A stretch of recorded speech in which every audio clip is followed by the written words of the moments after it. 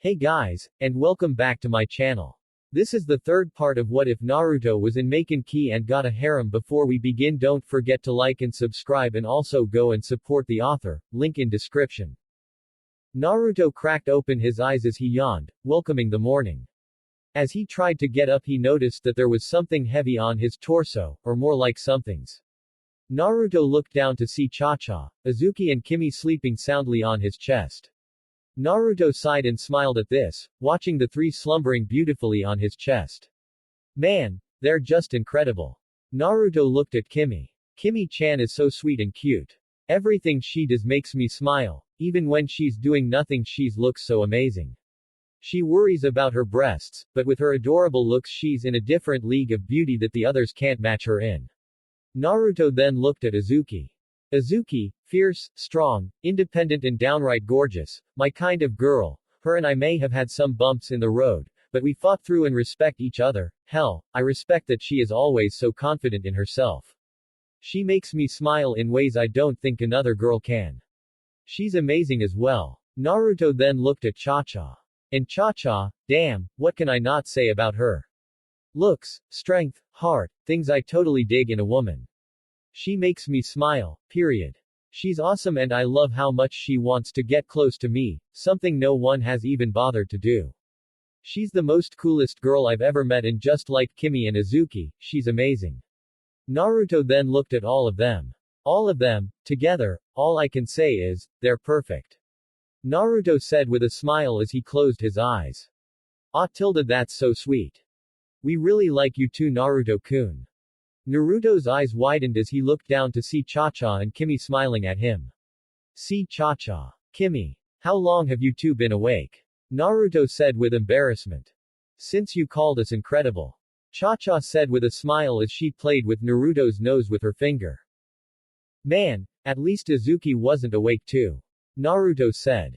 Don't get your hopes up. Isuki said with a smirk but still had her eyes closed. Oh man. Naruto said as he just rests his head back onto the pillow. Well, this feels nice, right? Naruto said. Yeah. The three said, resting their heads on Naruto's chest. Naruto breathed in some air before exhaling, saying, good. So you really think we're incredible? Kimi asked with a smile. Yes. And that we're perfect. Isuki said with a smirk. Yes. And will you go out on a date with me? Cha-Cha asked. Yes. Wait, what? Naruto exclaimed with surprise. Yes. Score. Cha-Cha exclaimed, throwing her hands in the air. Damn it, Cha-Cha. Isuki yelled. No fair. You tricked him. Kimi exclaimed with a pout. Sticks and stones may break my bones, but Naruto is going out on a date with me and not you two. Cha-Cha said, cuddling up close to Naruto. Suddenly the door burst open, revealing Takaru and Haruko. You guys, we have to, oh my god. Haruko exclaimed as she saw the four roommates cuddling together. Haruko, this is not what it looks like. Isuki quickly said. So you all finally had an orgy. Himegami said, standing at the door with Anaho next to her, who had a huge blush and dizzy eyes staring at the scene. Truth be told, I expected this later into the future. What time is it? Kimi asked with a blush. Isuki looked at the clock and cursed. Damn it. We're gonna be late for school. Isuki yelled as she, Kimi and Cha-Cha ran towards the bathroom to take a group bath to make it quicker for them to get ready. Naruto stood up from the bed and stretched as he then noticed that his fellow Tenbi students' neighbors were staring at him. Dude, how was it? Takaru asked with wide eyes. Tacky. Haruko yelled, her reddish-orange-haired friend's name, punching him in the back of his head. Calm down, Arrow Jr., nothing happened. Naruto said. All that happened was that they bandaged me up, got tired and fell asleep on me. Oh. Well, still having three hotties using your chest as a pillow is fucking lucky. Takaru yelled. That's true. Naruto said, admitting that he liked it. Hit me. Takaru said as he and Naruto bumped fists, but then Takaru was shocked by Himegami's electrical powers straight from her little help Ikaichi, the Shikigami of lightning. I meant Naruto. Takaru said, groaning in pain. Naruto just stared at the Shikigami with wide eyes. What the hell is that thing? Naruto asked, making everyone look at him with confusion. That little person with the spiky blonde hair floating next to Himegami. Everyone now looked at Naruto with wide eyes of shock. You can see Ikaichi. Himegami exclaimed with shock. Well yeah, he's floating right there standing more out of place than a single banana in a stalk of red apples. Naruto said pointing at Ikaichi. Little piece of advice kid, don't compare a shikigami to a fruit. Ikaichi said. Sorry, Ikaichi right. Naruto said. That's correct. Ikaichi said giving a single nod. This is freaky, I can't believe Naruto is actually having a conversation with a shikigami. Haruko said. What's the big deal? He's right there, you can talk to him too. Naruto said. Actually they can't. Himegami answered making her blonde counterpart look at her. No one, but the summoner of one can see a shikigami, but somehow you can. Maybe it's another one of the perks of my new powers. Naruto answered. If that's so then you'll be able to see Himegami's attacks coming, you're so lucky. Takaru said.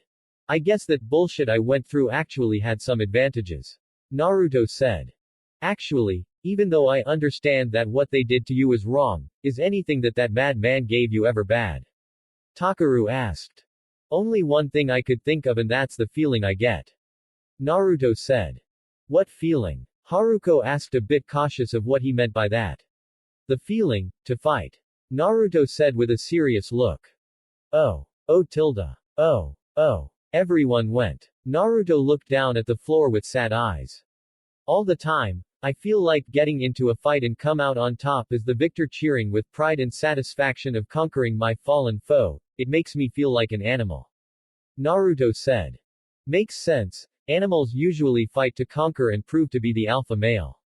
Himegami said. It's strange, ya know. Because I hate the feeling, but at the same time I love it, you guys know what I'm saying. Naruto asked looking at them. Yes Naruto, it's how everyone feels in this world, you're not the only one who feels this way. Haruko said putting her hand on the blonde boy's shoulder. Yeah, even I get that feeling whenever I fight. Anaho said which actually surprised Naruto. We're out. Kimi exclaimed as she and Cha-Cha walked out with their hair wet and towels wrapped around their bodies. Okay, my turn. Naruto exclaimed as he started making his way to the bathroom while taking of his jacket and torn shirt making Cha-Cha have a happy look upon her face as she and Kimi drooled at the sight of Naruto's muscles. Wait, Naruto, Izuki's still, but before Kimi could finish her sentence, Naruto went inside the bathroom to see Izuki's naked body. Naruto's jaw dropped and blood leaked out of his nose as he stared at Izuki's sexy body with her E-size breasts. Izuki had a pissed-off look on her face as she clenched her fist. You baka! Izuki yelled as she punched Naruto in the face sending him into the wall sliding down it with a swollen cheek as he groaned with pain. Izuki wrapped a towel around her body before she left the bathroom, only to notice Takaru was still in the dorm with her and her other female roommates one cloth away from being completely naked. What is he still doing here? Get him out of here! Izuki yelled. With pleasure. Himegami said with a smile as lightning coursed through her fingertips. Wait. All, but before he could even finish his sentence, Takaru screamed with pain as he was shocked with lightning. Damn those two girls are brutal. Kengo said after hearing about what happened during their morning. We know. Naruto and Takaru said with tired faces. So Naruto, you and Cha-Cha going out on a date, sweet. Kengo said with a smirking grin. Yeah, but I'm a bit nervous. Naruto admitted. Why? Takaru and Kengo asked simultaneously. Well, because Cha-Cha is the coolest girl I've ever met and I feel like I'm a loser compared to her.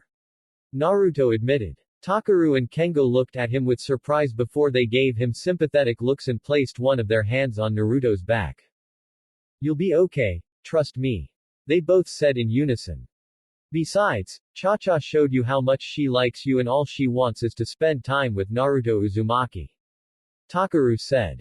And sleep with him, but that's beside the point, all Cha-Cha wants is to be with you and that's all that should matter.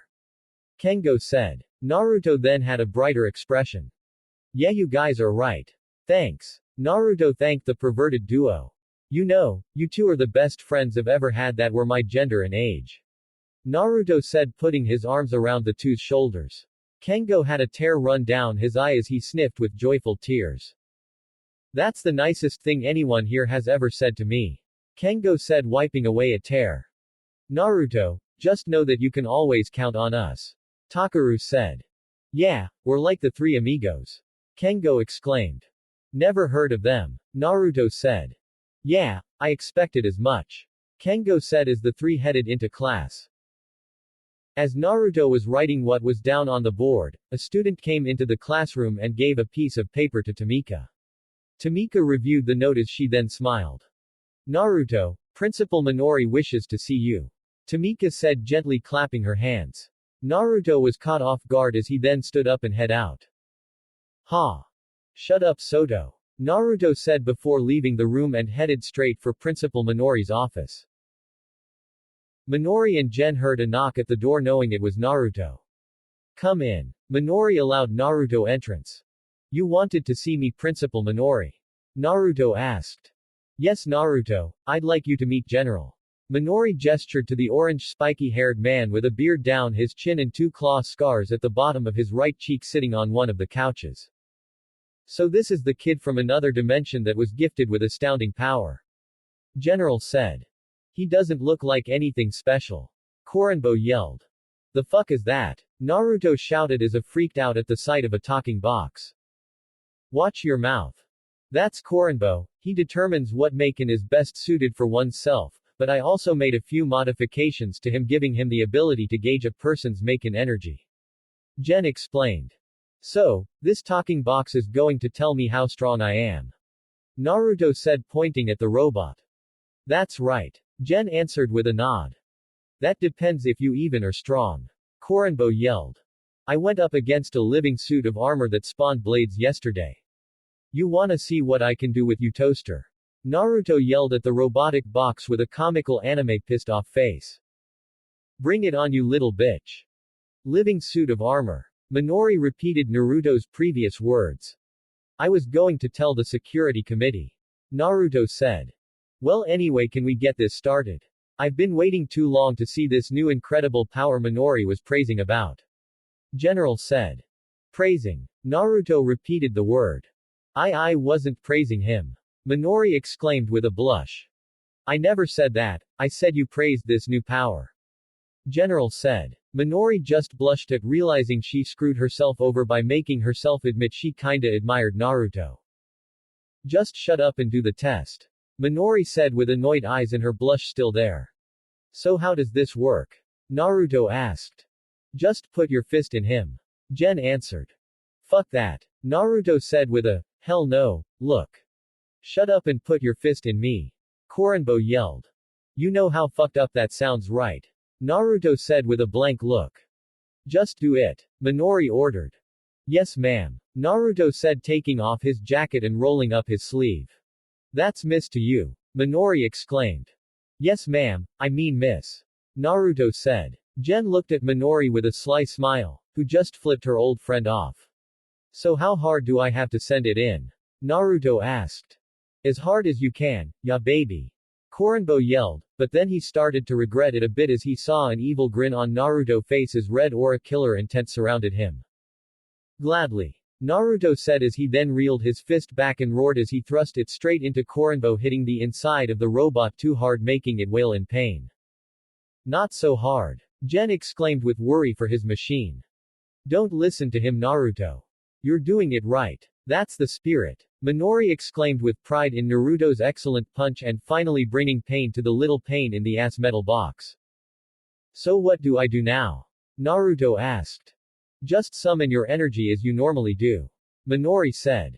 As I normally do. Naruto thought. I usually summon my energy through rage, anger and the thrill of battle, so all I should think about is something that pisses me off, but what? Naruto then remembered the one person he wanted to find and kick his sorry ass back to his mother, Wabisuke. Naruto thought of Wabisuke and all he did to him, take him away from his home world, sent him to that fucking old lunatic who made him into a lab rat, and the people that he worked for who sent that bastard living armor and most likely also that bear that tried to kill him. As his mind was being filled with rage and anger, Naruto's power started to rise and surround his body. Gen looked on at Naruto with complete shock and disbelief as he saw such great powerful energy grow from within the youth. Minori looked at the boy with eyes of pride and awe as she grinned at the blonde teen. Naruto then started bursting with energy, making the whole room shake as he started to roar. Holy shit! Korinbo wailed as he then exploded from the overload of too much sheer energy and power. Korinbo! Gen shouted his invention's name as he saw him blown to pieces. Well damn. Minori said with amazement at how powerful Naruto was. Oh yeah. Got nothing to say now, huh? You stupid toaster. Naruto exclaimed with superiority. Fuck you. Korinbo managed to speak as his eye glowed green. Korinbo, you're alive. Gen exclaimed with much happiness. Oh goddammit. Naruto cursed. Kid, I'm gonna be honest. You have so much power that you might be able to unlock Murakumo, the most powerful of all the 8 original Maken. General said. Really? I thought these were my Maken. Naruto said as he summoned his giant energy claw hands from his back that were both doing a peace sign. Holy crap. General said as he never saw such a feat. Whoa, well that's new. Minori said. Well whatever, I still haven't gauged your full strength, so I'm going to have to build another machine to gauge such enormous power, after I rebuild Korinbo of course. General said. So, am I free to go then? Naruto asked as his giant energy claw hands receded back into his body. Yes, but I'll be summoning you back here from time to time, okay kid? Minori said. Yeah, sure Principal Minori, I hope to see you soon. Naruto said heading out. Minori just smiled as she saw him leave. You sure smile a lot when you see him. General said picking up the pieces of Korinbo. He's got this charm, you know. You sure don't see that in a lot of men. Minori said. Well Mino-chan, if you're looking for charm then maybe. Never going to happen General. Minori said with a dull look. Right, never mind. Gen quickly said. You suck with women. Korinbo said. Why do I want to build you again? Gen asked himself with an annoyed look. Naruto finally made it back to the classroom where he did the rest of the work before lunch started. As lunch started, Naruto was sitting with Takaru and Inaho as usual. So you actually blew up Korinbo with your power. Awesome. Takaru said with joy that someone actually shut that box up. Wow, Naruto ni you're so strong. Inaho said with her cat-like smile. Naruto scratched the back of his head and gave his trademark grin, but then he sensed a familiar presence. Naruto then stood and did a backflip as someone tried to tackle him, and then he quickly hugged the person as they turned around. Ha! I was ready for you this time, Cha-Cha-chan. Naruto said with a victorious grin as he hugged the light brown-skinned girl whose breasts were somehow in his face again. Ah, Cha-Cha wasn't expecting to be the one to be hugged, she feels so loved. Cha-Cha said with a smile as she hugged Naruto back. Ah, they're so cute together. Inaho said with her cat-like smile. You know what, they are. Takaru said with a smile and his arms crossed. So we're going out after school today, right? Cha-Cha asked as they separated. Today? Seriously? Naruto asked surprised. Is something wrong? Cha-Cha asked. No, it's just I'm surprised that you actually want to spend time with me today. Naruto said, scratching the back of his head with a smile and blush while Cha-Cha grinned at him and giggled. Who doesn't want to spend time with you? Kimi said, being right behind Naruto. Holy crap Kimi, you gave me a heart attack. Naruto said startled. I'm sorry. Kimi said with a mortally sad look and tears in her eyes. Oh shit, now I've really done it. Naruto thought with a worried face. Kimi-chan, please don't cry. Naruto said with worry and concern. Kimi then started to cry. Please don't cry. I'm sorry. Kimi just continued to cry. Please don't cry Kimi-chan, I'll do anything. Naruto exclaimed. Kimi then extended both her arms, meaning she wanted a hug. Naruto then hugged Kimi and rubbed her back for comfort. I'm sorry Kimi-chan, I never want to ever see cry Kimi-chan. Naruto said, trying to comfort her. Kimi just smiled at this, but then she looked at Cha-Cha and stuck her tongue out at her, making Cha-Cha glare at her with an angry expression, figuring out that she pretended to be sad just to get close to Naruto. Wow, she stopped crying quickly. Inaho said, oblivious to what actually happened. Wow, smart girl. Takaru said, not being so oblivious like his fiancé. Hey Naruto. Naruto looked up to see Isuki headed his way. Hey Isuki-chan, what's up? Naruto asked as Kimi, Cha-Cha, Anaho and Takaru turned to her. Minori says that you need your physical since you never got one. Isuki informed. Oh, okay. Naruto said, blushing a bit about what the physical entails if it was anything like the ones in Konoha. Sorry Kimi-chan, I got to go. Naruto said, releasing her and heading towards Aki's office. Cha-Cha was scratching her chin when she got a grin on her face. Come on Kimi, I want to show you something. Cha-Cha said, grabbing her best friend's arm and taking her somewhere. Isuki had a suspicious look upon her face as she saw the two walk away. Aki was in her office checking her clipboard when a knock came at her door. Come in. Aki said. Naruto walked in as he was given permission. I heard you wanted to see me about a physical, Aki-sensei. Naruto said. Oh yes, please remove your clothing, I'll be with you shortly. Aki said as she looked at her clipboard. Naruto blushed as he gulped hearing this. Outside, Cha-Cha and Kimi were on a tree looking into the window that gave a perfect view into Aki's office. Is this even right? Kimi asked. I don't know and I don't care. Cha-Cha exclaimed with excitement. Inside, the two saw Naruto start taking off his jacket before he unbuttoned his shirt and took that off along with his undershirt before revealing his muscular upper body. Granted, it wasn't like super ripped, but Naruto's body had some nice abs, a good chest and muscles on his arms. Cha-Cha drooled while Kimi's face was entirely red and had dizzy swirls where her eyes should be as the two looked at the man who held their affections, unknowingly showing off his hot body. You've been working out? Aki asked. Whenever I find the time. I also let Takaru join me. Naruto answered with a blush and scratching the back of his head. That's nice. Pants too, those need to be taken off too. Aki said. Naruto blushed before he hesitantly did as she was told. When doing so, Kimi and Cha-Cha saw a bit of a bulge from Naruto's underwear, making Kimi feel like she was going to faint, while Cha-Cha looked like a hungry predator as she watched Naruto's covered-up manhood. Aki performed the usual on Naruto. Heart rate, weight, height and muscular strength and amount of muscle as well. Okay, now for one final thing.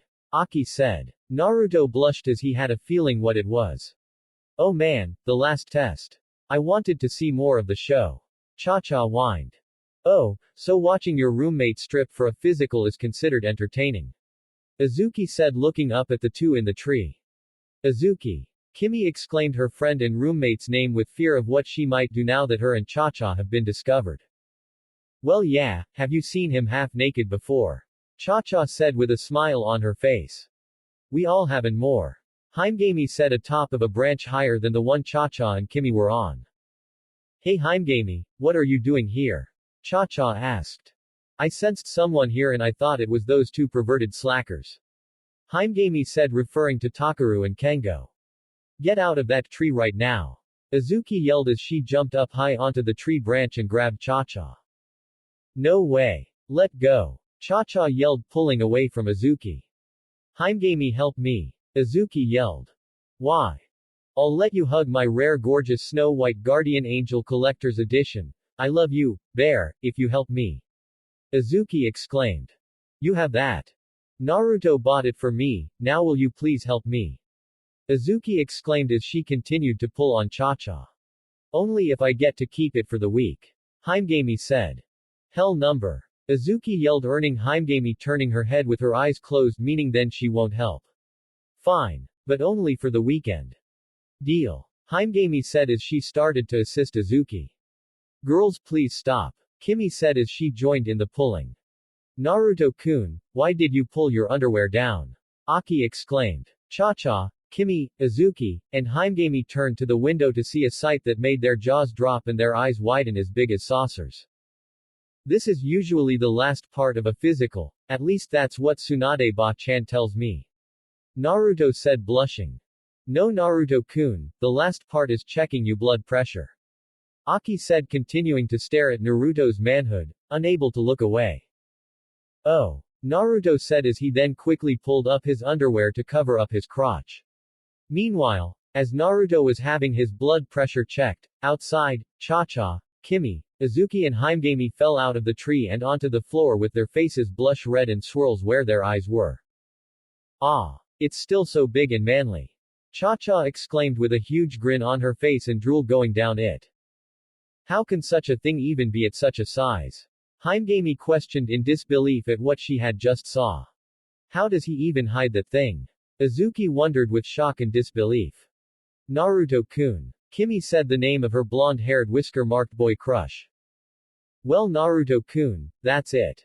Aki said, still blushing with the thought of seeing Naruto's member. Thanks, Aki-sensei. Sorry about before. Naruto said, blushing as well. No, it's alright. Aki said, waving her hand, still blushing. Naruto then left the room without speaking a single word. Aki was still blushing from the size of Naruto's member. I can't believe how big it is. Aki said as Cha-cha and Kimi were back on the tree, only to whine seeing that Naruto left the room with Isuki and Himegami up the tree to try and pull them out of it. I don't even think it's erect. Aki said, making Cha-cha, Isuki, Kimi and Himegami's jaws drop before the tree branch the four were on broke, sending the four straight down to the ground, making Aki turn to the window. Kengo and Takaru were laughing their asses off at the story of what went down with Naruto in Aki's office. Naruto blushed at what his two friends' laughter, regretting telling them about the little misunderstanding. Why did I even tell you guys? Naruto asked himself. I don't know, but I'm glad you did. Takaru exclaimed as he laughed at his friend's story. Man, I wish I could arouse Aki-sensei like that. Kengo said, envious of Naruto and his huge and hash dollar. She wasn't aroused. She's a teacher. Naruto quickly said, blushing madly with his eyes widened comical anime style. Teachers can get aroused by students too. Kengo said. You're joking. Naruto said, a bit shocked. Actually, it does happen. I've seen in the news that there were teachers and students in relationships. Takaru said. As in sex and everything. Naruto exclaimed. Kengo and Takaru nodded, surprised that Naruto was actually interested in this piece of news. Man, I wonder if that Enko woman was like one of those senseis. Naruto asked himself. Takaru and Kengo looked at him with shock before they burst out laughing, making Naruto's face turned red at this. Damn, Naruto. I knew you were a pervert. Kengo said, laughing, till his side hurt. It's not like that. Naruto quickly said with his hands in waving in defense. Sure it isn't. Takaru said with a sly smirk.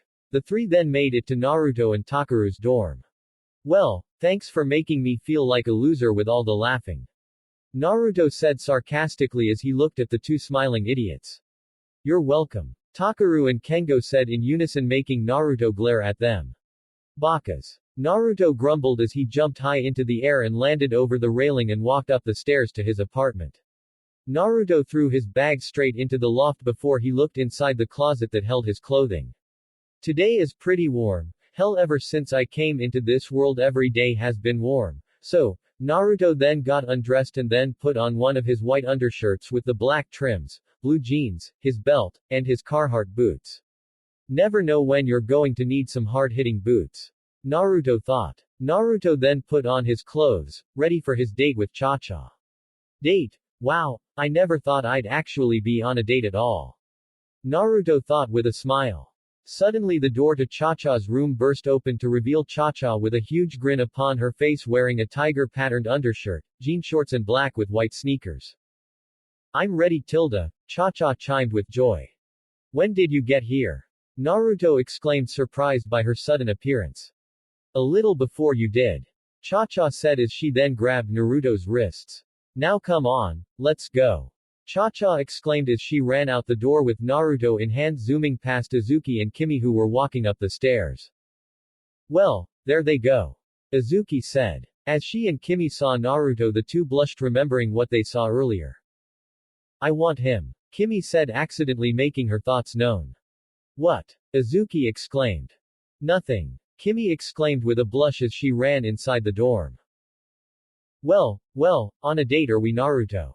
The gray-haired man from Mayanaka Moon Shikai said as he spied on Naruto from his room of monitors. I hope you don't mind a third accompanying you in your date. Suddenly two glowing green eyes shined as two trails of steam came out of nowhere. Naruto and Cha-cha were walking through the mall as their first stop. Girls kept looking at Naruto, thinking of how good-looking he is. Man, it feels so weird that I'm getting stared at by cute girls, but at least it's better than the glares back at Konoha. Naruto thought. Oh, here. Cha-cha exclaimed pointing at a sports store. A sports store? Naruto said with a raised eyebrow. Yeah. We're gonna get you some training weights so that it will help you with your training. Cha-cha said with a grin. Naruto looked at her surprised by what she said. What's wrong? Don't you wanna get stronger? Cha-cha said with a teasing smile. It's not that, it's just, no one has ever been willing to help me with my training like Ero Sennin. Naruto said. Cha-cha then wrapped her arms around Naruto's arm and was pressing her huge breasts onto it and a smile on her face. Well then isn't it lucky you that you've got me? Cha-cha said as she dragged Naruto inside the store. Hey Cha-cha, what's up? The store owner greeted the light brown-skinned girl. Hi Kenway. Cha-cha greeted. And let me guess, Naruto Uzumaki. Kenway said with a smile.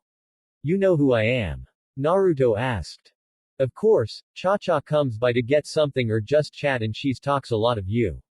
Kenway said. Kenway was a tall well-built man that had platinum blonde hair that was in a spiked-up Ivy League crew cut and sky blue eyes. He wore a blue undershirt, black track pants with red lines down the side, and red with white warrior dojo shoes. Really? Naruto said surprised. Cha-cha then wrapped her arms tighter around Naruto's and rested her head on his shoulder. Well of course, you're the coolest guy ever. Cha-cha exclaimed with a smile. And here I thought that position belonged to me. Kenway said shaking his head still retaining his smile. Anyway, Cha-cha told me about you and that bear along with that huge kid Kai Kurogasa, if that guy even is a kid. So I prepared my special punching bag to test your strength. Like from Dragon Ball Z during the Buu saga. Wow, that Kimi girl really got you into manga didn't she? Kenway said with a smirk. Yeah, she really did. Naruto said with a blush scratching the back of his head. Well anyway, yeah it's sort of like that, follow me. Kenway said leading the two to his special punching bag. Here she is. Kenway directed to a giant punching bag attached to a metal holder and a gauge meter with a keypad on the side of it also being held by a metal holder. So this'll test how strong I am. Naruto asked as Cha-cha released his so he could be in front of it. That's correct. Kenway said as he pressed a sequence of buttons on the keypad. Okay, give it a tap. Kenway said. Naruto got his arms up in his fighting stance and then gave a quick tap with his fist making it move back a little. That was a tap. Kenway said with shock. To soft? Naruto asked. Far from it, damn, and that was a love tap. You're strong kid. Kenway said with a smirk. Thanks. Naruto exclaimed with pride. Now show me a real punch. Kenway ordered. Naruto nodded as he sent a hard punch straight at the punching bag. As Naruto's fist connected, the punching bag was sent flying straight through the wall of the store and the next until there were 2 holes in 3 separate stores. Everyone looked at Naruto and the wall, including people from the neighboring stores looking through the wall with shock and confusion. Kenway had his mouth agape, while Cha-cha had a look of surprise and Naruto just blinked his eyes a few times. How was that? Naruto asked turning to Kenway, his fist still extended forward. Kenway grabbed Naruto and Cha-cha and dragged them to the back of the store. Okay, it's pretty obvious that regular training gear won't do much since you're already strong. Kenway said opening the door. That's my Naruto. Cha-cha exclaimed with pride in her blonde friend making Naruto blush from embarrassment and flattery. So you're going to need the latest in workout technology. Kenway said as he showed them mechanical weights, barbells, etc. Basically the whole package. Naruto and Cha-cha looked at the amazing machinery with starry eyes filled with awe. These amazing machinery are the future in workout technology. Naruto, why don't you try the barbell? Kenway said. Naruto walked towards the station and lay on the seat for the barbell as he grabbed the barbell and lifted it off the hook. Doesn't feel heavy at all. Naruto said. Keep going. Kenway said crossing his arms with a smirk. Naruto started to lower and lift the barbell and as he continued the workout, he felt the barbell getting heavier with each moment, until it was heavy for him to continue it in a fast pace. What the hell happened? It's heavier now. Naruto said with show. That's the beauty of these things, as you use them their weight increase to fit the user's need. Kenway said with a proud smile. That's so cool. Cha-Cha exclaimed with amazement. Yeah, I actually feel like I can get stronger now. Naruto said with a smile as he continued to lift the barbell. But, how much is this going to cost? Naruto asked. Consider it a welcoming gift. Kenway said. Seriously? Naruto said with shock as he put the barbell back onto its holder. Yeah, I can just build another one. Kenway said. You built this. Then why don't you work at Tenbi? Naruto asked. Because if I worked there, I'd probably be too busy for my store, so no thank you to that. Kenway said. I guess that makes sense. Naruto said. Here. Cha-Cha gave Naruto a scroll. I brought it just in case you wanted to seal something away. Cha-Cha said with a smile. Thanks Cha-Cha-chan. Naruto thanked the gray-haired teen. Cha-Cha-chan, That's so sweet. I knew my little Cha-Cha would find herself a nice man. Kenway said with a grin before he went to Naruto's face with a dead serious look. Treat her right, or else. Kenway said with his still serious look and clenching his hand tightly into a fist making Naruto sweat from fear. Why yes sir. Naruto said with a salute and a comical anime-styled nervous look. Cha-Cha giggled at the whole scene, seeing Kenway act like an older brother making sure his sister was with a good man and also threatening Naruto in such a protective manner. After sealing the new equipment inside the scroll, the two headed out after saying bye and thank you to Kenway for his help. I can't believe that I now have equipment to get stronger. Wait until I show Takaru this, he's going to have a field day when he learns I got a way for us to get stronger. Naruto said with a smile as he looked at the scroll. So you glad now that you went out with Cha-Cha now? Cha-Cha said with a smile. Who said I never wanted to go out with you in the first place? Naruto said with a smile surprising Cha-Cha making her blush before she then cheered and hugged Nato, smashing his face into her breasts again. A man and a woman were passing by and saw the two's trademark hug. Get a room. The woman said with disgust. Or keep it in public. The man said with a toothy grin, earning himself a punch upside the head from the woman.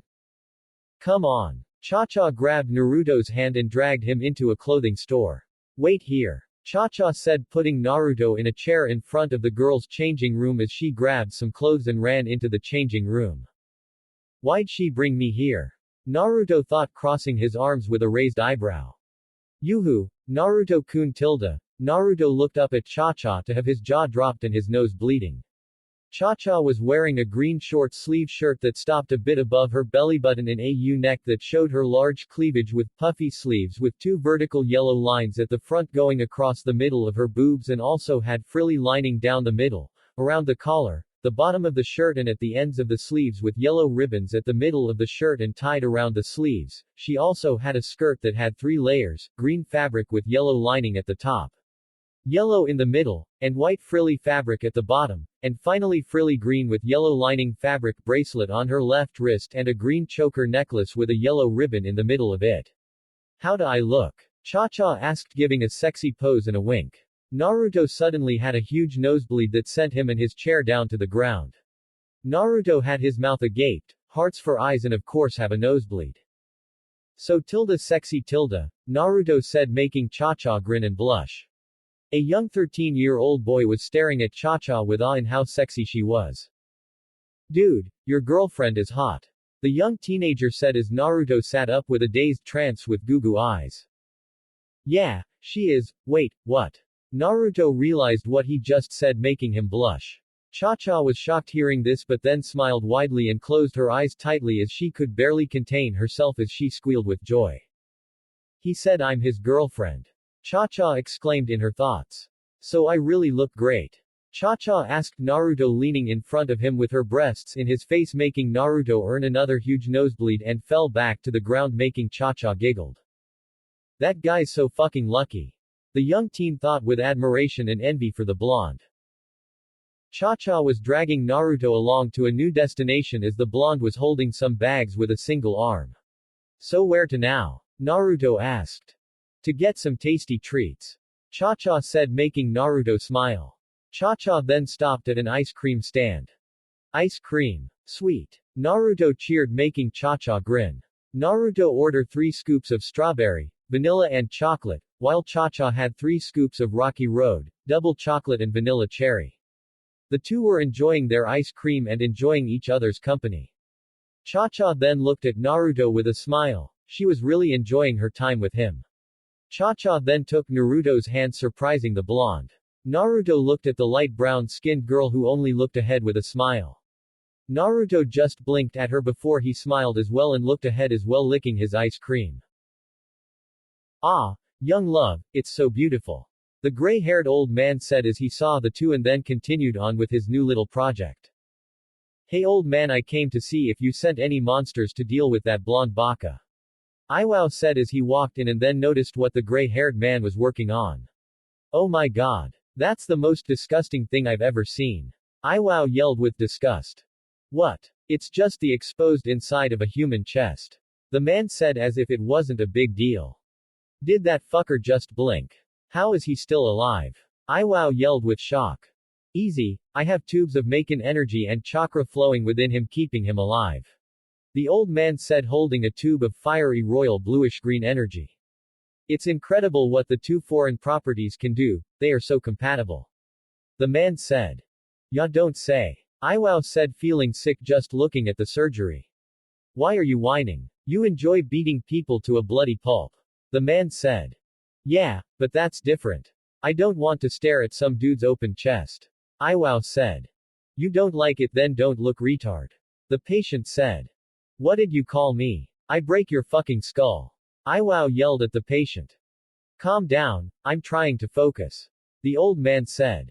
So after this crap you're doing to me, I'll become stronger than the brat, right? The patient asked. What? Iwao said, shocked at what he heard. Well, with your violent and dangerous nature and the special chakra I will be giving you, you'll be a real challenge for the kid. The man said, continuing his work. You're making this guy into what the blonde baka is? Iwao asked. Oh no, I am making him into something different that will be feared in both this world and in the world of shinobi. The man said. What is it? Iwao asked. The old man just looked at him and chuckled. Naruto and Cha-Cha were sitting at an outdoor table with a built-in umbrella shading them from the sun, drinking milkshakes, enjoying the other's company. Man, this has been one of the best days of my life. Naruto said to Cha-Cha. Yeah, same here. Cha-Cha said with a smile. As Naruto was sipping up his milkshake, Cha-Cha just couldn't help but look at him with eyes shimmering with admiration and affection. Naruto. Cha-Cha said, the blonde's name earning her his attention. I wanted to know, what do you think of me? Cha-Cha asked with an embarrassed blush. Naruto was surprised she asked this. Well, the truth is, Cha-Cha, at first sight I thought you were crazy with all that energy. Naruto said, making her have a down expression.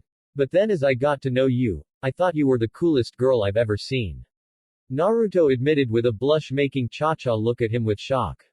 I mean, you're strong, cheerful about everything, and you have a heart filled with kindness and compassion, but what I like about you the most is that you're always happy to see me. Naruto said, blushing even more. Whenever you smile my way and always want to spend time with me, it makes me feel a special joy that I never once thought that I'd experience, ya know. You make me feel happy no matter what you do and I love it. You're the greatest girl I've ever met. Naruto spoke from the bottom of his heart with a huge blush. Cha-Cha looked at him with shock eyes before she smiled and felt that she was about to cry. Oh Naruto-kun. Cha-Cha leaned over the table and hugged Naruto with his face in her breasts. That's the nicest thing anyone's ever said to me. She then cupped Naruto's cheeks and held his face to her own as she stared at him with shimmering eyes of affection. You make me happy too. Cha-Cha said as she then leaned in and was about to kiss him. Naruto's heartbeat raced as he let his instincts take over, closing his eyes and leaned in as well, ready to lock his lips with her own. However, Naruto then suddenly felt a dangerous presence heading their way, so Naruto flipped the table and quickly grabbed Cha-Cha bridal style, shocking her before he jumped high into the air, avoiding a charging giant that had sped right through where they were just sitting and into a restaurant. Naruto landed and glared at the now destroyed restaurant. Whatever was inside was here for him and he knew, and he didn't like it one bit. Naruto-kun, you saved me. Cha-Cha exclaimed, wrapping her arms around his neck and looked at him with her eyes still shimmering with affection. You're my knight in shining armor. Cha-Cha had always wanted to say that. Naruto just kept his serious look as he glared at whatever was finally coming out of the restaurant, although he didn't expect this. What came out of the restaurant was a bull completely made of metal with green lines around its armor in a sort of pattern, glowing green and coursing through its body like veins. The bull blew steam out of its nose that had a ring pierced inside it as its glowing green eyes glared at Naruto, who just glared back as he noticed the familiar three-quarter dark moon symbol at the shoulder its metal leg. Mangaka moon shikai. Naruto thought with anger as the bull roared with steam coming out of its nose. Cha-cha. You mind finding something hard that you can make bigger while I keep ring nose here busy? Naruto said, letting his friend down. You got it. Cha-cha said with a thumbs up. Don't miss me too much. Cha-cha said as she ran off to find something to enlarge. I already am. Naruto said as he grinned at the bull while he cracked his knuckles. The bull then charged at Naruto as the blonde shinobi charged at the metal beast as well. As they clashed, Naruto grabbed the mechanical beast's horns as the two struggled to pull the other back. Ugly motherfucker, aren't ya? Well, can you talk? Naruto said, his fighting lust getting stronger, affecting his brain a bit. The metal bull just made a bull noise in response. I'll take it you don't speak Japanese.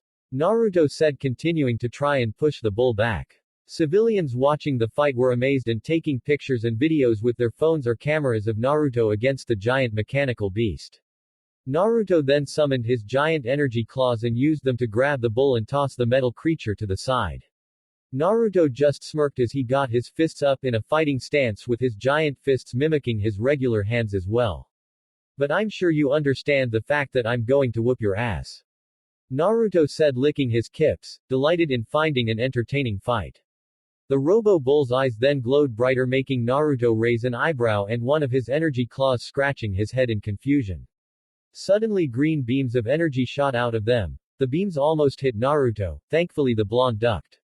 Hey, watch it! Naruto yelled. The bull then shot another pair of eye beams at Naruto, making the blonde jump out of the way, before he was shot with another, making him do the splits and then quickly stand and put his arms up high, closing his hands together and stood straight as a pair of eye beams shot at his sides. Naruto sweat a bit, gritted his teeth in fear of how close he was to being fried. The bull then started shoot its laser beams at Naruto, making the blonde duck, jump, dodge, roll and dance away from the robotic bull's attack. Damn it! Doesn't this big monster ever stop using this crap? Naruto exclaimed. All it can do is charge and do this. Don't expect much from this ugly motherfucker, Kit. Kurama said. Naruto tried to reach for his pouch to take out a kunai, but then realized that he didn't have his pouch, holster and variety of weaponry. They were all probably back at Mangaka Moon Shikai's headquarters along with his orange jumpsuit. Goddamn Mangaka Moon Shikai bastards. Naruto yelled as he kept attempting to dodge the eye beams. I'll get you for this, making me into a fucking lab rat, and for taking away my jumpsuit and other stuff, you hear me? Why would he want that god-awful jumpsuit back when he's got better clothing style now? Iwao said, wondering what the hell was wrong with the blonde fighter. God only knows. Truthfully, I thought his old jumpsuit was better, more variety and reminded me a bit of Goku's. The old man said, keeping his eyes on the surgery at hand. You scare me at how much you know and feel about manga. Iwao said. Same here. The man who was having the surgery said. The man just shrugged his shoulders as he then stabbed some of the insides of the man he was performing surgery on, making him groan and gritted his teeth in pain. Oh, my apologies, I can be so careless sometimes. The old man said with eye smiles. Iwao, I think I need to clean those teeth of yours. After all, I am a doctor of many things, including dentistry, whereas can be very painful. The old man said with eye smiles, making Iwao sweat and have a comical anime scared face while his lip quivered. This guy's a psycho. The man with surgery thought with a hint of fear. Naruto kept on dodging the eye beams as he started to get pissed. You son of a bitch. Quit it. Naruto exclaimed with a comical anime angrily annoyed face. The bull just kept on shooting its laser beams at Naruto until a giant light pole was slammed atop of its head with the sound of a hiya, followed by it making it stop firing its laser eye beams as its face was slammed down to the ground. Nobody messes with my Naruto-kun. Cha-cha exclaimed, placing the giant pole over her shoulder. Naruto stared at Cha-Cha with eyes of amazement and some drool down the side of his lip. Man oh man, now that's a woman, Datbeo. Naruto said out loud. Why thank you Naruto-kun. Cha-Cha said to the blonde with a wink. Oh man, did I actually say that out loud? Naruto asked himself blushing red. Yes. Kurama said with a smirk. Shut up I didn't ask you. Naruto shouted at the giant fox spirit through his mind link. The bull then ripped its head out of the ground with a giant rock in its mouth, then it threw the rock straight at the two, but Cha-Cha was ready for it. Batter up. Cha-Cha exclaimed as she took a swing with the light pole, hitting the rock and sending it back at the robot bull's face making its eyes flash most likely meaning that it was dizzy. Naruto took the chance and created two shadow clones and charged at the dizzy bull. Naruto extended both his hands to the side so the clones could create two separate Rasengans before they were dispelled, and then Naruto rammed the two spiraling balls into the mechanical bull's face. Rasengan. Literally known as spiraling cereal spheres, but commonly known as Rasengan barrage. Naruto shouted the name of his jutsu as he slammed the two spiraling spheres into the mechanical bull's face, sending it flying into the building across from them. No way. You actually did that even though you don't know Sage Mode. Cha-Cha said with amazement. Sage Mode. Was I supposed to learn that? Naruto said wondering what the hell is Sage Mode. Suddenly Naruto heard rumbling making him turn to see the bull charging at them. Naruto only smirked as he ran at the robo-bull and grabbed his horns as he skidded back a bit before he using his giant energy claws to hold the bull in place, halting them from. Naruto had a vein appear at his temple as he glared at the bull, struggling to pull it back while the bull glared back at him. As the two were in their heated struggle, Cha-Cha decided to take advantage of the situation and jumped high into the air and threw her light pole like a javelin straight at the robo-bull's back, making the bull lose its stance and focus in the struggle allowing Naruto to take control of the standoff and use his new strength to slam the mechanical bull down to the side face first. After the shell shock of the attack, the bull started to pick itself back up, but Cha-Cha had then jumped high into the air and landed onto the metal beast's back and grabbed its horns. Alright. Let's see how long this big guy can handle Cha-Cha. Cha-Cha exclaimed as she pulled back on the robo-bull's horns making it stand on its hind legs and kick its front ones as it roared its usual bull sound. The bull then started to jump and kick, trying to get the energetic gray-haired girl off of him. Woohoo! Ride him cowgirl! Cha-Cha cheered as she hanged onto the bull. Naruto just stared at her with an incredulous look. Damn. Does this girl ever show caution or fear when it comes to danger? Naruto wondered as he stared at the cheerful girl. Do you? Kurama rhetorically asked. Well, no. Then it's as you humans call, a match made in heaven, between you two. Kurama said making Naruto blush. Cha-Cha was enjoying herself as she rode the living mechanical bull. To her, it was 100 times better than the ones you'd be lucky to see in bars, restaurants and other places. The bull on the other hand was pissed at being used in such a way so it used its tail to wrap around Cha-Cha and pull her off. Hey, no fair, you cheated. Cha-Cha whined as the bull just glared at her. Suddenly the bull's tail sent electricity to its tail electrocuting Cha-Cha, making the light brown-skinned girl scream in pain. Cha-Cha. Naruto yelled out her name as bluish-green energy surrounded his hand. Naruto then jumped into the air with his hand in a horizontal chopping position, ready to cut the tail of the robo-bull off, and he succeeded in doing so. As Naruto sliced the tail off with a single chop, our blonde hero caught Cha-Cha bridal style before he landed. Cha-Cha, are you still breathing? Naruto asked her with worried eyes. The bull then stood on its hind legs as it was ready to stomp on Naruto and Cha-Cha with its front legs. Naruto just had an angry look upon his face as bluish-green energy surround his body. This is all your fault. Naruto screamed as he turned and opened his mouth wide as a beam of bluish-green energy shot out of it hitting the bull and sending it flying. Cha-Cha's eyes cracked open just in time to see Naruto shoot an energy cannon out of his mouth. Naruto closed his mouth and gritted his teeth as he glared at the robotic bull that had just landed. Naruto-kun. Cha-Cha said the blonde's name gaining his attention. Oh man, Cha-Cha you're okay. Naruto exclaimed with joy and relief. You got a new power. Cha-Cha exclaimed with joy and amazement as she wrapped her arms around his neck and hugged him, their cheeks touching. You're so awesome. She cheered with admiration, making Naruto blush and grin a bit from embarrassment from the admiration he was being given by the beautiful and also sexy energetic light brown-skinned girl. The two then turned towards the robo-bull, hearing it roar as it started to get back up. Stay here, Naruto said, letting Cha-Cha down and glaring at the bull. That's number fun. Cha-Cha exclaimed with a smile as grabbed the top of a table and ripped it straight out of the hinges as she then ran at the robo-bull. Cha-Cha, wait. Naruto shouted her name in fear of her getting hurt again. Cha-Cha was still charging at the bull with the tabletop held by her arm, but the bull fully got up and its eyes started to glow green again. Oh shit, the laser eyes. Naruto thought with fear. Cha-Cha. Naruto screamed her name as the robo-bull shot its laser eye beams at Cha-Cha, but the second-year committee member of Maken Ki had jumped up high in the air, avoiding the beams.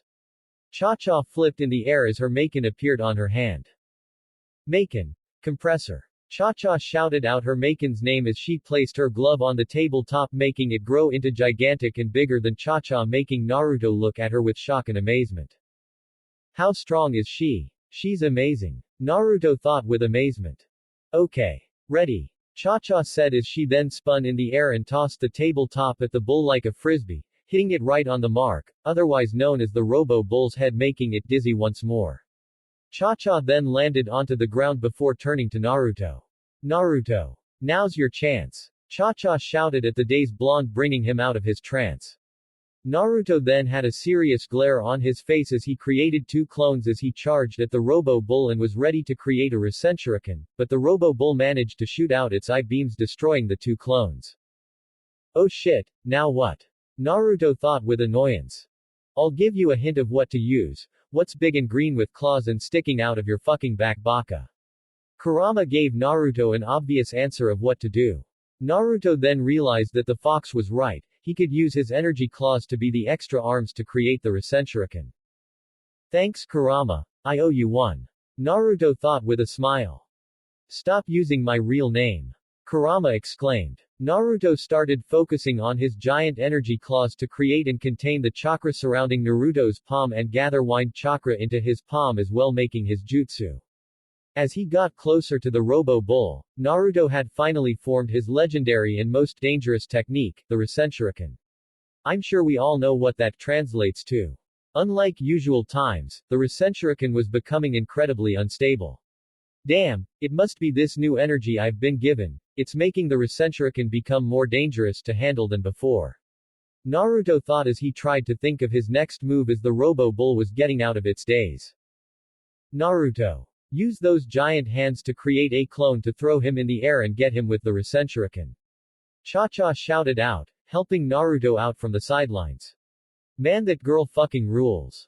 Naruto thought with a smirk. Naruto then did as Cha-Cha said and used his giant energy claws to make his signature hand sign to create his signature jutsu. A shadow clone appeared from a cloud of smoke and ran at the robo-bull, sending a wrestler double kick in its face, making it a bit dazed again, before the clone jumped and flipped over the mechanical beast and then grabbed its tail. The clone then tried its best to summon some of the new energy into its body to up his strength, and succeeded as the clone started to spin the bull around and around, giving him much velocity before he threw the metal beast high into the sky, far from anyone or anything to get in the way of the Rasenshuriken or get caught in the blast. As Naruto was about to send the Rasenshuriken at the giant beast, Naruto said in a serious tone, "Have fun in the devil's rodeo, bitch."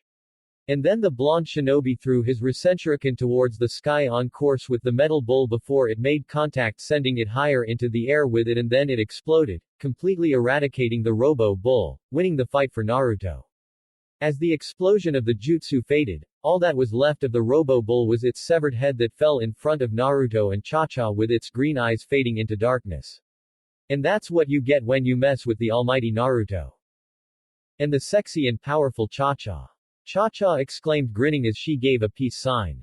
Everyone cheered for the two for the amazing battle they had just finished, and those who took pictures and videos were sending them to their friends, family and the internet. Naruto turned to Cha-Cha with a smile and eyes filled with awe and admiration.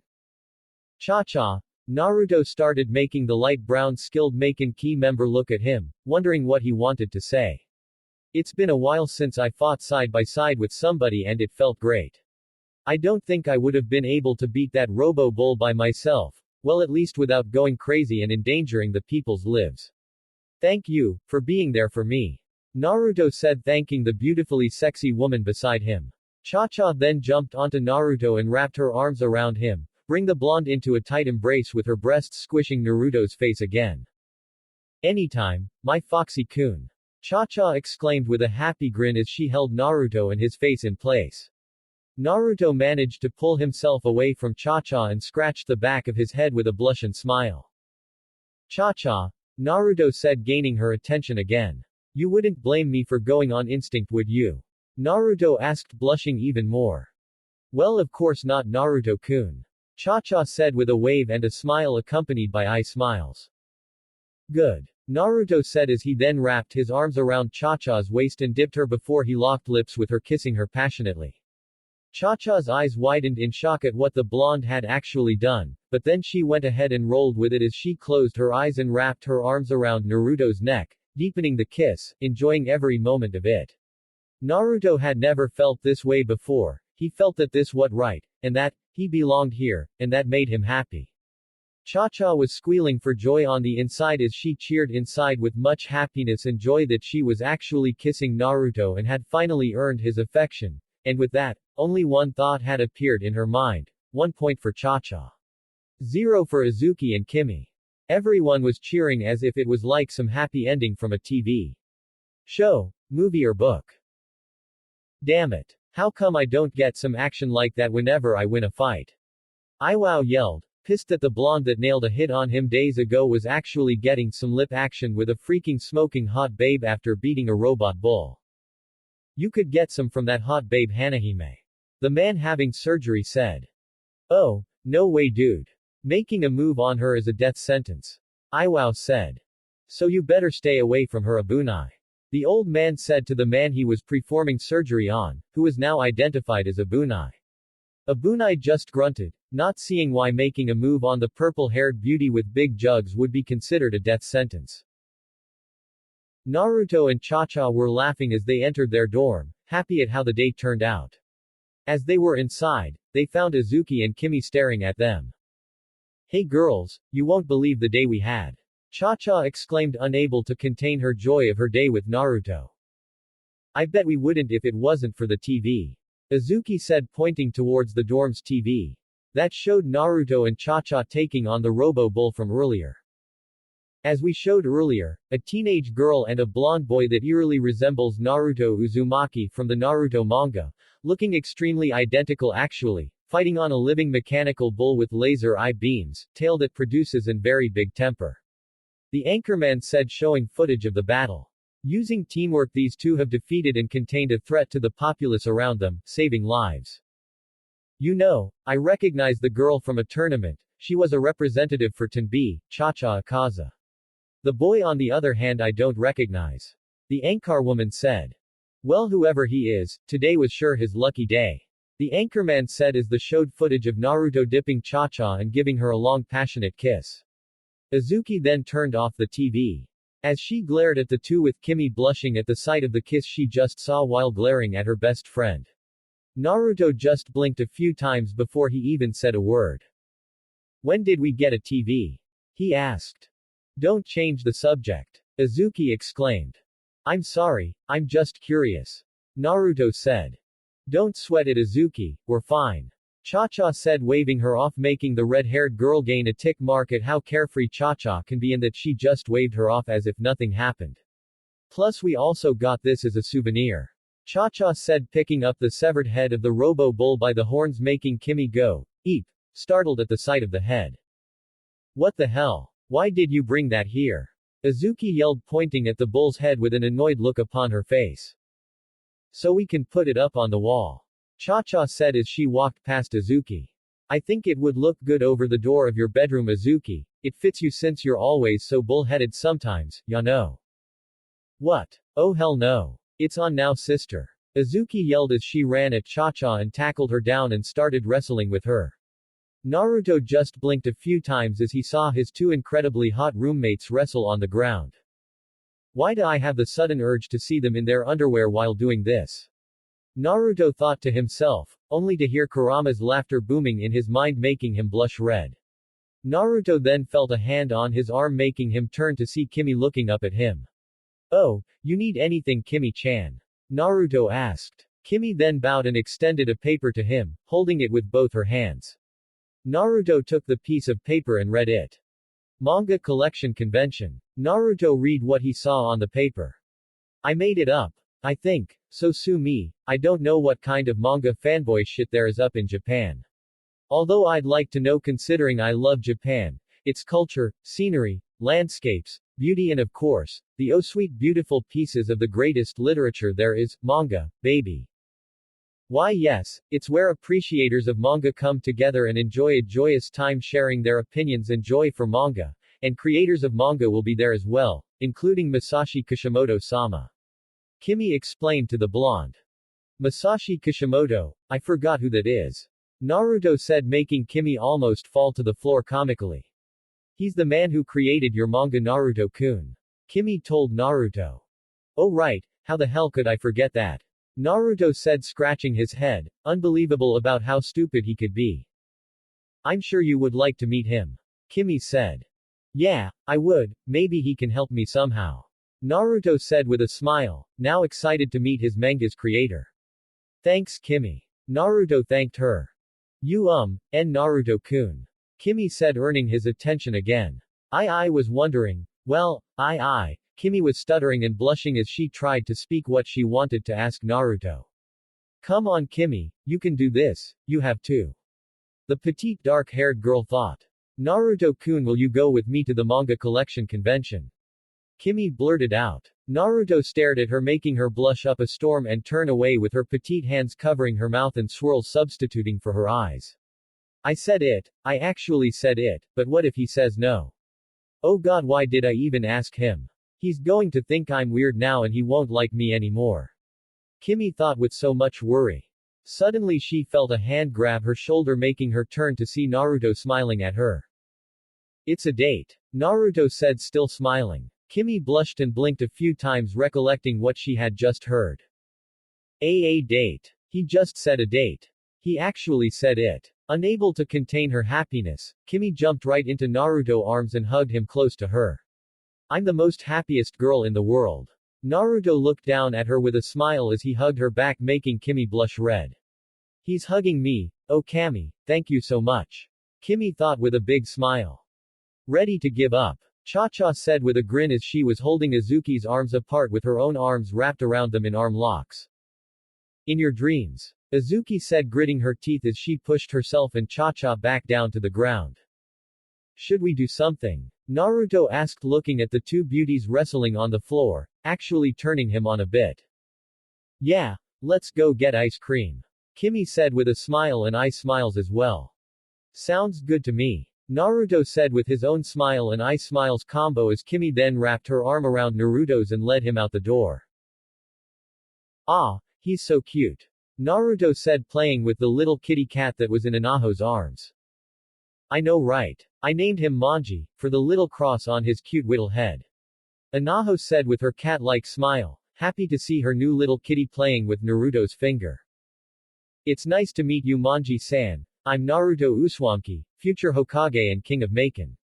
Naruto said with a grin continuing to play with the little kitten.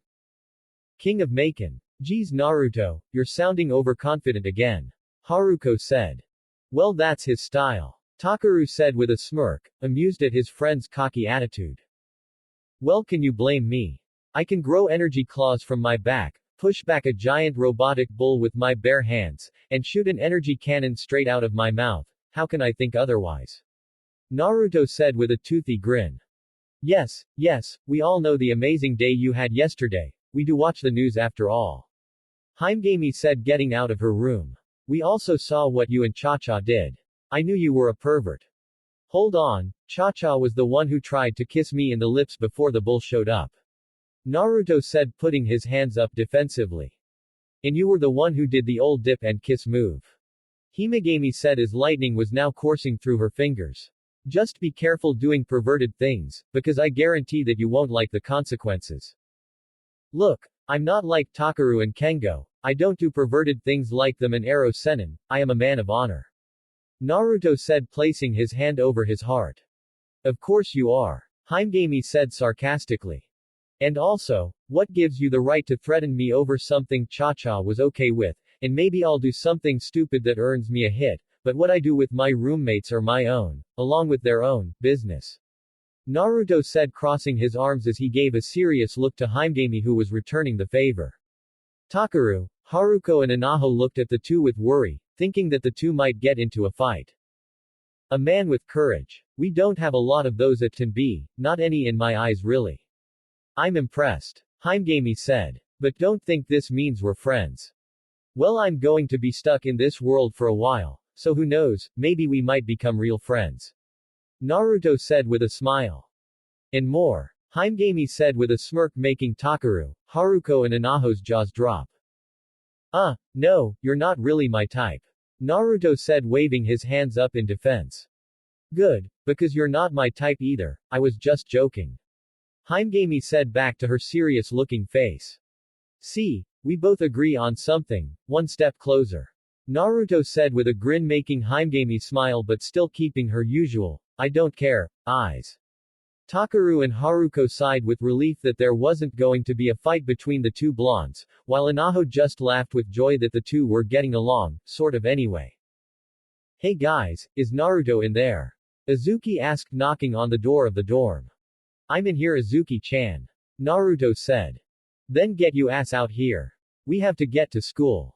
Isuki yelled. Why yes ma'am. Naruto said, grabbing his bag along with the four roommates of the dorm. Anaho put Manji down onto the floor as she poured cat food into a little bowl.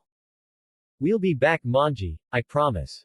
Anaho said to her pet kitty as she ran out the door with the others. Manji just stared at the door for a moment before heading to his bowl and start eating his food. Minori was waiting at the gates with her giant Minori-chan paper fan over her shoulder as she saw all the students go through the gates. As the last of the regular student got inside, Minori was about to go through the gates as well, but then something or more like someone sped right past her with amazing speed. Hi Principal Minori-chan. Naruto said, holding Kimi bridal style and Cha-Cha on his back, hugging him close with her breasts squishing the back of his head. Hey Naruto, where's Isuki? Minori asked. I offered her a ride on a shadow clone, but she denied, saying that, I've got my own two legs and I'm using them, so back off. So I did. She's one hell of an independent woman. Naruto said, letting his other two roommates down onto the ground. An awesome independent woman who has righteous red silk-like hair, beautiful violet eyes and a confident smile backed up with a fiery attitude that makes me want to do flips and beat the crap out of every robot and juvenile bastard there is. Wow, what a woman. Naruto said in a daze, making Minori blink in surprise while Cha-Cha pouted and Kimi cried anime-style tears. Ha! I knew you were vulnerable to a sexy woman with great boobs. Kengo said with a smirk, walking towards them. Shut up, Kengo. Wait, why are you here? Naruto said with a raised eyebrow. To see the show. Kengo said, making Naruto give him the usual dull look of how perverted he could be. Not the booby show, the, what will Naruto do this time to save Takaru from being tardy, show. That's interesting to you? Naruto asked with a raised eyebrow. Only the way you do it. Kengo said. Oh, here they come. Kengo said, pointing towards the group heading their way. Isuki was the first to make it through the gate with a proud grin and beads of sweat down her brow that she wiped away. See, I told you I didn't need your clone. Isuki said, turning to Naruto, still grinning and pumping her fist in the air. Yeah, looks like you proved me wrong. Naruto said with a smile as he was scratching the back of his head. Damn right I did. The red-haired security committee member said, slugging Naruto in the arm. Naruto rubbed his shoulder and smiled at Isuki with a blush on his cheeks, with said redhead having a smile and blush on her face as well. Isuki then noticed Cha-Cha glaring at her. What? Isuki said, glaring back. Cha-Cha's response was blowing a raspberry at Isuki, getting some of her saliva on the redhead's face. Oh, that's it. Isuki yelled as she tackled Cha-Cha as the two then started to wrestle again.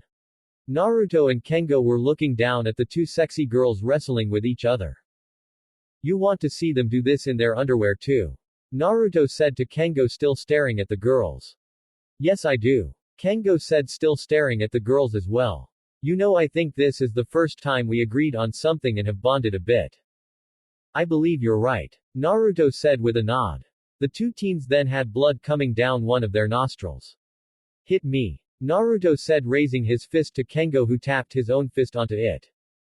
My brother, Kengo said as he and Naruto still continued to stare at the two sexy second-year girls having perverted fantasies of the two in their underwear. Isuki, Cha-cha, why are you fighting?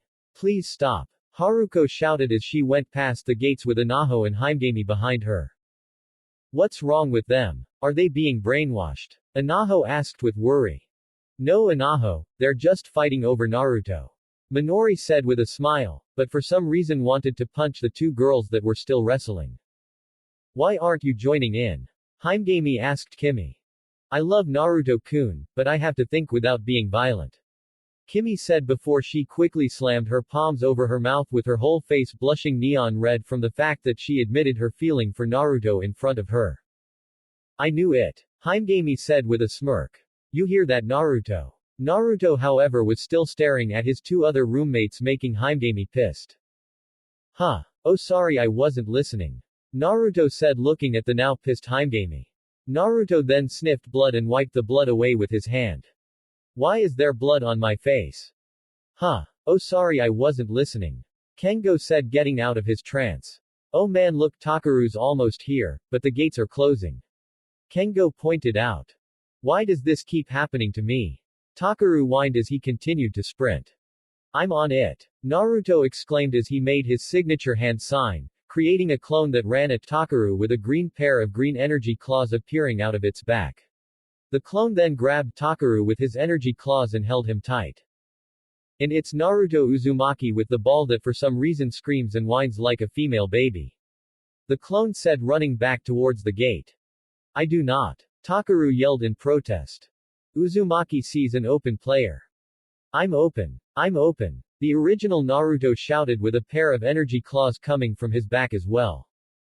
And Naruto is ready to throw, the clone shouted, getting ready to throw Takeru. No throw, Takeru shouted with fear. And he launches the wimp, the clone shouted as he threw Takeru into the air like a football before disappearing into a cloud of smoke. Takeru was screaming as he was flying into the air and over the gate with all eyes on him, everyone surprised at the sight of what they saw, excluding Naruto, who was too focused on trying to catch Takeru, and Kengo, who was grinning at the hilarious sight.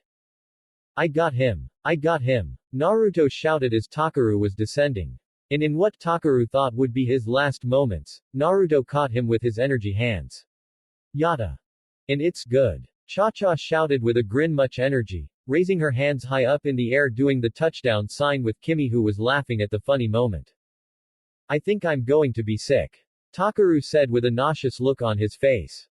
Touchdown, Naruto shouted as he instinctively slammed Takeru down to the ground.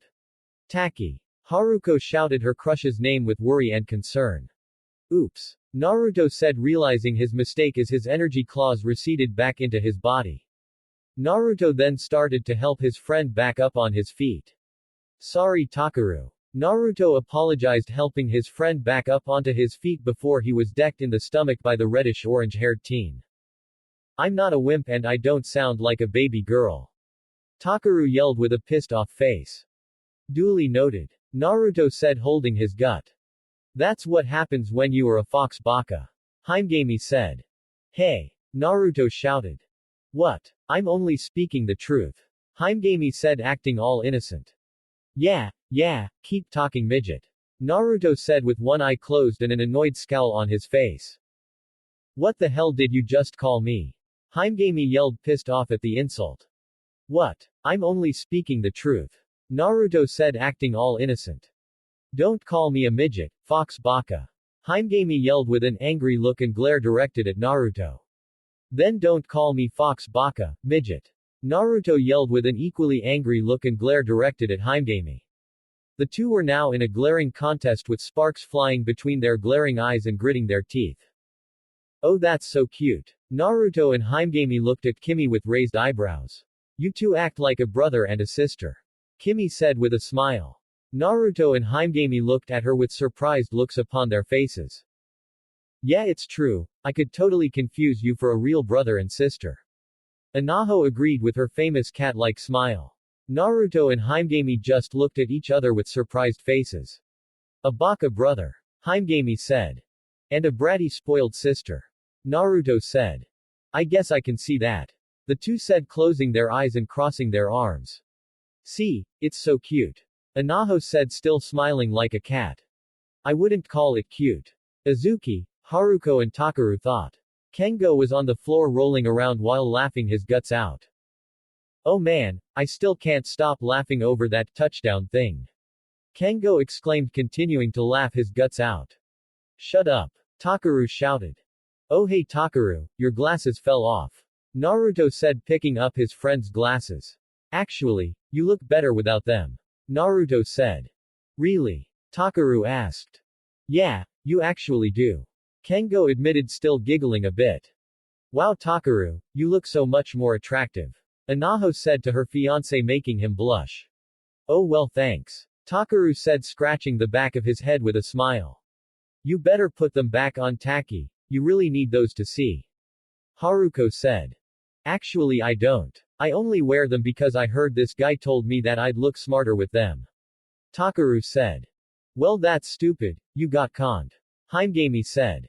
So since you don't need these, can I break them? Naruto asked. No, absolutely not. Takaru said. Then can I break them? Cha-cha asked, taking the glasses from Naruto. No. Takaru exclaimed, taking the glasses away from Cha-cha and into his shirt pocket.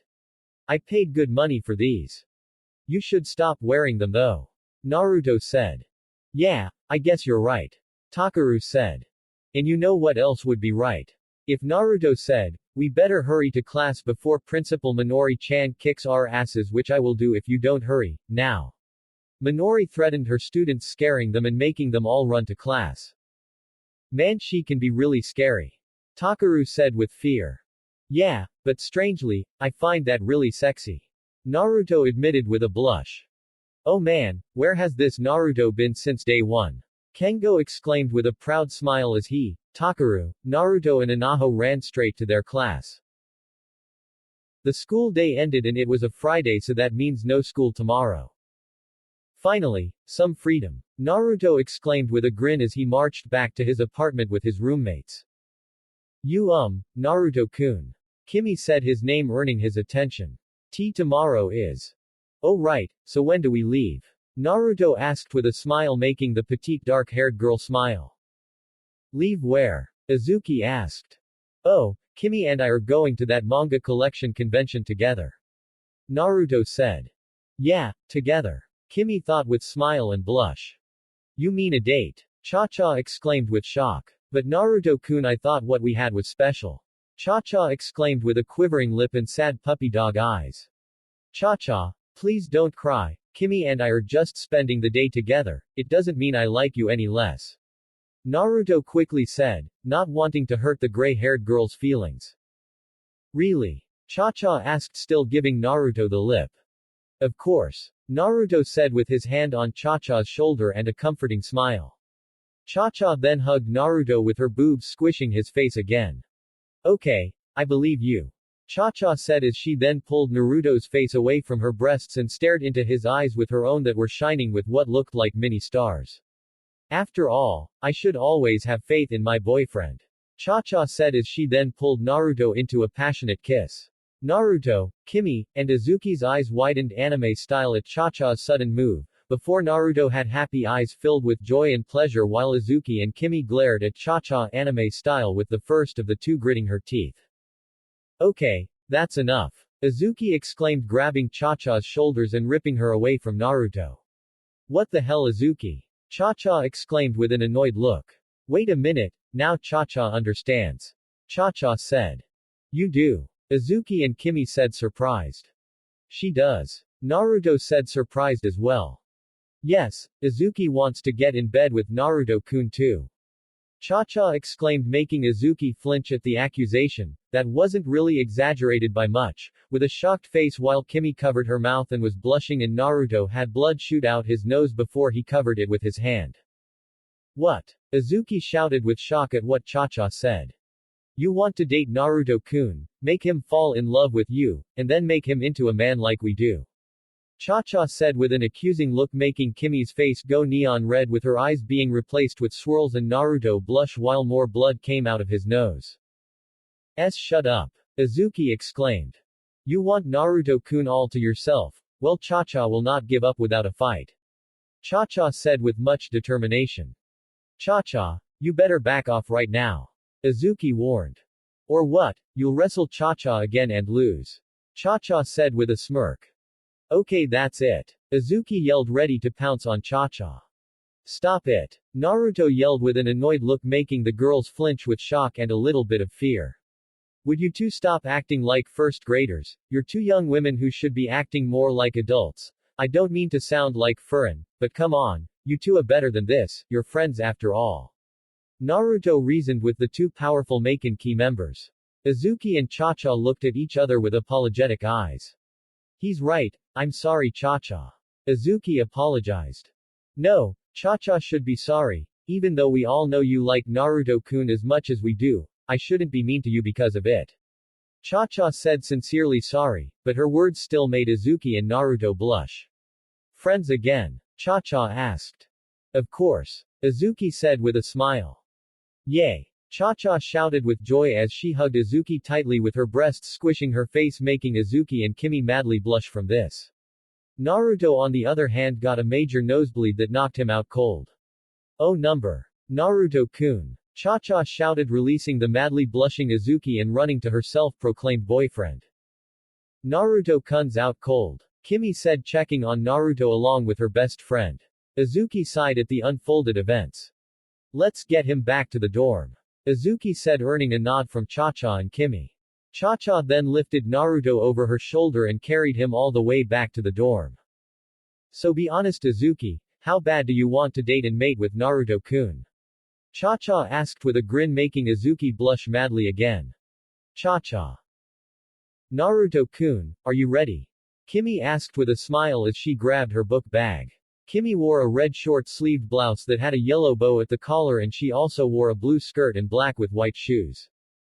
Not really. Naruto said. Kimmy found Naruto shirtless cooking something. The fact that he was shirtless made her blush full-on neon red with swirls for eyes and steam coming out of her ears. Naruto-kun, you're shirtless. Kimmy said, staring at his well-built body. Huh. Oh yeah, I was afraid to get my shirt dirty while cooking, so I took it off. I was making lunch for us for later. Naruto said, smiling at her. He's cooking for us. Just for us. Oh Naruto-kun. Kimmy thought with starry eyes and much affection for the blonde. I hope you like oyakodon with a side of meat, potato karaoke and cake soba. Naruto said with a smile. Wow, you made all that? Kimmy asked, surprised. The karaoke and oyakodon are done. I'm just still finishing up on soba. I'm leaving extra here just in case Isuki and Cha-Cha want some. Naruto said. Naruto-kun, you're so considerate. Kimmy said, holding one of her cheeks, which were heated with a blush, with one of her dainty hands. Well, what can I say? I care for you girls. Naruto said to her with a smile. Even me? Kimmy asked with hopeful eyes. Of course, you've been so helpful to me, Kimmy-chan. I'm glad I got to meet you and become your friend. Naruto said with a genuine smile. Kimmy's cheeks were now full-on red as she held them both with her hands and giggled with a smile. What's up? Naruto asked about the giggling. Oh nothing, I'm just getting excited. Kimmy said, turning away as she was blushing, trying her best to contain herself of the fact that she was actually going out on a date with Naruto and to a manga convention where they would have a delicious lunch prepared by her dream boy. Yeah, I guess that's the magic of soba noodles. Not as good as ramen in my taste, but still great, plus going to a manga convention where I'll meet my manga's creator. It's going to be a great day. Naruto said with a smile. Yeah, Kimmy said as she turned to Naruto with starry eyes of affection. A great day. Naruto smiled at her own smile, happy to see her so overjoyed. In case you guys are wondering, oyakodon is a popular dish in Japan that is made up of two main ingredients, chicken and egg, and very rarely may also salmon and ikura, also known as salmon eggs. Karaoke is a deep-fried fish originally related to a Portuguese dish, the croquette, but is very popular in Japan. It is made by mixing cooked chopped meat, seafood or vegetables with mashed potato or white sauce, rolling it in wheat flour, eggs, and breadcrumbs, then deep-fried until brown on the outside. And soba noodles, also popular in Japan and is available nationwide, are noodles, made of buckwheat flour, roughly as thick spaghetti, and prepared in various hot and cold dishes. Cake soba is a hot dish of soba noodles served in a bowl of hot, clear broth, with the broth made with the same components as the dipping sauce for chilled soba, but in a lower concentration. Now I'm hungry. We're home. Cha-cha chimed as she and Isuki walked through the door with grocery bags. The two then noticed Naruto with his shirt off, showing off his defined muscles, cooking as he normally did for them. Naruto-kun cooking with his shirt off showing off his sexy muscles. It must be my birthday. Cha-cha exclaimed with excitement and lust as she jumped at Naruto, ready to hug him and ram his head straight into her breasts again, but then she was stopped by Isuki who pulled on her sideways ponytail bringing her down to the ground. Cha-cha, don't disturb a chef when he's cooking, now help me put the groceries away. Isuki said taking some of the bags. Okay, but after this I wanna get me some Naruto-kun action before he leaves. Cha-cha said with a determined smirk as she grabbed the rest of the bags. Cha-cha, not that it bothers me or that I mind, but do you think you can keep from saying stuff like that for the moment? I don't want to get any nose blood in the soba noodles. Naruto said blushing red. I agree. Isuki said. Okay, I'll try, but no promises tilde, Cha-cha said in a singing-like voice. After a few more minutes, Naruto had finished the soba noodles. He then put the oyakodon in 2 bento box and put the karaoke and soba noodles in 2 pairs of separate containers before he put them all in a bag. I made extra for you girls in case you wanted some. Naruto said. Good, cause I'm starving. Isuki said as she and Cha-cha went to serve themselves.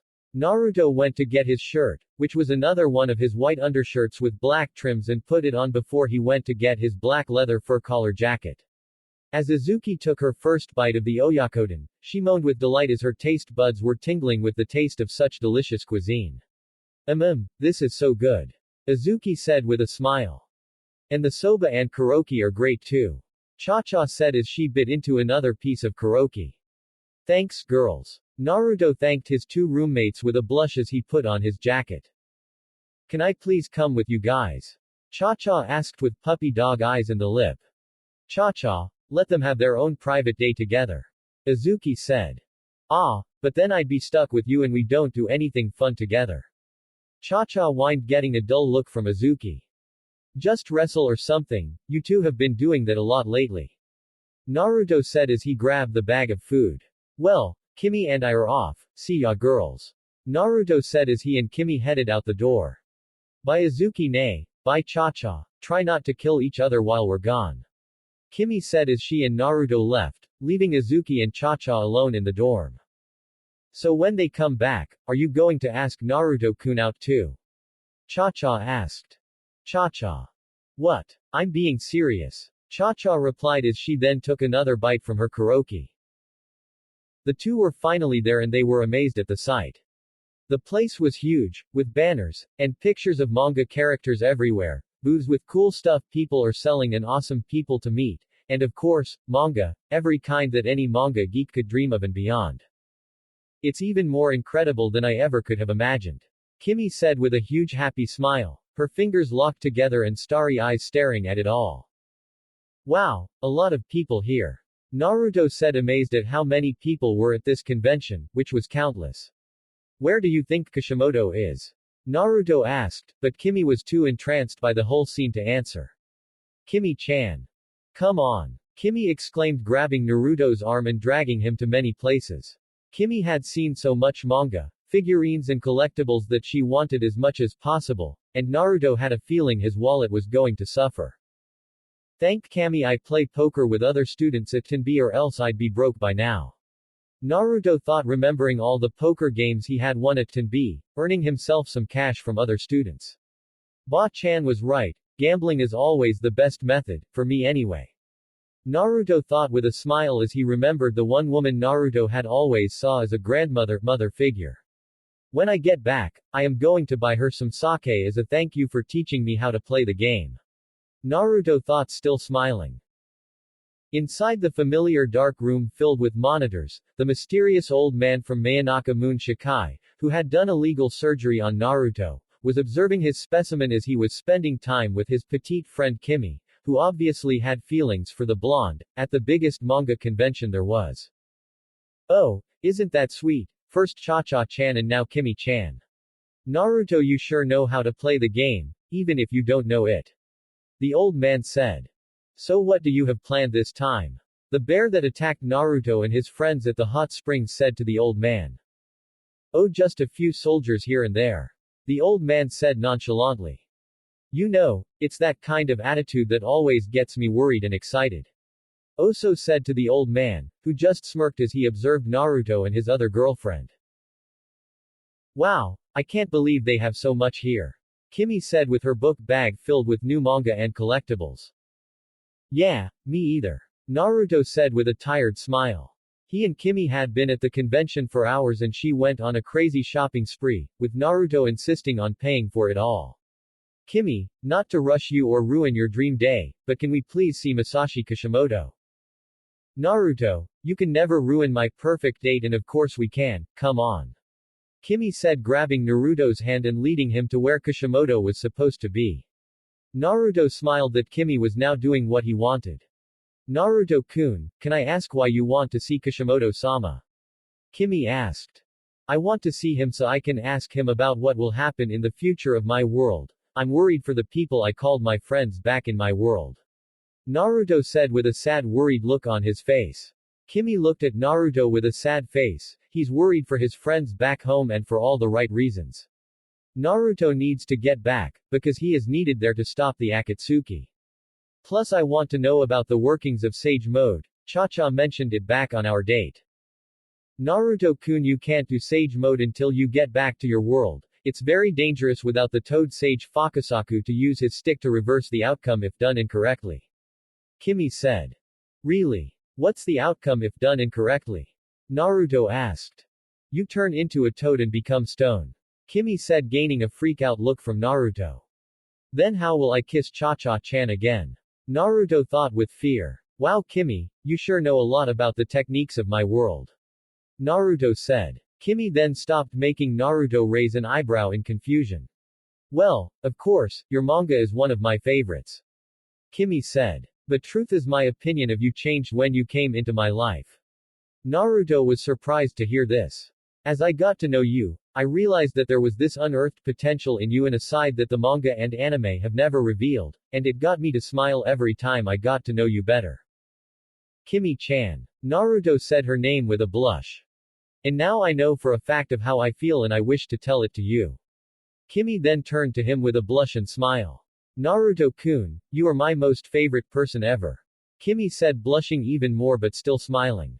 Naruto looked at her with widened eyes of shock and a blush before he smiled and hugged her, making her whole face turn neon red. Thank you, Kimi-chan, it means so much to me to hear you say that. Naruto said with happy eyes, a genuine smile and a new feeling of affection towards Kimi. Kimi hugged him back with a genuinely happy smile on her blushing face. He's hugging me. Naruto-kun, I love you. Kimi thought with so much affection for the blonde. Come on, Kimi-chan, let's go find Kishimoto-sama. Naruto said, grabbing her hand and walking straight. As the two were walking, they noticed more pictures of Naruto and his friends from the shinobi world along with banners. I'm guessing the more of me and the others back we find, the closer we'll be to Kishimoto-sama. Naruto said to Kimi, not seeing where he was going and bumping into someone.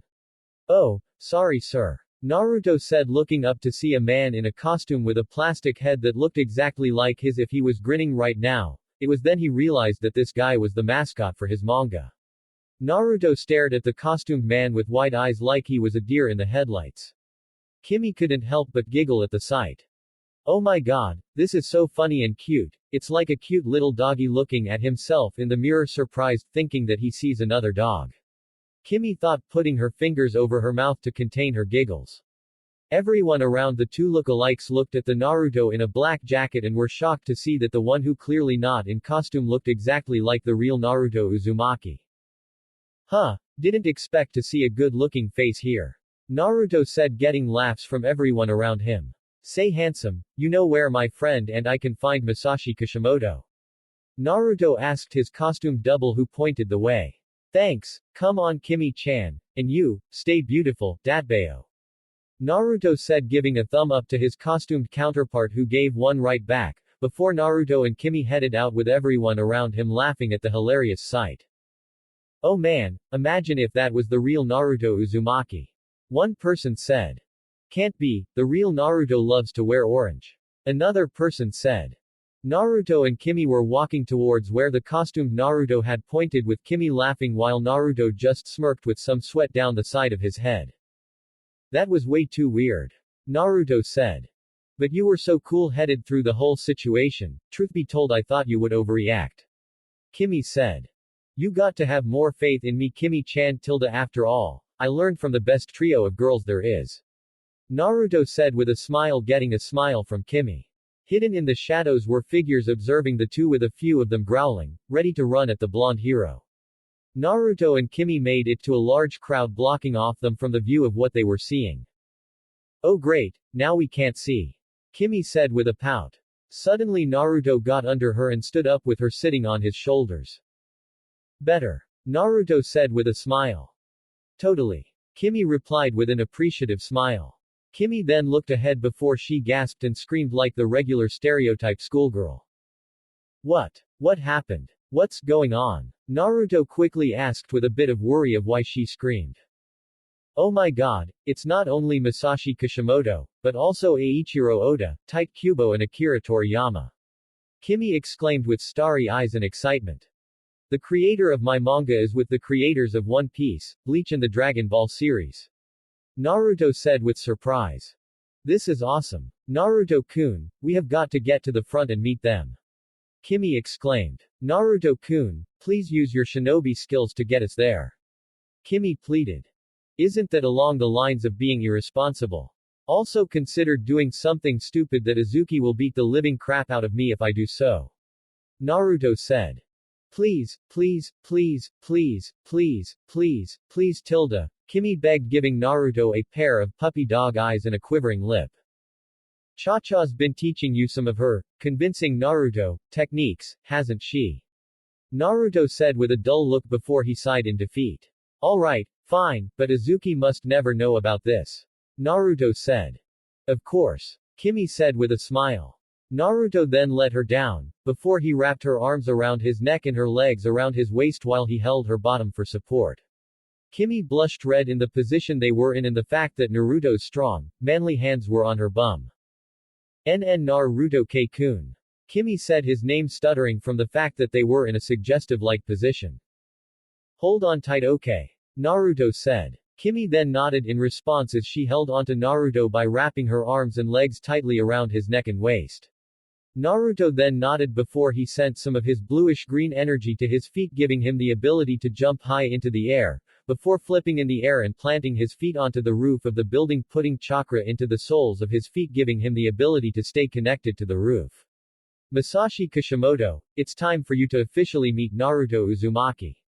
Naruto said with a determined smile as he ran straight towards them. Kimi was holding onto him tightly while she smiled. I'm being held by Naruto-kun and I'm going to meet 4 of the greatest manga artists of all time. This is the best day ever. Kimi thought with unimaginable joy. Naruto was running all the way towards the stage where he saw 4 older men. Which one's Kishimoto-sama? Naruto asked. Him. Kimi quickly pointed to a man with dark hair with his bangs over his forehead. He was wearing a black shirt that said, Datbeo. And a picture of a grinning Naruto on it. He was apparently signing a manga book. Guess I should have known with that awesome shirt. Naruto said. Kishimoto was done signing a book and was ready for the next person, but then suddenly someone landed atop his table. Not again. Kishimoto said with some annoyance. Naruto allowed Kimi to jump down off of him and then off of the desk. Can I help you? Kishimoto said not looking at the person in front of him. Naruto was still a bit shell-shocked, and who can blame him? He is in front of the man who had created him. Well, his manga really, his mom and dad made him, whoever they were. Naruto crouched down in front of Kishimoto. Masashi Kishimoto-sama, it's an honor to meet you. Naruto said. When isn't it? Kishimoto said with a smirk. Naruto laughed at that. Now I see where Naruto gets his confident personality. Kimi thought with a smile. Look, I know this is going to sound weird, but, Naruto leaned in and whispered, what if I were to tell you I was the real Naruto Uzumaki? I'd say you take cosplay way too seriously. Kishimoto said with everyone laughing at that. How'd they all hear that? Naruto said with surprise. Microphone. Kishimoto said pointing to the mic on the table. Naruto grabbed the mic and threw it off the table. Hey, those things are expensive. Kishimoto exclaimed as he finally saw Naruto's face. Wow, you really do look like Naruto. Kishimoto said with surprise. That's because I am him, as crazy as that sounds, it's true. Naruto said. Kishimoto blinked a few times. Okay. Kishimoto just said with a dull look. Is this man bothering you, Kishimoto-san? A security guard asked him with his partner beside him. Naruto sensed danger rocketing this way. Okay buddy, come with us. One of the guards said as they were about to grab Naruto, but Naruto quickly kicked them away and made his signature just you. Kage Bushin no Jutsu. Naruto quickly made a clone that appeared out of a cloud of smoke, grabbing Kimi and bring them down to the ground where he covered her body defensively. Kishimoto had a shocked look on his face at what he just actually saw before the real Naruto tackled him down to the ground as something jumped over the table. You okay, Kishimoto-san? Naruto asked. Why you really are Naruto? Kishimoto yelled with great shock. Told ya, Datbayo. Naruto said with a smirk as he helped Kishimoto up. Naruto and Kishimoto looked at what attacked them to see a mechanical dog with a black metal eye shield over its eyes. Its armor had green lining like the Robo-Bull and living suit of armor, but as it growled and bared its metal teeth, green ooze that was like saliva was dripping from its mouth. Oh great. Naruto said with an annoyed look as he saw the Manaka Moon Shikai symbol on its shoulder. Kishimoto-sama, you have to. Naruto turned to see Kishimoto jumping over the table and making a break for it. Okay. Good. Naruto said as he turned only to see the robot dog jump at him with the intent to bite his face off, but suddenly a giant boulder appeared out of nowhere and slammed down on the dog, crushing it. Naruto looked up to see Kimi smiling at him with her Maken tablet in her hand. Thanks Kimi-chan. Naruto said as he smiled back at her. Everyone in the convention started screaming, making Naruto and Kimi look to see living pieces of armor with blade arms and robo-dogs going through the crowd to end up in front of the two. Oh crap. Naruto said as he gritted his teeth. If only I had my. Suddenly Naruto's kunai pouch and holster in his hands. Kunai pouch. Naruto turned to see Kimi give him a nod and smile which he gladly returned. Kimi, you rule. Naruto said, making Kimi blush from the praise. Naruto attached the pouch on his belt and the holster around his leg. Now to make things a little more interesting. Naruto said as he made his signature hand sign. Kage Bushin no Jutsu. Naruto shouted as multiple clones of him came from clouds of smoke. Now let's move. Charge. Naruto shouted as he and his clones charged at the living suits of armor and robot dogs. Kishimoto was hiding behind a box of manga and was in awe along with everyone else at the convention as they saw Naruto and his clones did battle with these mysterious characters. Naruto was busy dealing with a robot dog that was trying to bite his face off, but Naruto grabbed both of the mechanical dog's jaws and then used his strength to rip the jaws apart. Naruto looked around to see his clones were starting to disappear thanks to the fact that they die in one hit. Crap. Naruto thought as he gritted his teeth. I've got to go Maken. Naruto thought. Go Maken. Kurama said, thinking it was stupid.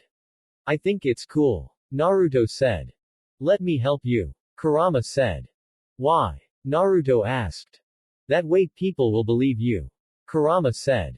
Alright. Naruto said as red chakra started to surround him. Naruto then got down on all fours, ready for action. Let's party, Datbayo. Naruto shouted as he charged at all the living suits of armor and robot dogs as he started cutting them to pieces like they were pieces of newspaper. Man, these guys are easy. Naruto said in his mind. That's because you're now using my power at a higher extent than your last battles. Kurama said. Well then, let's show them the great power of Naruto Uzumaki and Kurama the Kyuubi no Kitsune. Naruto exclaimed through the two's mind link, making Kurama grin. Naruto then vanished and started ripping apart all the enemies, sending them to a metal graveyard. Kishimoto blinked with shock as he saw what he knew as the malice chakra of the Kurama the Kyuubi. So that's really your manga character? Kyubo said, who was hiding nearby Kishimoto. Kishimoto just nodded in response, not having the ability to speak words considering he is seeing character he created in real life actually using real jutsu he created. You lucky bastard. Tight Kyubo said. After a few moments later, Naruto had finished them all off. Man, that was great. Naruto thought with grinning fangs. I've never felt so powerful and quicker, it has to be the Maken inside of me. It most likely works in sync with my chakra to grand levels that I couldn't achieve before. Naruto thought. Wow, that foreign girl really has been teaching you well. Kurama said with surprise. Yeah, I guess she has. Naruto thought with a smile. Suddenly loud footsteps were heard making Naruto turn to see a giant robot making its way towards him. The huge robot had metal T-Rex-like legs that were heavily armored, an armored human-like torso, 2 arms with mini Gatling guns at the end of them, and its head was armored and long with sharp mechanical teeth, and finally 2 flamethrowers on its back. Holy crap! Naruto said with wide eyes as the robot roared and blew out blue with black flames out of its mouth and flamethrowers as it shot green energy shots that were like bullets up at the roof making all the civilians scream and run. Naruto just blinked in surprise before the monster blew fire at Naruto. The blonde quickly jumped away and back to Kimi before he took off his jacket. Kimi-chan, you think you can hold this for me? Naruto asked extending his jacket to her. Of course. Kimi said with a nod as she took the jacket from his hand. Naruto then cracked his knuckles as a little more of Kurama's chakra surrounded him. Let's rock. Naruto said as he jumped straight at the robot and punched it in the stomach making it skid back a bit. Naruto stood for a moment before his fist trembled and then he grabbed his fist and screamed. Goddammit, that fucking hurt Datbayo. Naruto screamed as he held his wrist and shook his hand to relieve the pain. The robot then stomped all the way back and took the advantage by blowing fire at Naruto. Naruto managed to move away, but unfortunately his butt was now on fire. Naruto screamed as he ran around patting his butt to get the fire out. Naruto-kun. Stop, drop and roll. Kimi called out to him. Naruto took his date's advice and started to drop and roll, and after a few rolls, the fire was finally put out. This may be my imagination talking, but I don't think those were real flames. Naruto said as he stood on all fours. That was Matabi's flames. Kurama said. Matabi. Who's that? Another tailed beast. Naruto repeated the name. Damn it, I can't believe I said that out loud. Yes Kit, Matabi is the Nibi no Neko. Kurama said. Nibi no Neko. Wait a minute. Naruto looked at the robot to see a Mayanaka moon Shikai symbol on his head. Those bastard. They took her chakra. Naruto thought with malice. I am going to kill this thing, and then I'm going to burn the moon. Naruto said referring to the organization as the moon. Now that's my Jinchuriki, show that freak of nature who's boss around here. Me. Kurama said with a grin, happy Naruto was finally growing some balls. Kurama started sending a great amount of his chakra straight into Naruto's system making the blonde's hair look wilder, his whisker marks more defined, his fangs elongated, grow claws, red chakra fox ears and a tail made of red chakra. I hope you're ready to get your ass handed to you. Naruto said as he cracked his knuckles once more before he vanished and appeared above the robot and punched it in the face making it make some computerized noises. Naruto then vanished again and sent a leg sweep on the robot's leg making it fall to the ground, before he vanished and was about to send an axe kick on it, but the robot aimed its Gatling guns at Naruto making the blonde freak out of the fact of being made into a target practice dummy, but then he involuntarily shot his mouth cannon, hitting the robot and sending Naruto flying back. As Naruto landed, the robot stood up and glared at him with its helmet burning red as the metal was red hot. I think I pissed him off. Naruto said with a grin. Regretting it? Not in the slightest. Naruto said with an animalistic grin making Kurama grin as well. Naruto then vanished before he appeared in front of the robot and started sending a flurry of punches straight at the robot's torso. The robot just stood its ground and took the punches. Naruto gritted his teeth with fury as he started sending more of Kurama's chakra into his system gaining a new tail, But the robot kept standing its ground, so Naruto sent more of Kurama's chakra into his system, growing half of another tail as his punches were covered in fire. As Naruto sent incredibly powerful punches to the robot, the huge behemoth aimed its flamethrowers at Naruto as he finished his flurry of punches. What the hell? Naruto said with shock at how durable the robot was. Naruto knew those kind of punches would make even Tsunade proud. Consider one of those could break an entire boulder. The robot then blew its blue and black flames at Naruto, making the blonde scream. Naruto-kun. Kimi screamed Naruto's name in fear of losing him. What? Naruto said, poking his head out the table that Kimi was next to. Naruto-kun. Kimi looked at him with surprise to see him next to her and with only his fangs and claws out instead of the rest of his three-tailed Kyuubi mode. But how did, as the flames from the robot's weapons vanished, in Naruto's place was a melted chair. That bastard took every punch like it was nothing, and they were probably as strong, if not stronger than Tsunade Ba-chan's. Naruto said with shock as he stood next to Kimi's side. Maybe it can take a punch, but maybe the same can't be said for bladed weapons. Kimi said with a confident smile with her theory, earning an equally confident smile from Naruto. The robot looked confused before it turned around to see Naruto standing next to Kimi. Naruto just glared at the robot, ready for round 2. Kimi. Naruto said her name as he raised his hand. Kimi then used her Maken tablet to summon a spear in Naruto's hand. You read my mind. Naruto said with a smirk, earning a smile and blush from Kimi. Naruto then added his bluish-green energy into the spear, making it glow and pulsate with energy. As the robot took a few steps forwards, Naruto threw the spear with great strength and hit the robot right through the head, making it roar. Yada! Naruto shouted, pumping his fist in the air with Kimi laughing and clapping with support. Suddenly the robot opened its mouth and shot out a giant fireball. Oh shit! Naruto yelled out as he jumped at Kimi and covered her own body with his, intent on taking the hit for her, but Kimi wouldn't have it. Please let this work, Kimi thought as she moved her Maken tablet and focused to create a Rashomon. As the ball of fire came closer, Kimi focused and finally managed to create a Rashomon. It saved them, but had a dent on its ugly face design. Naruto and Kishimoto, along with the other manga artists, saw the incredible technique Kimi had just performed with only one thing to say. Incredible. They all said as the Rashomon vanished in a puff of smoke. Kimi, that was incredible, thank you for saving me. Naruto said, smiling down at her, making the dark hair girl blush and smile back. Now to deal with him myself. Naruto said, letting her go, and was about to make his way to the robot. Wait, Naruto-kun. Kimi said as she created another figure. Once she finished, in Naruto's hands appeared a broadsword with a heavy double-edged blade, notched on both sides near the tip, skeletal guard that resembled ribs, single spike pommel, skull design on each side leading to the rib cage from which the blade emerges.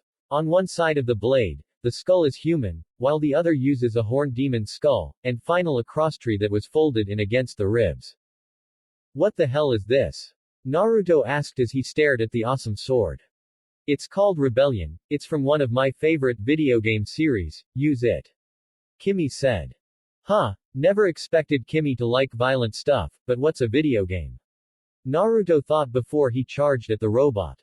The robot was sending bullets at Naruto, but the blonde kept dodging as he was charging with a glare in his eyes.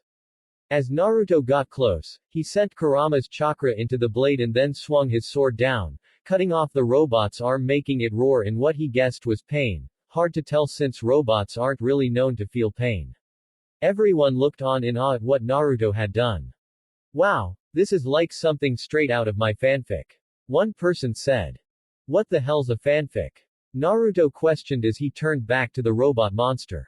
The robot aimed its remaining Gatling gun arm at Naruto, but suddenly chains from nowhere wrapped itself around the robot's arm and tied down to its leg. The robot turned to see Kimi smiling with her Maken glowing, indicating that she had created the chains. The robot aimed its flamethrowers at her and opened its mouth ready to fire at her, but Naruto used Kurama's chakra mixed with his Maken energy to give himself an extra speed boost, and with it he cut the robot's arm and leg off along with its flamethrowers. Naruto glared at the robot as he saw it fall and squirm on the floor. Game over. Naruto said as he grew his energy claws and used them to grab the robot and throw him into the air. Naruto then raised his hand and used his claws to create a Rasenshuriken. Once the Rasenshuriken was finished, Naruto just smirked as he was ready to throw it. In the name of all that is manga, courtesy from me and the manga fans, your chapter's done, loser. Sayonara. Naruto said as he threw the Rasenshuriken.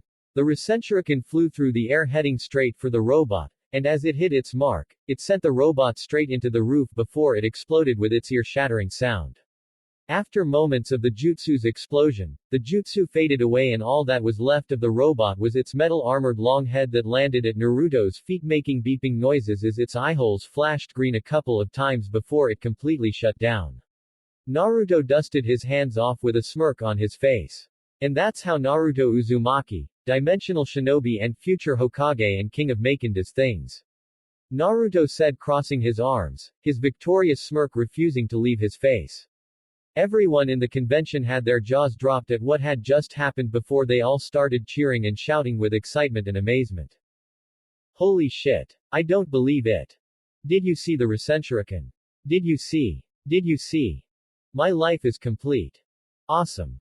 I don't believe it. Kami, bring out Mew, from history's strongest disciple Kenichi next. Uzumaki forever. He's so hot. You got that right, sister.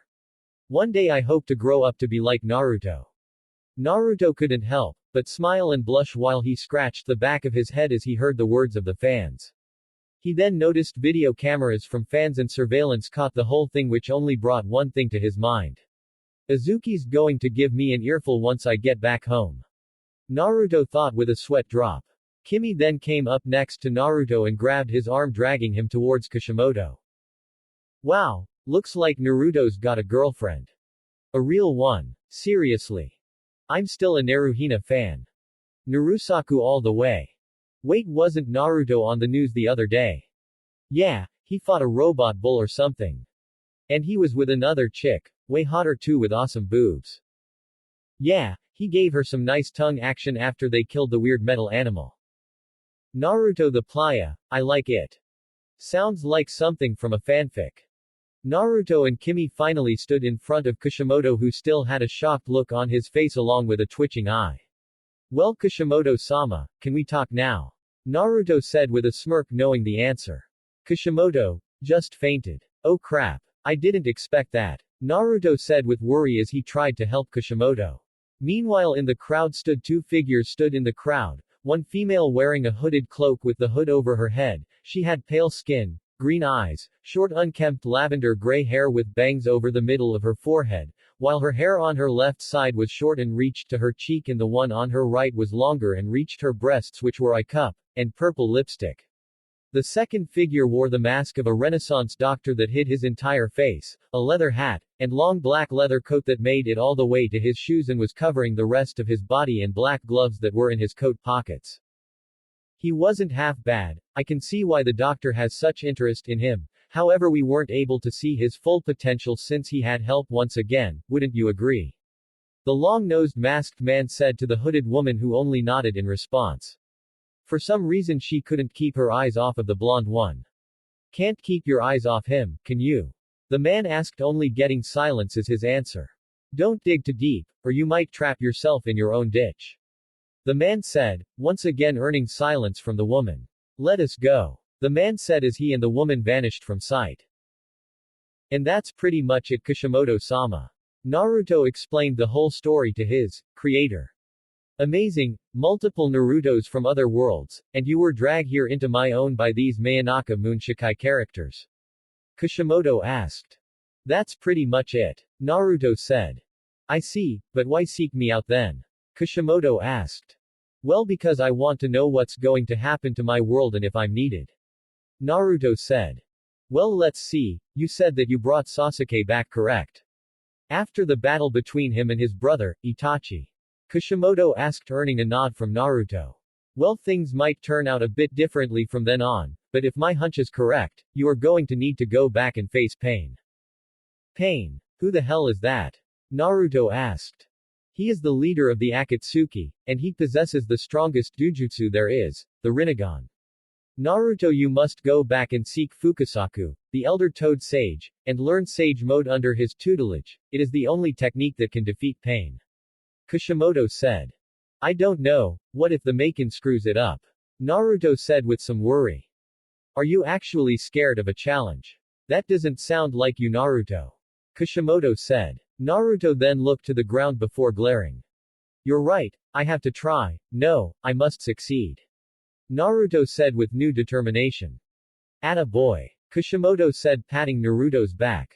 Kishimoto then dug into his pocket and gave Naruto his phone number. I don't know if you have a cell phone, but if you do or when you get it, don't hesitate to ask me for any help you need. Kishimoto said, giving Naruto his number. Thank you, Kishimoto-sama. Naruto said with a bow. Anything for a being I created. Kishimoto said with a smile. Excuse me, Kishimoto-sama, but do you think you can sign this? Kimi said, extending a drawing of her and Naruto. Say, did you make this? Kishimoto said, grabbing the drawing, earning a nod as a reply. Wow, not bad, you keep this up and you can have a real future in the world of manga. Kishimoto said, making Kimi blush. Kishimoto then signed the drawing for her before handing it back. Here you go. Pinch me, I must be dreaming. Kimi said as she took her now autographed drawing.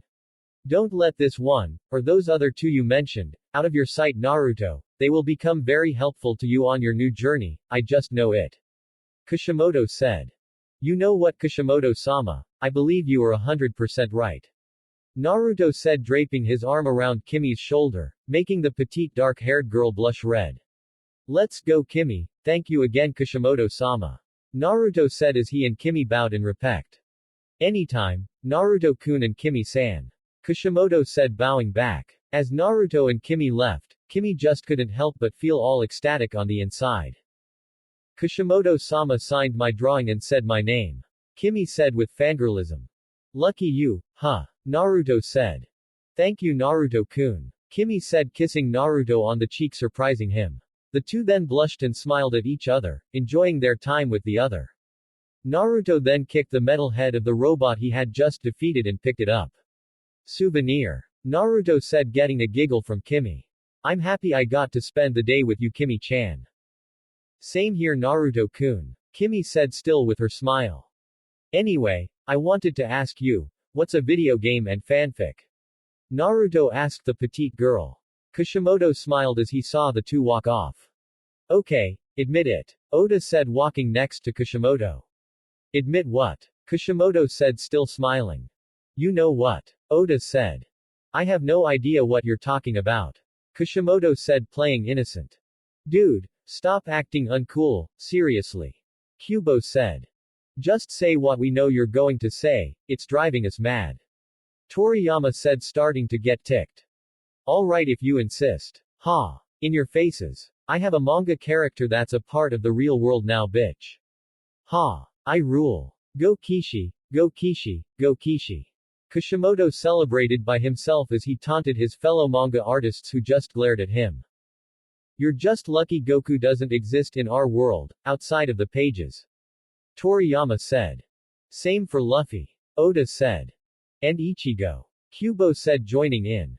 I love doing this. I don't mean to jump to conclusions, but I think I made history as the first Naruto fan, who has a fanfiction account to write that Naruto officially met Kishimoto in person. Consider it a tribute to Kishimoto, and all around manga artists everywhere. We love you, Kishimoto. Thanks for Naruto. Same goes to you three, Oda, Kubo and Toriyama, and of course to you too, Hiromitsu Takeda, creator of Maken Key. Thank you all for enriching our lives with great literature. The best literature ever in my opinion, really. Naruto and Kimi laughed all the way back into their dorm as Naruto was still holding the destroyed robot's head. Another souvenir. Cha-Cha exclaimed with joy and excitement. So how did it go? Cha-Cha asked. As if we need an answer. Isuki said, flipping the TV remote in her hand. The news? Naruto asked, knowing the answer. The news. Isuki replied.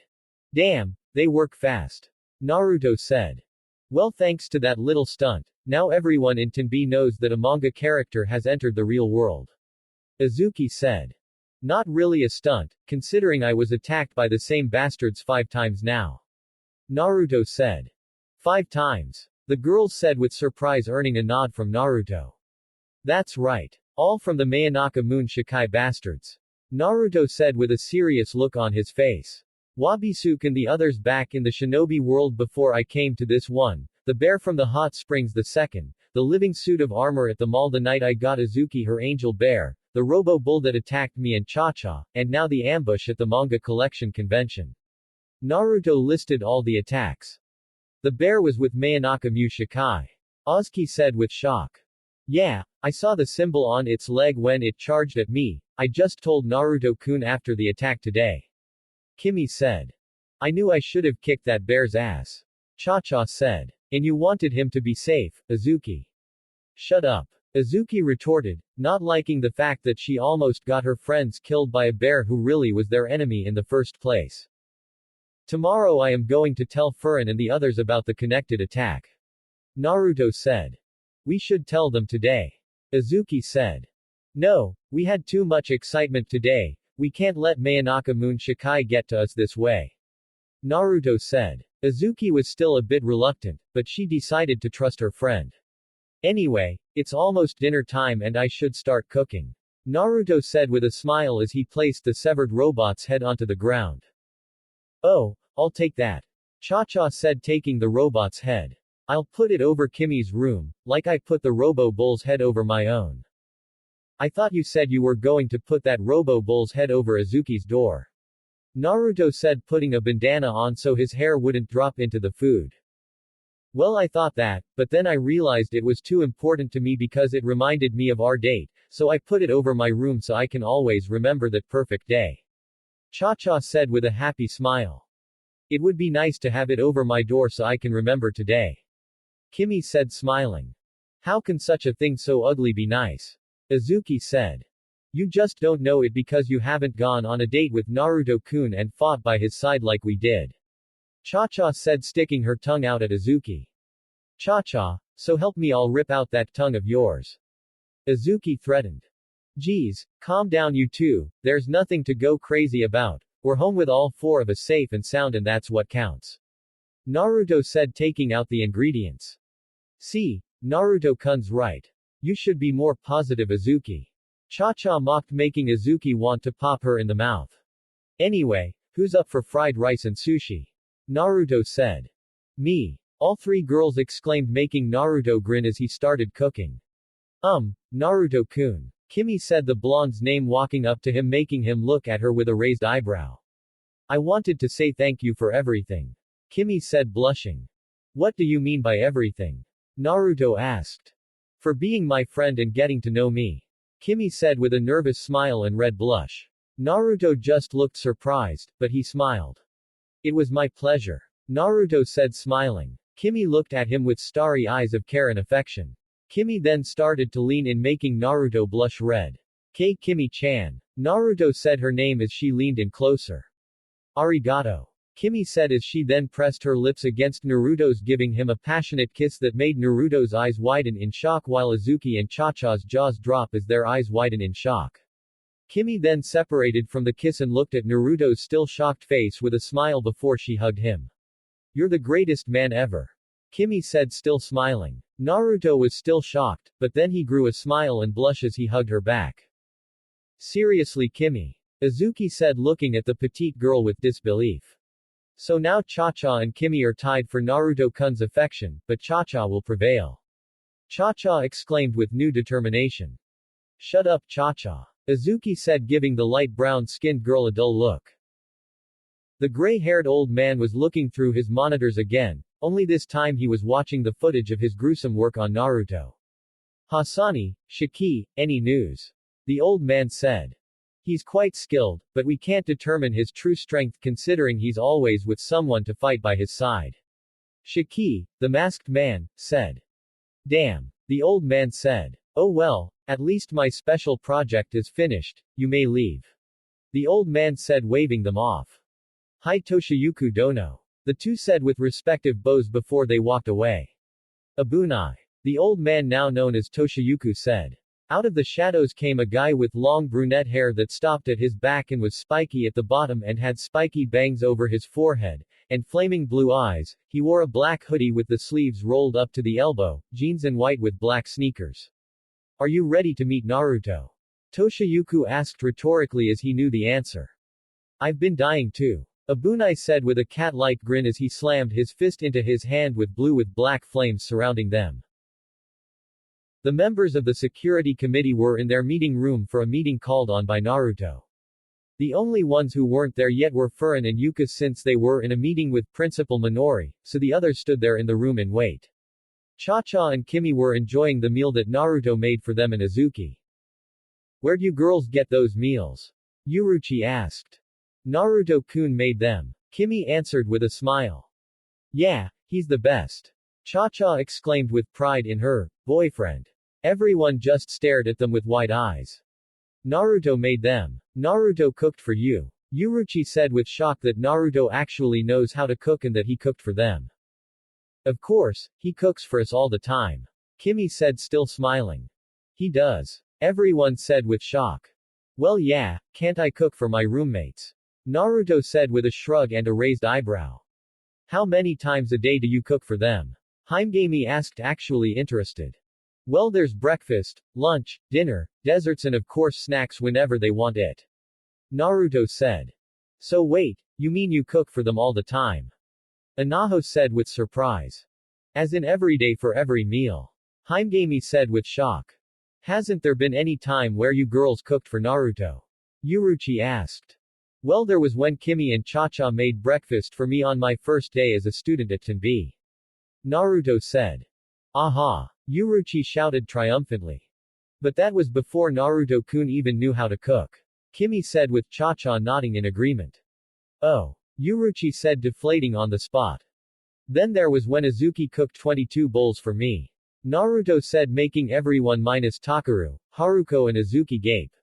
But that was only because it was his job to do so at the Macaron mansion since she was our maid and cook. Haruko interfered. You work at the Macaron mansion. Yuruchi said with shock, along with the others, minus Naruto, Anaho, Kengo, Takaru, Himegami and Haruko, so basically just Yuruchi, Cha-Cha, and Kimi. Shut up. Isuki exclaimed with embarrassment. Hey, maybe Naruto can work as the new cook there. Kimi said. No way. Isuki exclaimed. I agree with Isuki. Naruto said. Nani? Everyone went. I love to cook, I'll admit it, but I rather cook for Isuki-chan, Cha-Cha-chan and Kimi-chan. Naruto said making everyone look at him in surprise, but none more than Isuki. Really? Isuki said surprised with Naruto's answer. Well yeah. Whenever I cook for you girls I always have a smile on my face because I know that you girls will enjoy every little dish I make. Cooking for a bunch of strangers just doesn't seem okay to me, because none of them are you girls. Naruto said. Isuki, Kimi and Cha-Cha felt touched by Naruto's words and knew that he meant every word genuinely. Oh Naruto-kun, you're so sweet to us. Cha-Cha exclaimed with affection and admiration as she brought Naruto into another embrace where she introduced his face to her breasts again. Isuki, why don't you open your lunch? Naruto made Mexican rice mixed with spicy shrimp with beef and eggs on the side. Kimi said. You know how to cook Mexican food. Takaru said to the blonde who managed to pull himself away from Cha-Cha's tig, ol biddies. Yes, I just wrote that. Yeah, I want to expand my cooking knowledge to learn every culinary dish in the world. Naruto said with starry eyes of determination to learn every dish imaginable. I expected a lot out of you Naruto, but cooking wasn't one of them. Naruto, along with everyone else turned to see Furin and Yuka. I hope you're also expanding your mind in the lessons I've been teaching you. Furin said adjusting her glasses. Yes Furin-sensei, and thank you for assembling this meeting upon my request. Naruto said with a respectful bow that made Furin blush with shock of how well-mannered Naruto had suddenly become, a fact that didn't go unnoticed to the girls. No thanks are needed, why did you call this meeting? Furin ordered answers as she tried to hide her blush. It's about Mayonaka Moon Shikai, I know what they want. Naruto said with a serious look on his face making everyone give him their undivided attention. It's me. Naruto said shocking them all. Why would they want you? Yuruchi asked. Because of that power. Takaru deduced. Oh I get it, whatever they wanted Naruto for they want him back now so they're sending guys to get him back. Haruko said. No, because if they did want him back they would have sent that Wabisuke guy instead of some pushovers. Izuki said. She's right. Naruto said. What makes you believe they want you back? Furin said. Because after I came to Tenbi, I was attacked by a bear that apparently worked for Maonic Moon Shikai. Let that be a lesson to you Himegami, never let a bear make you think it should be spared from a good as whooping. Naruto said, making Himegami's fingers course with lightning as she glared at Naruto. A living suit of armor that attacked me at the mall where I was getting Izuki's gift, a robotic bull and now an ambush led by a giant robot that could take a Kyuubi chakra enhanced flurry of punches. So call me crazy if you think I am, but I have the feeling that these guys want me back. He makes good point. Uruchi said. When were you going to tell us about the living suit of armor? Haruko asked in an older sister scolding her little brother kind of tone. Probably never, since I most likely would have forgotten to tell you guys if it wasn't for those other attacks. Naruto said, shrugging his shoulders. Naruto, we're here to help you, but you have to tell us when things like this happen. Haruko said in her still older sister-like tone. I mean, what if something happened to you? Okay, I get it. Naruto said, putting his hands up in defense, feeling uncomfortable from the overly concerned attitude Haruko was giving. Naruto, we all love you and we want nothing bad to happen to you. Haruko said with great concern. Okay, I understand Haruko nay. Geez, you're really embarrassing me right now. Naruto said, blushing while scratching the back of his head. Ah, how cute. Naruto sees Haruko like a big sister. Anaho said with a cat-like smile. Anyway, I was hoping to seek help, because since they are most likely after me, I was hoping everyone would keep an eye out as I stayed around the school waiting for a no doubt next battle with another piece of scum sent by that bastardized organization. Naruto said, earning a nod from Furin. Agreed, we'll keep you under watches to assist in a battle whenever it may come, but for now we should focus on our lives until they strike. Furin said. Arigato Furin-chan. Naruto said, bowing in respect, making Furin blush red with flattery for the added suffix at the end of her name that Naruto had just said. Oh, I almost forgot. Naruto walked to a table and grabbed a bento box and gave it to Furin. I made it as a sign of gratitude for tutoring me. Naruto said, making Furin blush red at his kindness. It's red bean buns with a side of anko dangos. Oh, that's your favorite, Furin. Yuka exclaimed. Thank you Naruto, but how did you know? Furin asked, surprised that Naruto knew what her favorite meal was. Well, I remember you told me it was your favorite when Kimi said she was going out to the store and asked if you wanted her to get you anything to eat. Naruto said. Furin was shocked that he actually listened to her. No man listened to her, and it was the man she consider a major uneducated baka that had actually listened to her, and she did even tell him about it on purpose or to his own face, which made it all the more shocking to her. Arigato. Furin said, still blushing. It's now problem Furin-chan, I'm always happy to cook for a friend. Naruto said with a smile. No, I mean, thank you for listening. Furin said, blushing even redder, pushing some of her hair behind her eye and couldn't look him in the eye from embarrassment. Anytime. You got cool, smart things to say. I actually like hearing you speak. Naruto said, grinning and scratching the back of his head, making Furin blush like mad. Oh, this is so adorable. Ms. President has a crush on Naruto-kun. Yuka said with her usual smile while gently clapping her hands, making Furin's entire face turn red while Naruto had a normal blush. Meeting dismissed. Furin exclaimed as she ran out the room. Everyone just blinked with surprise at how Furin had just acted. Wow Naruto, you now have Furin's affection along with your 3 roommates and Principal Minori's. Yuka said, still smiling. What? Naruto exclaimed with shock. Yes, Principal Minori has feeling for you, I can see it in her eyes whenever I see her. Yuka said, gently clapping her hands. Naruto's face was full of major shock, with his eye and the side of his gaping mouth as well. He wasn't the only one. Everyone else in the room had their jaws dropped to the floor as they heard Yuka's analysis of how Principal Minori actually felt about Naruto. Minori-sensei-chan, likes me. What the fuck? Does this mean I'm going to be in a student-teacher relationship? God, why am I so turned on by this? Naruto thought. You son of a bitch. Kengo yelled as he grabbed Naruto's shoulders, forcibly turning the blonde around before he grabbed his collar and started shaking him by it. First 3 hot roommates, now the president, and now Principal Minori. Do you also have Aki-sensei in the palm of your hand? What's your fucking secret? Tell me now. But instead of getting Naruto's legendary secret to get women to fall head over heels for you, he was delivered an uppercut from the blonde, sending him hitting the ceiling and then crash back down to the ground. Meeting adjourned. Naruto exclaimed as he ran out of the room with his face completely red. Everyone just blinked with surprise at Naruto's embarrassment. That damn bastard better not go and have a 6-way before me, Kengo said, earning glares from all the girls. Baka. Isuki yelled as she started beating the shit out of Kengo, making him scream in pain. Okay, Minori-sensei told us that we spread the Maken energy all around our body and system to make us even stronger and faster. Takaru said as he was sitting down and wiping the sweat from his brow.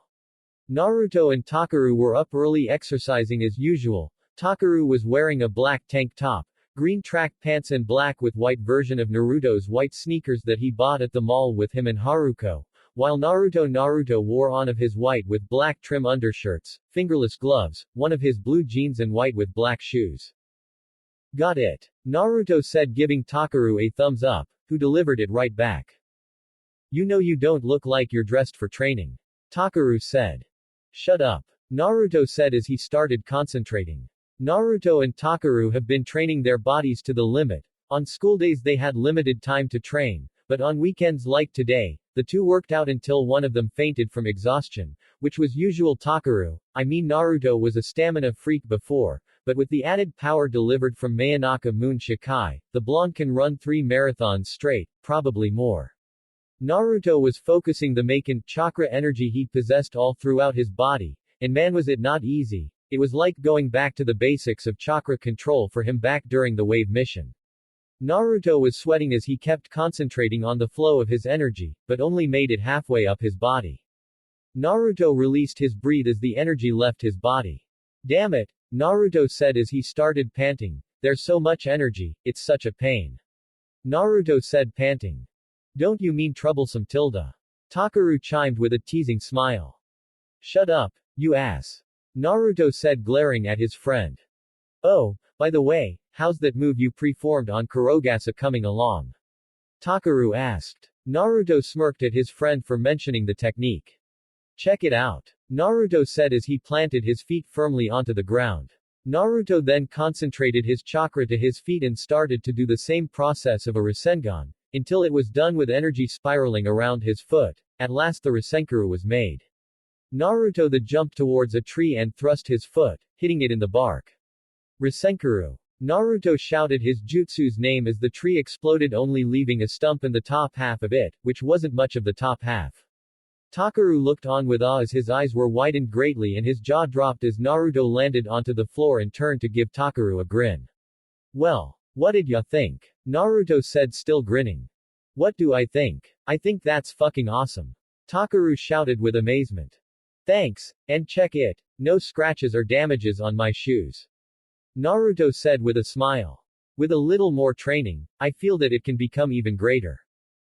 A jutsu all to yourself, something you created with no help from anyone. Takaru said, still amazed with the technique. Well, I wouldn't say that. I do have to thank Toriyama-sama for the idea in Dragon Ball. Naruto said.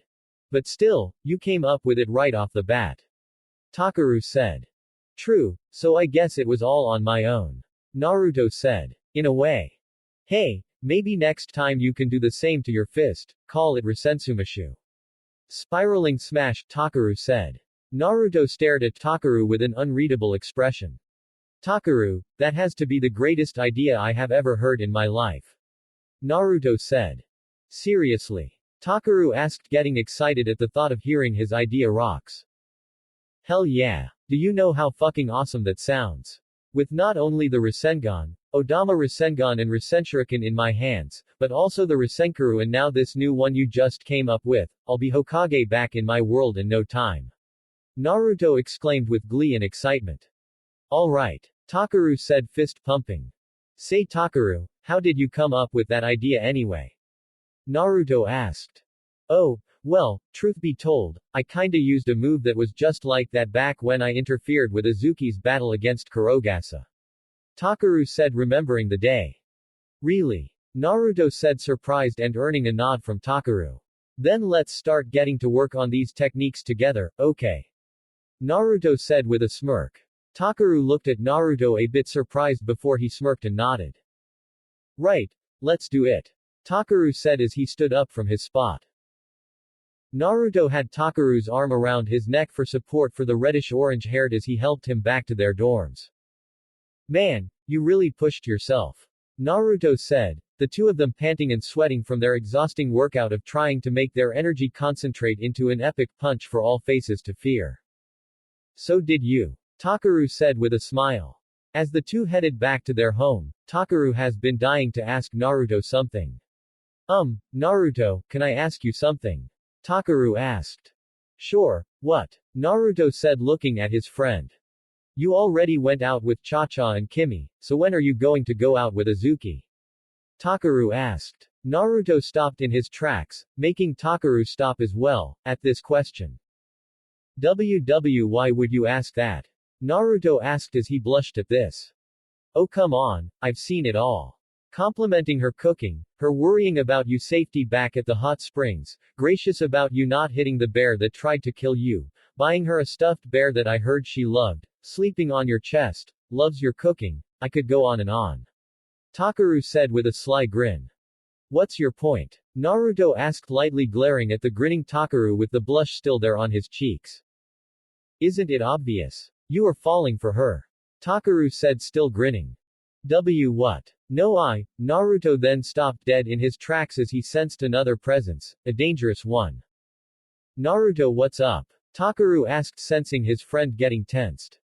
Takaru, listen carefully, I'm going to give you some of my energy. Naruto whispered. What? Why? Takaru asked. I'm going to give you energy so you can run to the security committee and get back up. Naruto said. You mean?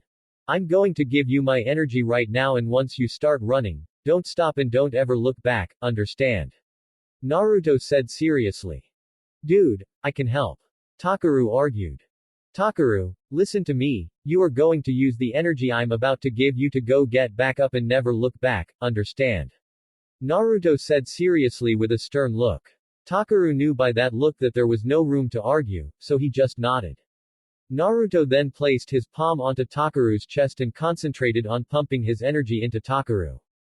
Takaru's eyes widened at how much power he was getting from Naruto. He couldn't believe how much power his blonde counterpart was packing.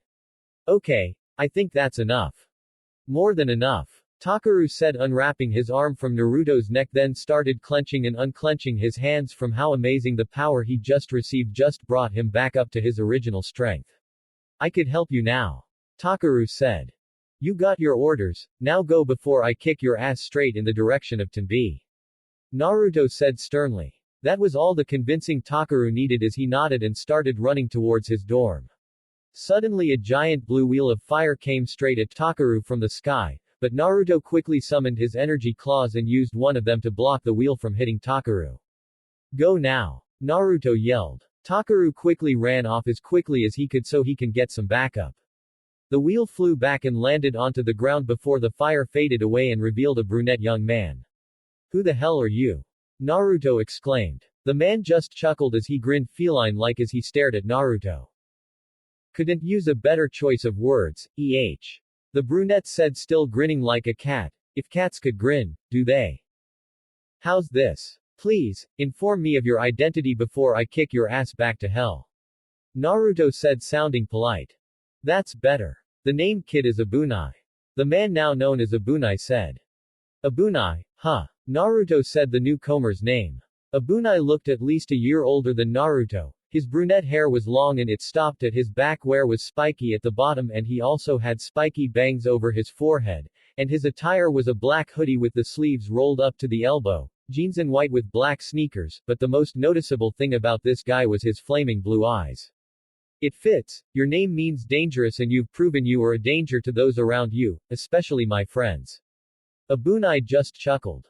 Gotta live up to the name my mama gave me. Abunai said with a smirk. I bet she's so proud of you for doing so. Naruto said, still glaring at the long-haired man who just chuckled. So let me guess, you work for Mayonaka Moon Shikai. Can't blame you for thinking so, I mean after all those fights, and I gotta say, I like the nice mocha girl. Abunai said, licking his lips. She looks like she can give a man a good time. You stay the fuck away from her. Naruto yelled. Oh come on, I don't see a ring on her finger. Abunai said. No, but you will see blood and stars after I'm done with you. Naruto said. Well then, how about we get started, nay? Abunai said with a grin as his hands glowed fiery bluish green and then disappeared, revealing Tekko Kagis. Those ninja claw weapons that Geki used in Street Fighter 1 and Vega used in the rest of the Street Fighter franchise. Naruto got into his fighting stance and glared at Abunai. Let's rock. Naruto said as his eyes glowed red. Abunai charged at Naruto, swinging his Tekko Kagis at Naruto who kept dodging them. He couldn't land a single hit without getting clawed at. Suddenly Abunai headbutted Naruto and slashed his Tekko Kagis in an X formation, making an X wound made of 2 pairs of 3 clawed cuts on his chest. Naruto jumped back and held his wound as it bled. Damn. Naruto cursed, gritting his teeth. Man, do you kiss your mother with that mouth? Oh wait, that's right, you don't have one. Abunai insulted with his cat-like grin. That's rubbed Naruto the wrong way as his bluish-green energy surrounded him. That's right, use it, I wanna see what you can do. Abunai said. Naruto just made a cross sign with his fingers and spoke his signature jutsu's name. Kage Bushin no Jutsu. Naruto shouted as clones appeared and started charging at Abunai, but suddenly a fierce fiery wind had sped past the Naruto clones, destroying them and led to Naruto getting cut again and bleeding with some burn marks. Naruto fell onto the ground holding his new wounds. Damn it. Naruto cursed. Naruto looked up to see Abunai with his Tekko Kagis ready for the final strike, but Naruto refused to lay there and wait to die. Naruto started the process of concentrating and spiraling his chakra to both his legs. Rasenrankuru. Naruto shouted as he used both his legs to kick Abunai away from him. Abunai quickly blocked with his Tekko Kagis before he was sent rocketing. As the brunette landed gently on his feet like a cat before his Tekko Kagis dispersed, meaning they were destroyed. No bad kid. Abunai said before he disappeared. Naruto had a shocked look on his face. But you need to be better. Abunai said behind Naruto before he slammed his hand into Naruto's back, sending the blonde rocketing into a number of trees. Naruto got up onto his knees as he was panting. Damn it, I hope all those morning runs with Takaru helped with his speed. Naruto thought as he glared up at the smirking Abunai. You really need to train more. Abunai said as he disappeared and appeared in front of Naruto, kicking the blonde in the jaw, sending him high into the air before he breathed in some air and blew out a blue fireball in the shape of a mouse. Naruto saw this coming and crossed his fingers in his signature hand sign once again. Kage Bushin no Jutsu. Naruto shouted as a clone appeared next to the original Naruto and grabbed the original's arm and threw him in another direction, saving him from getting hit, but the clone was engulfed in flames in the process. Naruto gritted his teeth in anger as his eyes became red and slit, but Abunai somehow appeared above him and sent both his fists down on Naruto, sending the blonde down to the ground. Naruto hit the ground, creating a dust cloud and a hole in the ground. Abunai gently landed onto the ground, crossing his arms and gave a grinning smirk. Too bad kid, too. Suddenly 2 pairs of hands grabbed Abunai's ankles. Bad. Then out from the ground, Naruto sent a rocketing uppercut straight to Abunai's chin, sending him sky-rocketing. Now! Naruto yelled. A clone in the air punched Abunai across the face, another then punched him across the other side of his face, then another sent an axe kick down his head, sending Abunai rocketing. The original appeared underneath Abunai and sent his energy into his fist, and once Abunai was close, he sent his energy-powered fist straight into Abunai's stomach, making him spit out saliva and blood as he was then sent rocketing into the air. As Abunai reached the maximum height he was sent to, thousands of Naruto clones appeared around him. Together. The original yelled from the ground. All the clones made a battle cry and threw themselves at Abunai, sending kicks and punches all over the guy's body. Uzumaki Naruto Yonsen Renden. Naruto Uzumaki 4000 combo or barrage for those who only know it by that. All the clones yelled out as two Naruto clones sent a double uppercut straight to Abunai's chin, sending him rocketing into the sky. The original Naruto sent a grand amount of energy to his feet, sending him rocketing into the sky until he was higher up the Abunai. Naruto then stopped in the air as he created another Rasenkuru. Now go to hell. Rasenkuru. Naruto screamed his jutsu's name as he slammed his foot down onto Abunai like an axe kick, sending him rocketing into the ground until he slammed down to the surface of Earth, creating a crater. At Tenbi, Kimi and Cha-Cha were on the roof looking at the sunset. Cha-Cha sighed seeing the sunset. You know what would make this sunset perfect? Cha-Cha asked her best friend. Oh, Naruto-kun shirtless, bringing us delicious cuisines, caring for us, holding us, loving us and doing anything to make this beautiful sunset perfect along with his shadow clones. Kimi said with starry eyes, huge red blush and drool going down the side of her mouth.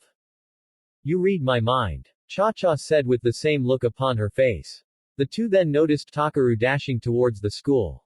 What's with him? Cha-Cha wondered. Naruto's in trouble. Takaru yelled with everyone who was in the building. What? Cha-Cha and Kimi yelled with shock and fear. Isuki was inside the security committee room looking out the window with shock. What? Isuki silently said with wide eyes of shock. Naruto looked down at the crater with narrowed eyes. An early grave for all Mangaka Moon Shikai bastards. Naruto said as he started walking away, but suddenly the ground started to shake as if there was an earthquake. Naruto tried to keep his footing, but the earth was shaking sporadically that it was difficult to keep standing. Suddenly rising out of the crater was the top half of a giant cat made of fiery blue with black flames and golden eyes. It roared into the sky sounding like a lion before it sounded like a cat's angry meow at the end. The giant cat looked down at Naruto with its golden eyes staring down at the blonde. Ah, anyone you know? Naruto asked Kurama through their mind link. That looks like Matabi, but it's not her. I know Matabi's energy and will, and that thing's inner aura isn't even close to Matabi's. Kurama said, growling, not liking this poser. The giant cat then chuckled sounding like a man. You said Matabi is a girl, right? Then either my hearing is fucked up or that's a man cat. Naruto thought to the giant fox spirit. The giant cat was engulfed in blue with black flames, shrinking until a man on all fours was panting with saliva dripping from his mouth and elongated claws, giving off the impression of a predator animal with the lust for blood. Surprise! Abunai shouted as he threw his head up to reveal burning golden eyes and a creepy toothy grin like the Cheshire cat, but with drool coming down his mouth. Naruto's eyes widen in shock at the look of his face. It looks like the face of a serial killer. Abunai disappeared and appeared in front of Naruto and tried to use his claw to rip off Naruto's face, but the blonde grabbed both his wrists with the claws inches from his face, but then suddenly giant fiery blue with black flaming cat claws came out of Abunai's back and tried to stab and claw him, but Naruto quickly summoned his energy claws, using the to lock claws with Abunai's cat ones. Shocked. Abunai exclaimed, licking his lips. You're a Jinchuriki. Naruto shouted. Wrong. Abunai yelled, still grinning, as he then kicked Naruto away. Abunai inhaled a huge amount of air before he blew a large stream of fire at Naruto. Naruto quickly jumped high into the air where Abunai sent his claws at Naruto, who blocked them with his energy claws. Abunai then blew a mouse-shaped fireball at Naruto, but instead of hitting him head-on, it went past the blonde before making a U-turn and hitting Naruto in the back, making him scream from the intense burning heat. Abunai took the advantage by using his giant cat claws to grab Naruto's energy claws and force them away, getting a good opening to attack Naruto head-on, which he did so with his giant claws to send an X-slash across Naruto's torso, making him bite his tongue to keep himself from screaming at blood spray out of his body. The claws then locked together and slammed themselves down onto Naruto, sending the blonde down into the ground, making a small crater. Abunai laughed like a maniac as Naruto sat up panting as he looked at his torso to see his shirt was completely ruined with only stands and pieces left, and what was left was covered in blood, so he ripped it off, revealing his muscular body as he stood up. All right. Naruto said, cracking his knuckles and cracking the crick of his neck. Round 2. Naruto then bent his knees and his arms out with his fists clenching before he started roaring and building up his bluish-green energy that completely surrounded him. Abunai looked at him with annoyance at how godly Naruto looked. Fucking show oh. Before Abunai could finish his sentence, Naruto vanished and appeared in front of Abunai, slamming his fist into Abunai's face, sending him rocketing far away. Naruto then ran at Abunai with enhanced speed and appeared above Abunai and axe kicked him hard into the ground and then grabbed him and slammed him back onto the ground before he sat on him and started sending flurries of punches Abunai's face, but after a few moments Abunai kicked him away and stood up as his nose bled while he glared at Naruto. Naruto glared back at Abunai with elongated fangs. What are you? Naruto asked, earning an eyebrow raise from his brunette counterpart. You said you weren't a Jinchuriki, but then how come you have Matabi's power? Matabi. That's the Nibi's name. Huh, anyway kid, I'm the first in a new line of beings all thanks to Mayonaka Moon Shikai. Abunai said with a cat-like smirk as he chuckled. What are you? Naruto demanded answers. Abunai just closed his eyes and chuckled. I'm a hybrid, kid. Abunai said with his eyes opened with his golden eyes shining with a smirk on his face. A hybrid, a hybrid. Both Naruto and Kurama said in shock. That's right, I'm half human, half Biju. Abunai exclaimed as fiery blue with black flames danced around him. Naruto stared at him with wide eyes, before gritting his teeth with anger. How? Naruto demanded answers. Oh, just a little surgery of placing a sum of the Nibi's chakra into my system, making mine evolve into that of the Nibi's, yet still keeping the properties of a human being such as the need for food and keeping my organs. Other than that, the rest is Biju. Abunai said nonchalantly as he dug into his fingernails, cleaning out the dirt and boredom. Naruto's fist shook with anger as he glared intensely at Abunai. Not because he gladly took the Nibi's chakra for his own selfish gain, but because he was so relaxed and uncaring about it. I'm going to kick this guy's ass worse than the first Hokage did to Madara Uchiha. Naruto thought with anger and fury. Oh, so you were listening during school? Kurama said uncaringly. No, I learned it from Kimi. Naruto said in his mind through their mind link. I don't care, all I care about is you killing this guy. Kurama said. We'll see how it turns out, but I am definitely going to give this bastard a beating he'll never forget. Naruto thought. Hey, are you two done talking to each other? I'm getting bored here. Abunai's voice entered Naruto's mind, making the blonde Jinchuriki and Biju have shocked looks upon their faces. Telepathy, Biju do it with each other, and since I'm half Biju, I can enter your little conversation anytime I want. Abunai said through his mind as he grinned at the two slyly. Kurama. Naruto thought, gritting his teeth in anger. Right. Kurama said as he gave Naruto his chakra. Naruto was then surrounded by red chakra mixed with green energy, both dancing around him like fire. Finally, we're getting somewhere. Abunai said as he saw Naruto's blood-red slit eyes glow as his teeth and nails became elongated into fangs and claws. Let's go then, Abunai said as his giant flaming claws retreated back into his back and then his arms burst into fire, revealing flaming fiery blue with black arms with long black claws instead of fingernails. Shall we? Abunai said as he and Naruto dashed at each other and officially started round 3. Running towards the ruckus, Takaru, with a javelin on his back for some reason, led some of the security committee to where he and Naruto were training. The few who came along with him were Cha-Cha, Kimi and Isuki, along with Haruko, Anaho and Uruchi. The group then saw a giant plume of red mixed with green energy and fiery blue with black flames rising from the earth. Damn, that bottle's getting intense. Takaru thought. Isuki looked ahead with fear for her friend and roommate. Naruto, you better be alright or else I'll knock you out. Isuki thought with eyes shrouded in worry and concern. Naruto and Abunai jumped back from each other as they both panted from the intense battle they just had, with cuts, bruises and claw marks all over their body along with some blood. The two continued to glare at each other, daring the other to make the next move. After a few moments to breath, Naruto calmed himself and stood up as if nothing had happened to him. Abunai's eyes widened with shock. The fuck? How can he be like this after the beating I just gave him? Abunai thought with shock. Let's admit it, Abunai. Naruto said, earning the brunette's attention with a raised eyebrow. I'm going to win this fight. What? Fuck you. Abunai yelled, but he knew Naruto was right and that serious face the blonde was giving him was freaking him out a bit. Damn it, if only I could find a way to actual land a hit on him and deliver the final strike. Abunai thought, starting to think of a way to take down Naruto. Naruto. Takaru shouted the blonde's name, earning the attention of the two fighters. We're here to help, Takaru said, stopping and standing strong with the others. Abunai just grinned at this. Perfect, the brunette thought as he eyed them all. If memory serves right, it was the redhead that this chump bought that bear for, and he kept taking the hits to protect that damn thing from getting cut to ribbons. So, Abunai then got onto all four and dashed forward with his claw cocked back, but he wasn't going for Naruto, he was going for Isuki. Naruto's eyes widened in horror as he saw Abunai getting closer to Isuki, ready for the kill.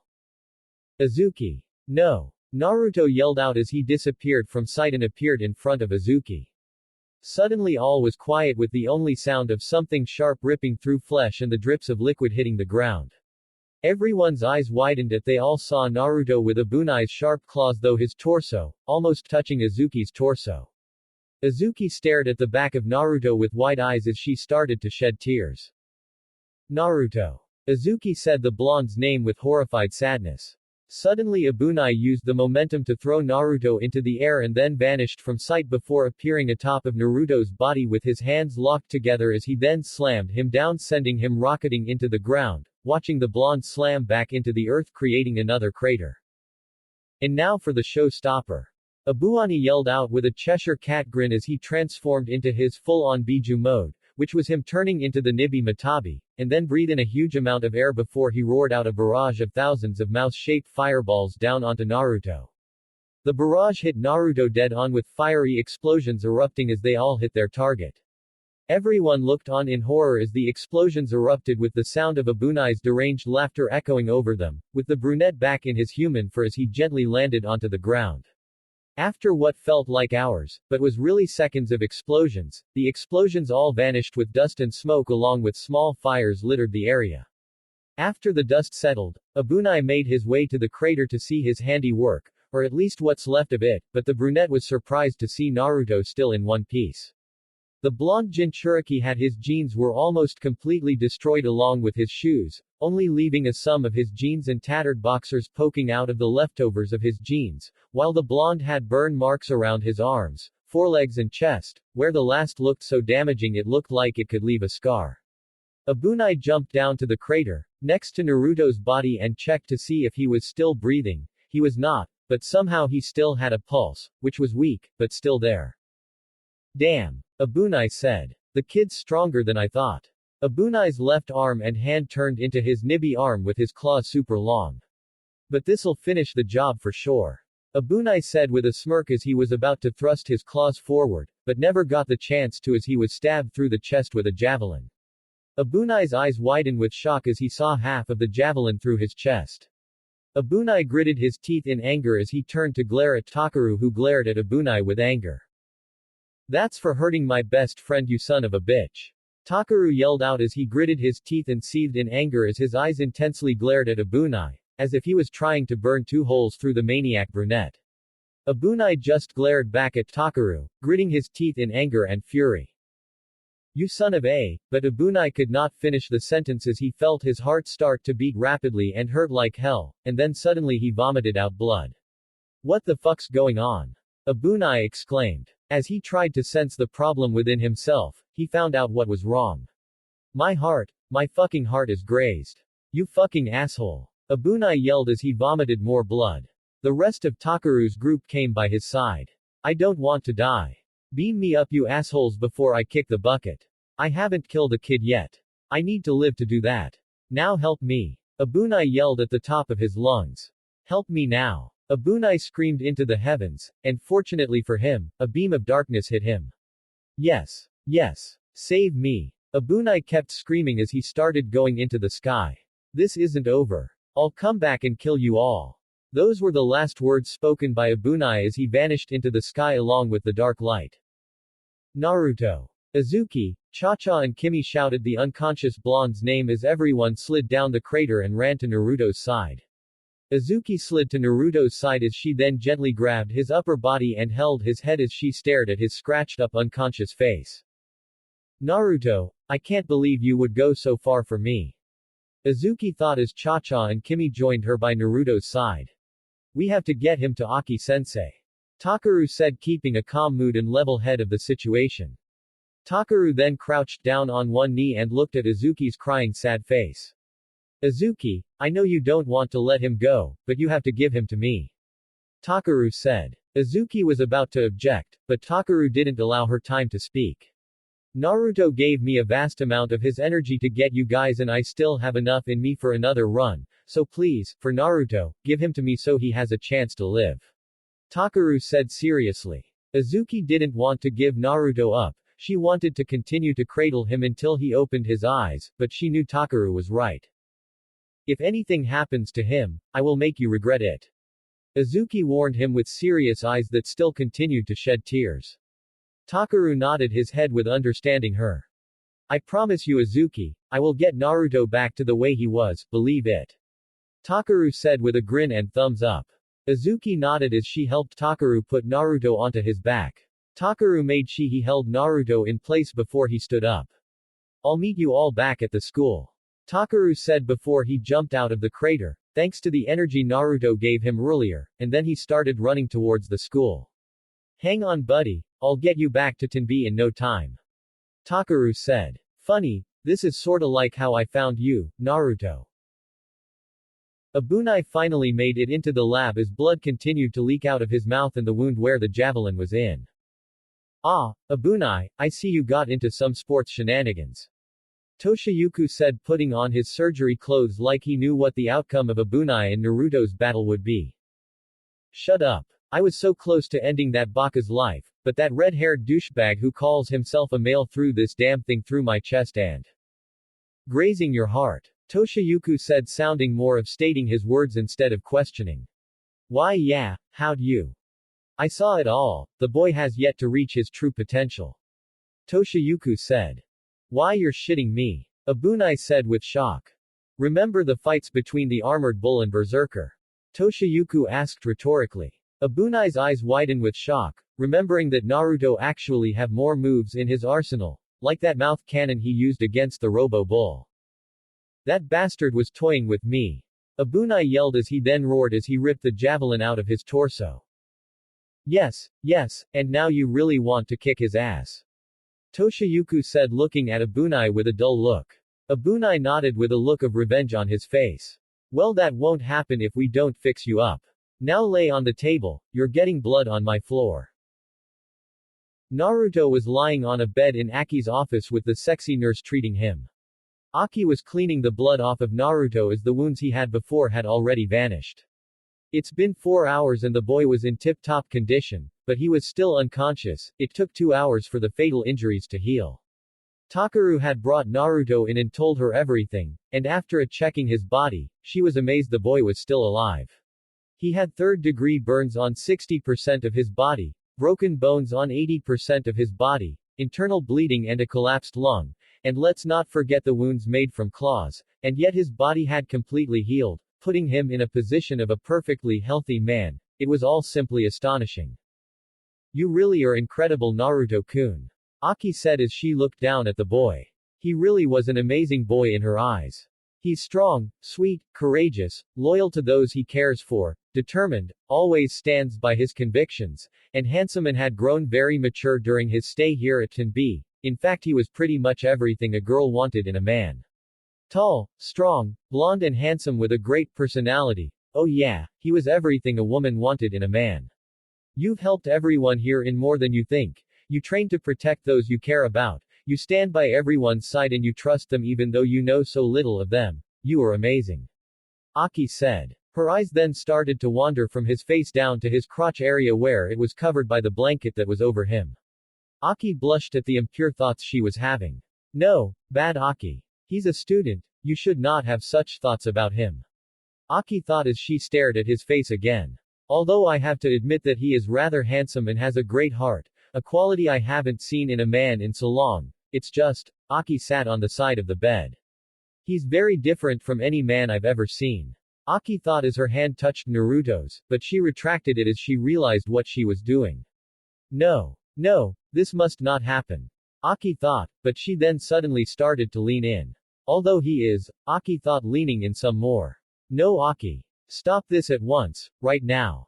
Aki yelled inside her head, but her body and heart refused to listen to her mind. But, I do feel, but this is wrong. But, it feels. Aki's mind was in jumbles as she laid atop of Naruto and her face was inches from the blonde's body.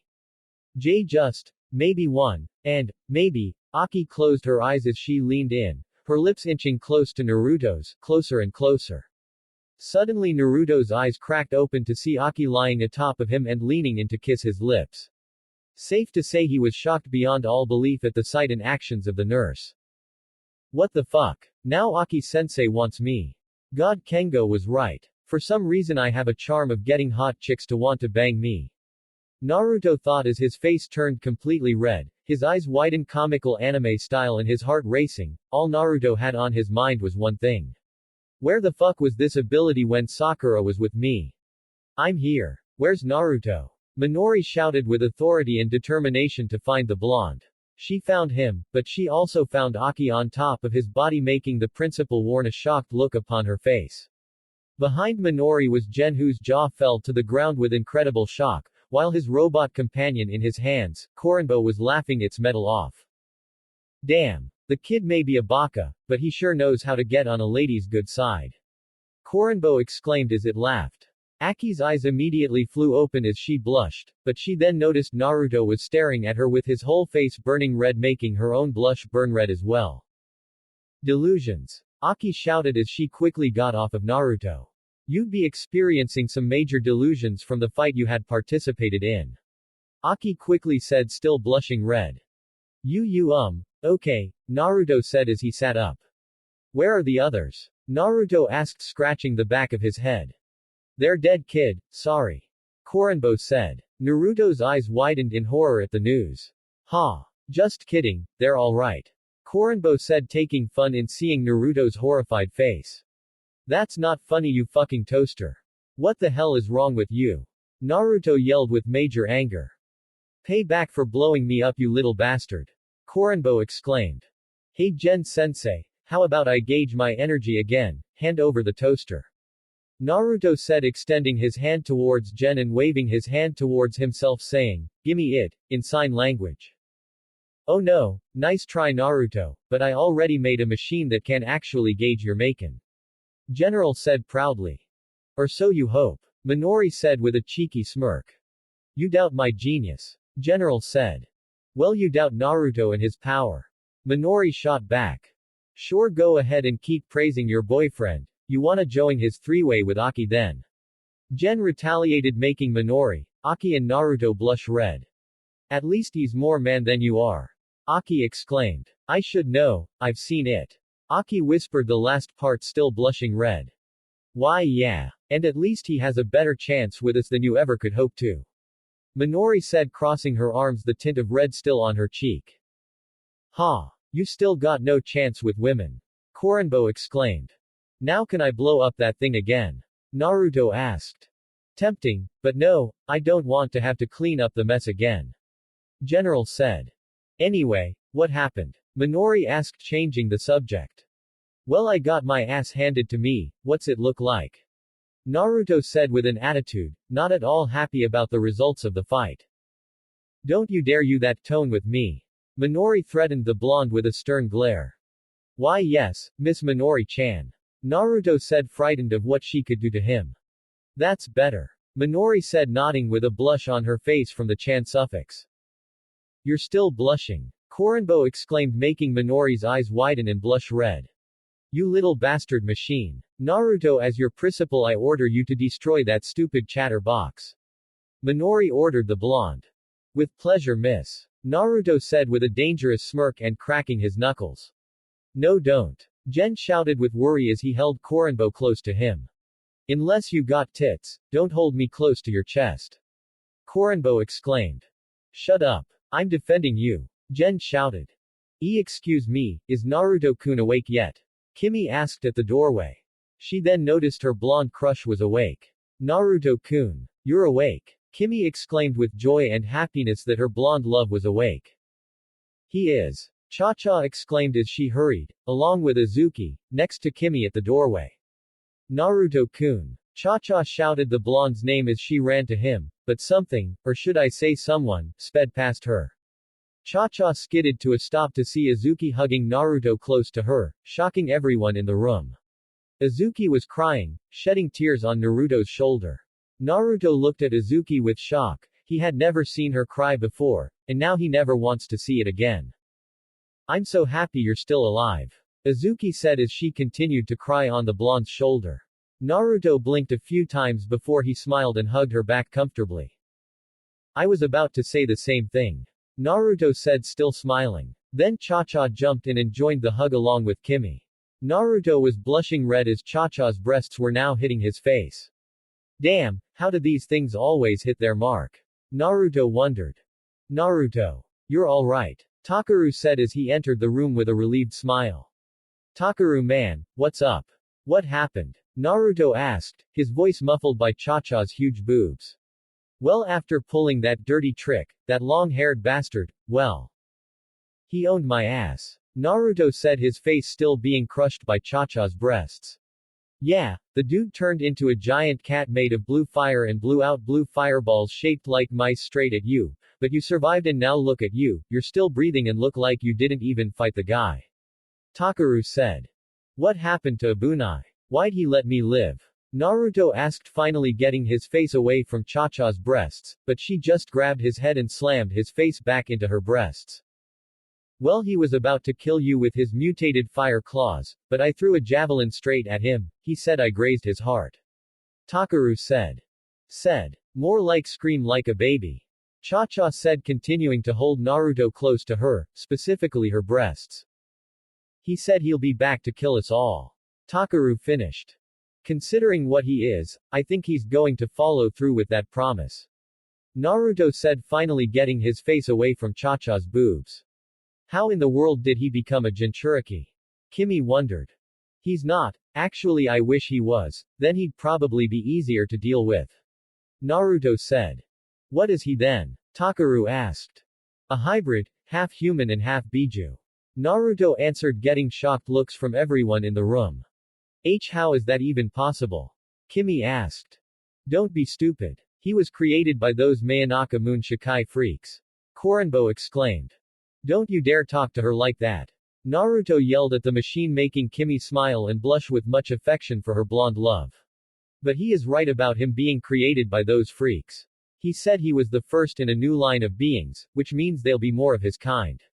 Naruto said, scowling, remembering that bastardized organization. It's like they keep creating more problems every day, which he figured they were. Damn it. Naruto cursed as he clenched his hands into fists. I can't believe I lost to that bastard. It happens, trust me. Takaru said, trying to comfort his friend. But he could have killed you guys, he almost killed Isuki. Naruto said as his anger was starting to rise. But you saved me, remember? Isuki said. But if I was only faster, then I would have been the one to own him. Naruto said, gritting his teeth as his bluish energy started to dance around his skin. Then stop acting like such a baby and get stronger now. Isuki yelled. Naruto still looked pissed for the moment, but then the energy disappeared as he cooled down. You're right, Isuki-chan. Naruto admitted as he looked down at his hands. But still, Naruto lifted his hand to his face. That bastard used one of my friends against me by threatening her life. Naruto thought as he gritted his teeth in anger again and clenched his hand into a fist. That's unfucking forgivable. Naruto thought with anger as his bangs shaded his eyes and bluish-green energy danced around his arm and suddenly, but slowly transforming it. Naruto-kun. Are you okay? Kimi asked with worry. Suddenly Naruto slammed his fist into the wall, making it explode from the sheer force of the attack and leaving a large hole in the wall. Everyone gasped and looked shocked at not the sheer power of Naruto's strength, but what his arm had become. Naruto blinked a couple of times as a look of surprise dawned his face as he looked at his arm to see it was completely made of armored metal. It basically looks like Raiden's arm from Metal Gear Rising. Revengeance, you know, after the first mission where he lost his first battle with Sam. Naruto blinked a few times with an unreadable look on his face as the metal glowed green and then vanished. Naruto then silently concentrated on his arm, delivering some energy into it, and then his arm glowed green again, and then when the light faded, Metal armor covered Naruto's arm with long metal claws at the ends of his digits. All Naruto did was blink a few times, before he grinned with a look that says, dangerous, giving everyone in the room, minus Koronbo, chills down their spines. I think I just discovered a new power. Naruto said with a wide, and a bit chilling, smile. No shit Sherlock. Koronbo exclaimed. Naruto looked at the metallic robot box with his slightly chilling smile still on his face, creeping the robot out. Gen, let me gauge my new strength. Naruto said, extending his hand with his creepy smile still on his face. Gen sweated with fear as he held Koronbo close to him as Naruto stood up from his bed. Suddenly a giant energy claw came out of Naruto's back and went and grabbed Koronbo, then it brought it back to Naruto. The energy claw held in place as Naruto clenched and unclenched his now armored hand. If Koronbo could sweat, he would be doing it right now out of fear. Naruto reeled back his armored arm, ignoring the pleas of, no, and, don't do it, from Gen, as he then sent his fist straight into Koronbo, going right through the machine before he roared and burst with power, making Koronbo explode once more. Whoa! Cha-Cha exclaimed as she and Kimi stared at Naruto with starry eyes. Holy crap! Takaru said in shock. Isuki, Minori and Aki smirked at the power Naruto showed and happy that he stopped whining. No. Not again Gen cried, but everyone just ignored him. Naruto brought his fist back close to his face and smiled. I don't know when he'll come back, but I got the feeling I'll be ready when he does show his ugly face around here. Naruto said with a smirk as everyone smiled at his, well except for Gen, who was wallowing in self-pity and misery with anime tears as he was picking up the pieces of Koronbo. Naruto was doing push-ups late in the afternoon. He wore a pair of his jean shorts and new white with black sneakers, but was shirtless with his bare muscles showing, wrist and ankle weights that were made by Kenway, weighing so much that Naruto felt his ankles and wrists were going to break, and a giant boulder with a weight seal he learned from Jiraiya before he was taken away from his world on the boulder. Safe to say, Naruto was really pushing himself for his rematch with Abunai. Damn Naruto, you're really pushing yourself. Takaru said, amazed with how strong Naruto was. Takaru was spotting Naruto just in case anything happened, he'd be there to help Naruto out. The two were in the middle of the school grounds, which was agreed to be the best place to be just in case Abunai came back to finish what he started. As the two were preparing Naruto for his deciding battle with Abunai, three girls were walking in the courtyard doing, I don't know, but who cares? Anyway, one was brunette with short hair, another had long burnt sienna hair, and the last one was a beautiful sky blue hair with bangs at the middle of her forehead and sides of her face, stopping at her ears, in a large ponytail tied with a blue ribbon, and she had teal eyes. Her breast size was about the same size as Isuki, maybe a few inches smaller. The three girls noticed Takaru with a handsome blonde who was working out intensely with his muscles showing how much progress he had over time. Wow! Look at that handsome blonde over there, he sure is good looking. The long-haired girl said with a blush. Who is he? The blue-haired girl wondered. Wait a minute, I know him. That's Izuki's male roommate. I think his name is Naruto. The short-haired girl said, remembering the blonde from the fight said blonde was in against Kurogasa. Him. The sky blue-haired girl said with surprise. Yeah, I think he might be Izuki's new beau. The short-haired girl said. I have no idea why beau is pronounced beau, which is another name for a boyfriend or male admirer. Honestly, whoever came up with that must have failed English or something. Is that so? The sky blue-haired girl said as she scratched her chin and observed the blonde boy. She had to admit, the blonde was handsome with his unruly wild blonde hair that was now sweaty, which made him look a bit hot, gorgeous cerulean eyes that had a little shine from the sun reflecting off of them, a nice chiseled chin, whisker-like birthmarks on his cheeks that made her want to pet them, and his amazing muscles. You could tell he's been working out for a long time. The sky blue girl had been staring at the blonde boy for a while now that she felt a bit aroused by the sight of him. Garrett, are you okay? The long-haired girl asked the sky blue-haired girl now known as Garrett. Huh. Oh yes, I'm fine. Garrett said, now blushing. The shorter-haired girl gasped at the sight of the blush. You have a crush on him. The shorter-haired one said. No, I do not, but he does interest me.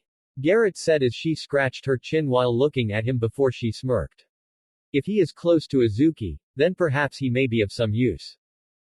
What do you mean? The longer-haired girl asked. I mean Akemi. He may know how Izuki's workout routine works and make it my own, and he could tell me her strengths and weaknesses. Garrett said. But if he's so close to Isuki, then why would he tell you anything about Izuki's strengths and other stuff? The girl now known as Akemi asked. Akemi, have you ever met a man who has ever resisted Garrett? The short-haired girl asked. I guess not. Akemi said.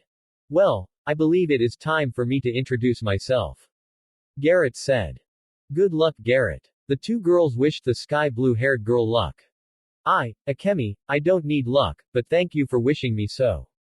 Garrett said, sending a smile their way before she walked towards Naruto and Takaru. 10,699, 10,700, 10,701 inches. Naruto kept counting as he continued his push-ups. I can't believe how far you're getting. You could give Lee a run for his money. Takaru said. I have to push myself farther than I ever have before. Mangaka Moon Shikai is going to pay for everything they've done. Naruto said, gritting his teeth from the pain he was getting from the intense pain he was giving himself and a serious look in his eyes as he continued his workout. Hey Naruto, I've been meaning to ask you something. Takaru said, a little nervous of telling Naruto. Shoot. Naruto said, not losing his focus. Why are you doing this? Takaru asked. Be more specific, dude. Naruto said, continuing to push himself up and let himself down. Why do you want to destroy Mangaka Moon Shikai so badly? Takaru asked. To me, because I want them to pay and to never hurt another innocent person. What do you believe I'm doing this for is my question to you. Naruto said, continuing with his push-ups. I think you want revenge. Takaru admitted his thoughts. Naruto stopped for a moment in the raised position and turned his head to Takaru. Aren't we all looking for revenge? I know you are, Takaru. Naruto said. Takaru just looked at Naruto sternly as the blonde went back to doing his training routine. For a while now I've figured the same thing and have wondered that if I'm becoming anything like Sasuke, but no. I realized that even though Sasuke understands my loneliness, he was right about me not understanding him completely. Sasuke betrayed me, Sakura, Kakashi-sensei and everyone else back in Konoha, and probably his own family name, but he definitely betrayed himself. He only craved power to kill someone who ruined his life, but me, I only want revenge for taking me away from my home and for making me into some sort of freak, but they never ruined my life. I want to stop them because these past few days they have not just been trying to hurt me, but you and the others, and I will not stand for it, believe it. Takaru continued to stare at Naruto, not sure what to say. He couldn't determine if Naruto really meant it about also doing this for others, or whether he was just using Sasuke's revenge to cover up the possible truth of doing it for just himself. Naruto is his friend, hell, maybe even his best friend, and he truly does want to believe his friend, but he just couldn't help but wonder. Naruto. Yeah, Naruto replied. When the time comes, you'll make sure we're all by your side when we face off against Mangaka Moon Shikai, right? Takaru asked. Naruto stopped in the raised position again and looked at Takaru with a surprised look on his face as he stared at the reddish-haired boy's concerned eyes. Yeah, of course. Why would you think that? Naruto asked, surprised and confused at why Takaru thought this. Because when people are so driven by revenge they tend to lose sight of what's truly important to them. Takaru said. That won't happen to me. Naruto said, about to go back to his routine, but Takaru stopped him. Revenge makes no exceptions, Naruto. Even a god with a heart of pure gold can be turned into a regular savage with a dark rotting heart. Sasuke, Madara, and even Obito, they've all become slaves to revenge. Takaru said. Who's Obito? Naruto asked. Kakashi's thought to be deceased teammate, he's the masked man. He saw Rin, his love interest, die in front of his eyes and blamed the shinobi system for it. He hated how the world became that he wants to destroy it in a form of revenge for all the bad things it's done to him. Takaru answered. Was I supposed to know this? Naruto asked. Don't change the subject. Takaru shouted before he calmed down. Naruto, all I want is to not see you go down their path. They decided to do things on their own that they basically ruined their own lives by losing those that were important to them. I just don't want to see you go down that path, none of us do. Naruto looked down to the ground as Takaru continued to stare at him with concerned eyes. Takaru then noticed the smile that appeared on Naruto's face along with understanding eyes. I won't have to with friends like you and the others there to knock me back into my senses when I need it. Naruto said smiling at Takaru, making the reddish-haired teen smile back at him. Thanks Takaru. Naruto said as he extended his fist towards Takaru. That's what brothers are for, Ttibeo. Takaru said with a small grin on his face as he put his fist onto Naruto's. Yeah, that's what brothers do. Naruto said with a small grin as well. Naruto then went back to doing his push-ups. So when are you and Haruko going to hook up? Naruto. What, I'm curious. Naruto said to the blushing Takaru. Takaru was about to retort, but then he noticed Garrett walking towards them. Oh, it's Garrett. Takaru said. Who? Wait, I think I've heard that name before. Naruto said, trying to remember where he heard that name before. Garrett stopped in front of them. Hey Garrett. Takaru said, her name a bit nervous of her presence. Garrett was Izuki's rival and she proved to be a force to be reckoned with, and a frightening one at that. Oyama. Garrett said Takaru's last name. I guess she doesn't respect Takaru in the least since she only called him by his last name. Naruto thought. You must be Naruto, am I correct? Garrett addressed to Naruto. Yeah, and you're Garrett, right? Naruto said. That's correct. Garrett said proudly. I hope you don't mind me asking, but why are you here talking to me? Naruto asked. Well, I was curious of a dear acquaintance of mine, Izuki Shinatsu. Garrett said. You want to talk about Izuki-chan? Naruto asked. Izuki-chan, huh? This might be a little more difficult than I thought considering he's so close to her, but still can work to my advantage. Garrett thought. Yes, if you don't mind that is. I don't know. Naruto said, still unsure of this girl. Meanwhile, inside the school in the security committee room, Izuki was doing paperwork with the others. Naruto was excused because he had to train for when Abunai came back because so far he's seemingly making Ki's only hope against him, and Takaru was safe from the dreaded paperwork because Naruto vouched that he needed Takaru to help him train. The lucky son of a bitch. Izuki then stood up to stretch after feeling stiff, but as she did she noticed her rival and archenemy, Garrett, talking to Naruto and Takaru. Takaru, she wouldn't really give a shit if Garrett spoke to him. That's more of Haruko, Anaho, and maybe Himegami's problem, but Naruto, no fucking way she'd let the two-face, low down, no good bitch harpy Garrett get near him. Hell no, am I letting this happen? Izuki said as she made her way to the door. Izuki, where are you going? Furin demanded answers. Out. I have something that needs taken care of. Izuki said. But you still have some paperwork to be done. Furin retorted. So give me extra when I get back. I have something I really need to do. Izuki yelled as she opened the door and then slammed it shut behind her. Everyone just looked the door with some giving surprised looks, while others gave confused looks. Okay. Yuruchi said. Outside, Garrett was still talking to Naruto while Takaru stood there and watched, worried a bit and wondering if he should do something. All I can say is that Izuki-chan is amazingly strong and she knows how to teach someone a lesson when they need a good kicking. Naruto said. Really? Garrett said. Yeah, she pushes herself every day with that freaking workout she does. Naruto said, continuing his own workout. Is that so? What is her workout? Garrett asked with a bit of a wide smile. Naruto then stopped his workout, lunging his body up, making the boulder on his back bounce off and onto the ground with a smashing sound before the blonde sat up and looked at Garrett with a suspicious look on his face. Before I get into any deeper details, please tell me, why do you want to know so much about my friend?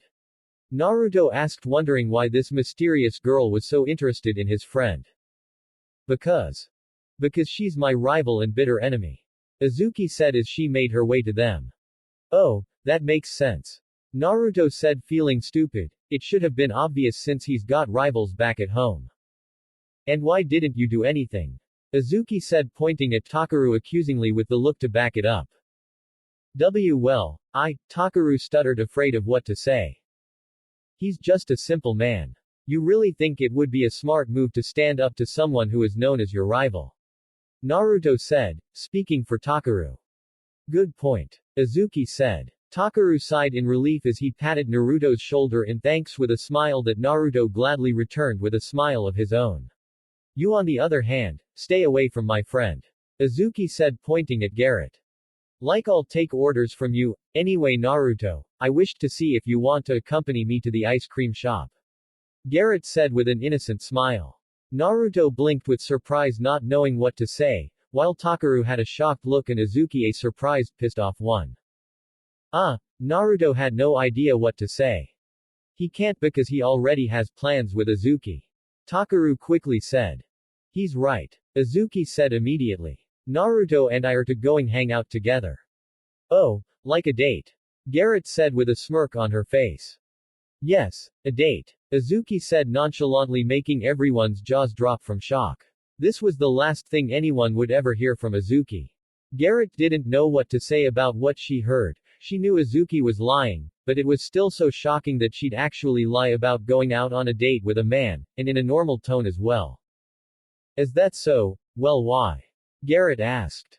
Well, look at him. Isuki said gesturing to Naruto. Good looking, unique features, the whisker marks, muscular tone, kind-hearted and good personality, who wouldn't want to date him? Especially since he cooks and cleans. These words were flattering to Naruto and made the blonde blush, and he wasn't the only one. Isuki was blushing at the fact that she openly confessed the reasons why she liked Naruto so much. Truth be told, Isuki has a bit of a thing for Naruto. Sure he's a baka, but he's her baka. Garrett was suddenly even more interested in Naruto. If these comments and traits were coming from Isuki, then this person can definitely pique anyone's interest. Cooks and cleans. You're very lucky to have him as a roommate Isuki, but I'm not so sure about this date you speak of. How do I know you are not lying?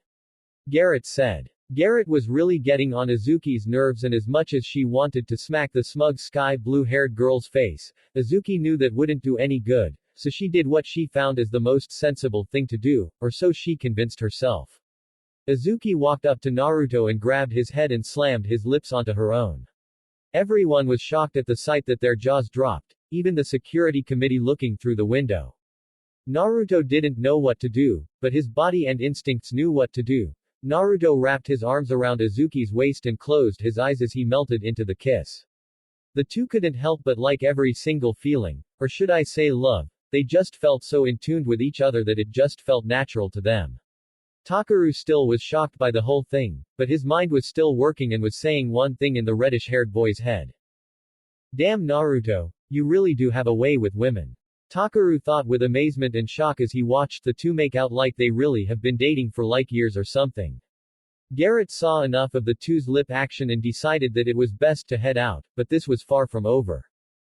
Alright, I believe you, but you didn't have to do this. I know that you two haven't been dating at all to reach this level of comfort with one another. Garrett said, but her words fell on deaf ears as the two continued to lock lips with each other. Garrett's face had her cheeks puffed up and her face turned red with anger from being ignored. Garrett just walked away, despising the fact that she was being ignored. Whoever this blonde is, Isuki is very fond of him, even though he's a new student. Perhaps seducing him will give me an advantage of not only knowing knowledge of Isuki and her training, but will also affect Isuki mentally. Naruto Uzumaki, I guarantee that we will meet each other again and that you will fall victim to my charms. Garrett thought with a devious smile, then she had just noticed something. I just realized, the boy not only has the same name, but looks identical to the manga character from Masashi Kishimoto. How queer. Garrett thought as she walked back to her friends. Takaru watched as Garrett left and released a sigh of relief as she did so. Okay, you guys can stop the charade now, Garrett's gone. Takaru said turning to the two, but like Garrett, his words fell on deaf ears. Guys. Dudes. Yo Himegami, what's up? We weren't doing anything. Isuki and Naruto shouted with blushes on their faces as they quickly released each other. The two then noticed that Himegami was nowhere to be found, so they glared at Takaru. Hey, it was the only way for you two to stop. Takaru said shrugging his shoulders with a nervous smile. Well, either way I'm glad that you came along, Isuki-chan. Naruto said smiling at the redhead, both still blushing from what they have been doing moments ago. Well, men are chicken shit when it comes to letting down women. Isuki said with a smug smirk. Ain't that the truth? Naruto and Takaru begrudgingly admitted. Naruto, Isuki said, the blonde's name earning his attention.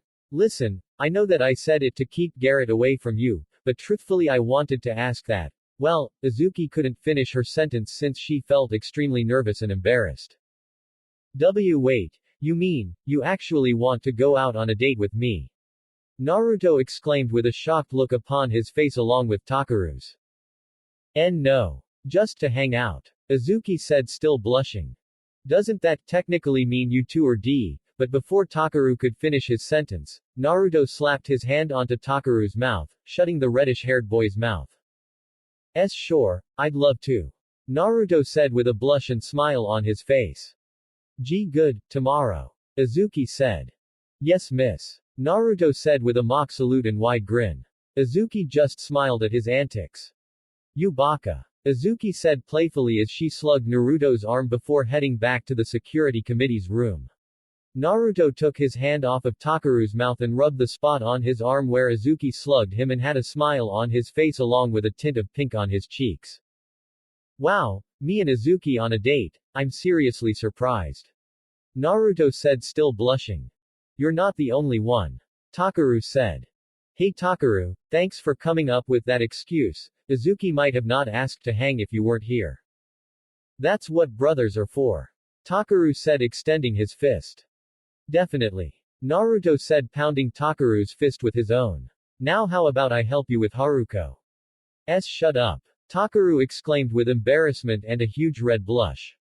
Naruto. Naruto and Takaru turned to see Kengo speeding towards them. You son of a bitch. Kengo yelled as he grabbed Naruto by the shoulders.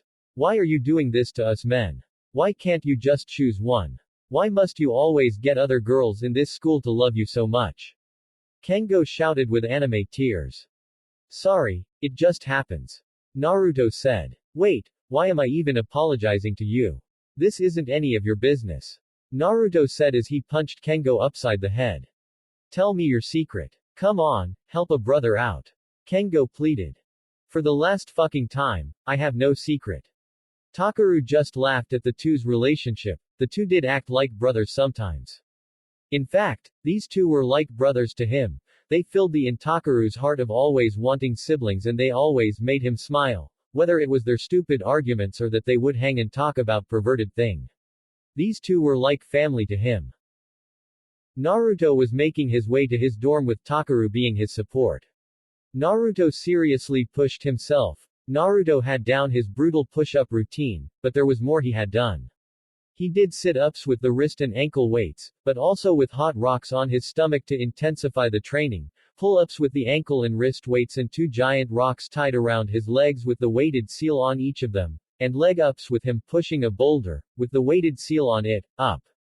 Naruto also concentrated on perfecting his Rasenkaru, which he gained real progress with. It was completely his own. He also tried using the Rasensumushu, which was easier to do since it was sort of like doing a regular Rasengan, but the power of the jutsu was put into his fist, not his palm.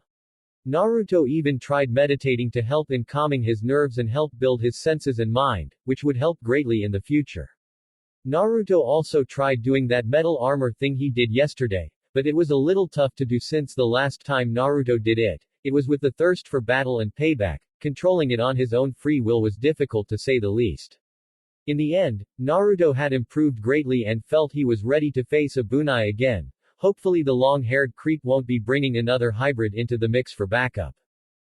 Damn, Naruto said, easing his breath. What a workout. Yeah, you really pushed yourself today, man. Takaru said with a smile. Hell, you have to be without a doubt the strongest of the Konoha 12. That's what me and the others back in my world were called, right? Naruto said. Yeah, you ever think of them? Takaru asked. Well, yeah, actually the only one who ever crossed my mind was Sakura, but that was for a second when Aki-sensei tried to kiss me while she thought I was unconscious. Naruto said, blushing from remembering how Aki-sensei took advantage of the situation after his fight with Abunai.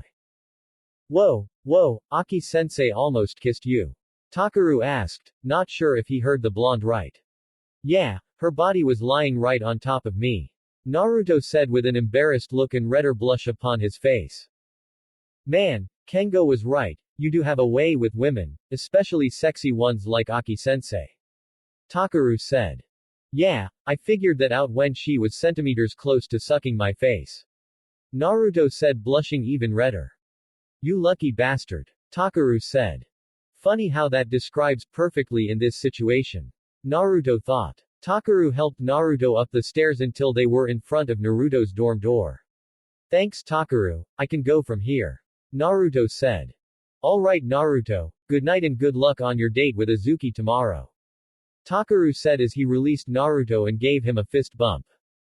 Thanks bro. Naruto said before he opened the dorm as Takaru walked downstairs to his dorm. Naruto closed the door behind himself as he trekked his way inside. Hey, you're back, Cha-Cha said as she was eating some chicken and shrimp from a little takeout box. You look terrible, Kimi said noticing the bruises and scratches on Naruto's body and blushing from the fact that he was shirtless. He looks like an Adonis. Kimi thought blushing red. Sit down, we ordered takeout. Isuki said as she took a bite of some broccoli. No thanks, I pushed myself too far today, I need rest. Naruto said making his way to the ladder leading straight to the loft aka his bedroom. You need to eat, Baka, you need as much energy as you can get for your rematch with that freak. Isuki said. Naruto groaned at her stubbornness. Don't you groan at me. Sorry Isuki-chan. Naruto said. Oh, and put on a shirt. I don't want Cha-Cha here to go all primal from the sight of you muscles and jump your bones. Isuki said. You're so mean. Cha-Cha whined. Naruto put on one of his sleeveless muscle shirts and sat down with them and started eating.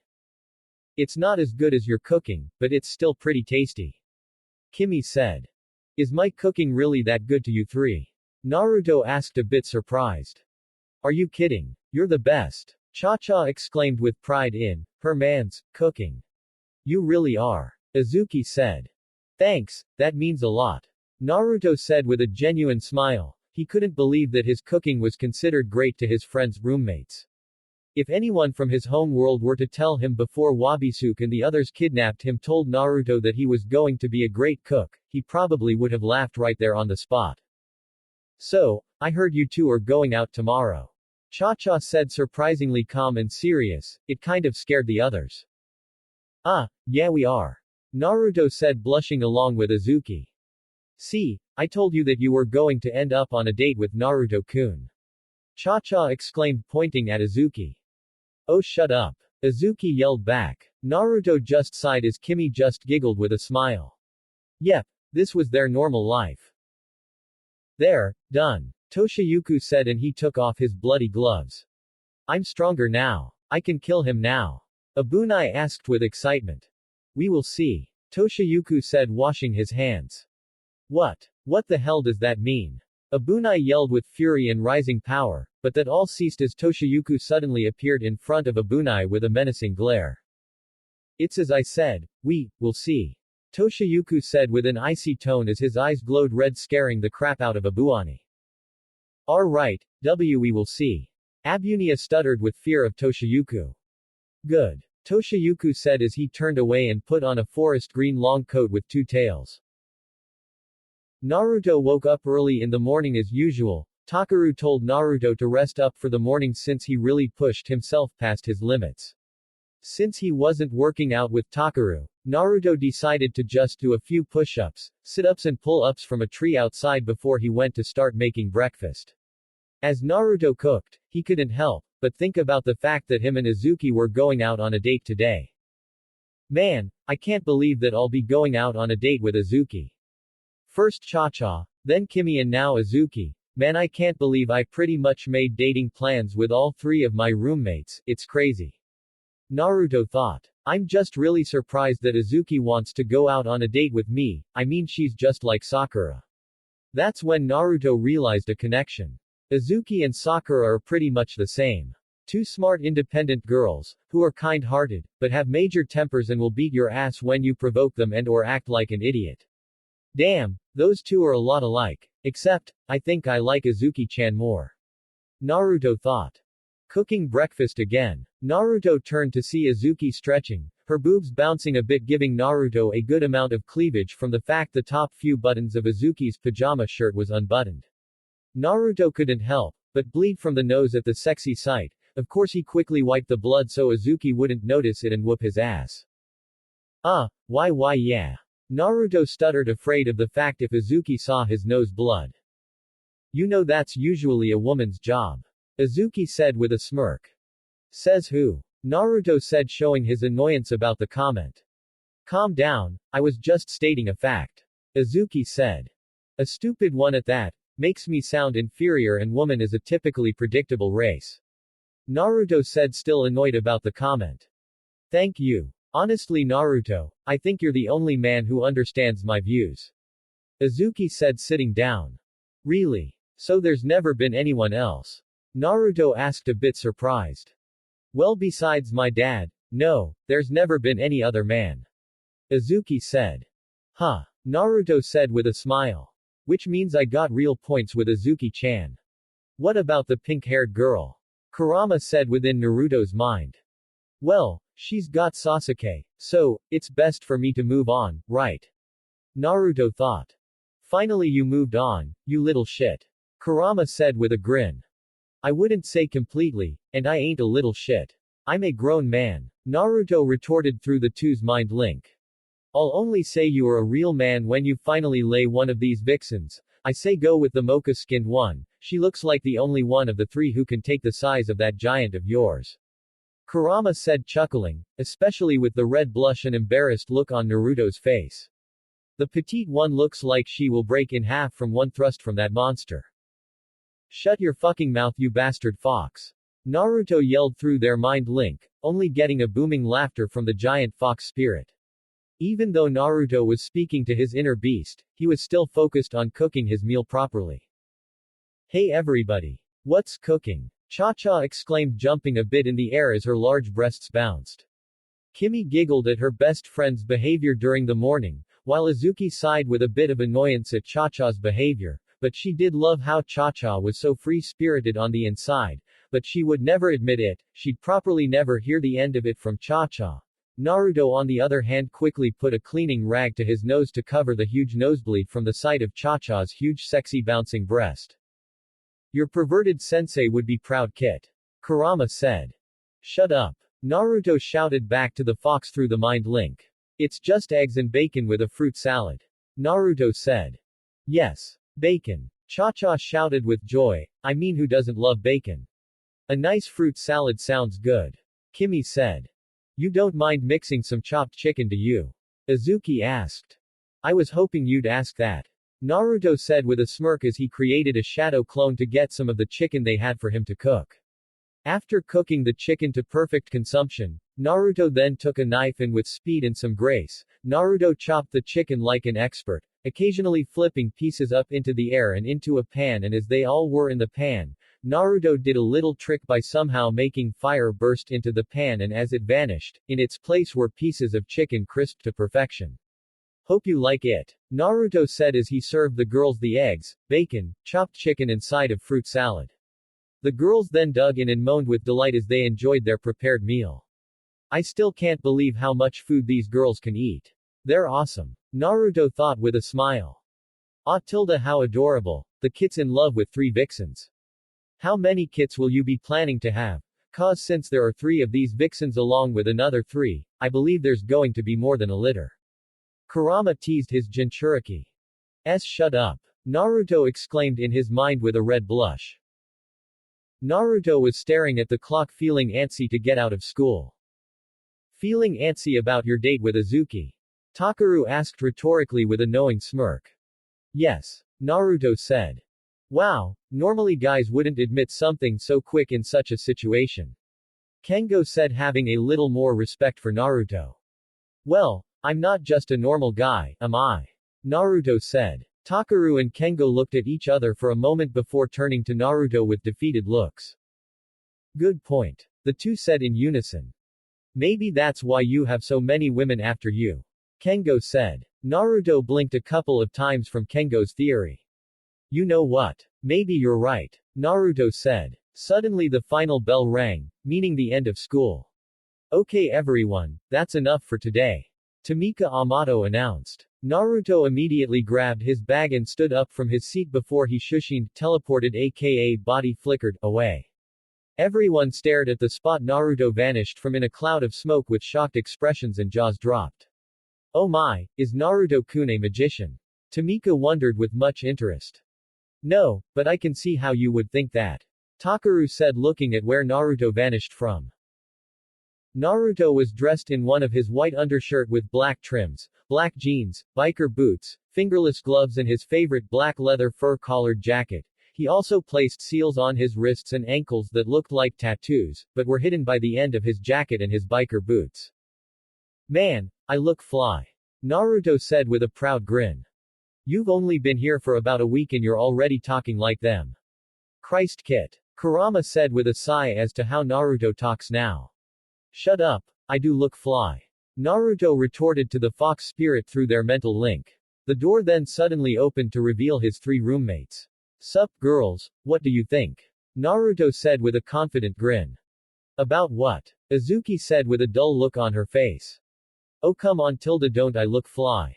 Naruto said smirking proudly. Look fly. My god, you are spending too much time with Kengo and Takaru. Isuki laughed as she headed into her room to change. Oh come on tilde don't I look good? Throw me a bone or something. Naruto whined. Don't feel so bad Naruto-kun, you do look fly. Kimi said trying to make her crush feel better. Totally hot since I can see the outline of your muscles. Cha-cha said with her usual grin. Thanks, girls, that helps. Naruto said with a smile. After waiting for a while, Isuki came out wearing a sleeveless buttoned-up pale blue shirt with the top buttons undone showing some cleavage, beige pants, white with red sneakers and had a hand bag around her shoulder. Okay, let's go. Isuki said grabbing Naruto's arm and dragging him out the door. See ya girls later. Naruto said as he was dragged out the door. Oh man, since Naruto-kun is gone does this mean we have to order takeout? Cha-cha asked. I guess so. Kimi said with a down expression. The two sighed with gloom as they didn't have their blonde love with them to cook and care for them. Well, I'm going to the school's track. Cha-cha said as she went towards the door. Hold the door, I'm going to the mall to see if they have any new manga. Kimi said heading out the door with her best friend. Naruto and Isuki were walking down the street thinking of what to do. So what should we do? Naruto asked. I'm not sure. Isuki said tapping her chin with her index finger. What do people usually do on a date? Naruto asked. You know, besides eating and going to the mall. This isn't a, Isuki just sighed, giving up on saying this isn't a date even though it pretty much is. Well besides those, there's watching a movie, going to the park and do or go to places both individuals like. Well if that's so then I'm game for a movie, if that's okay with you.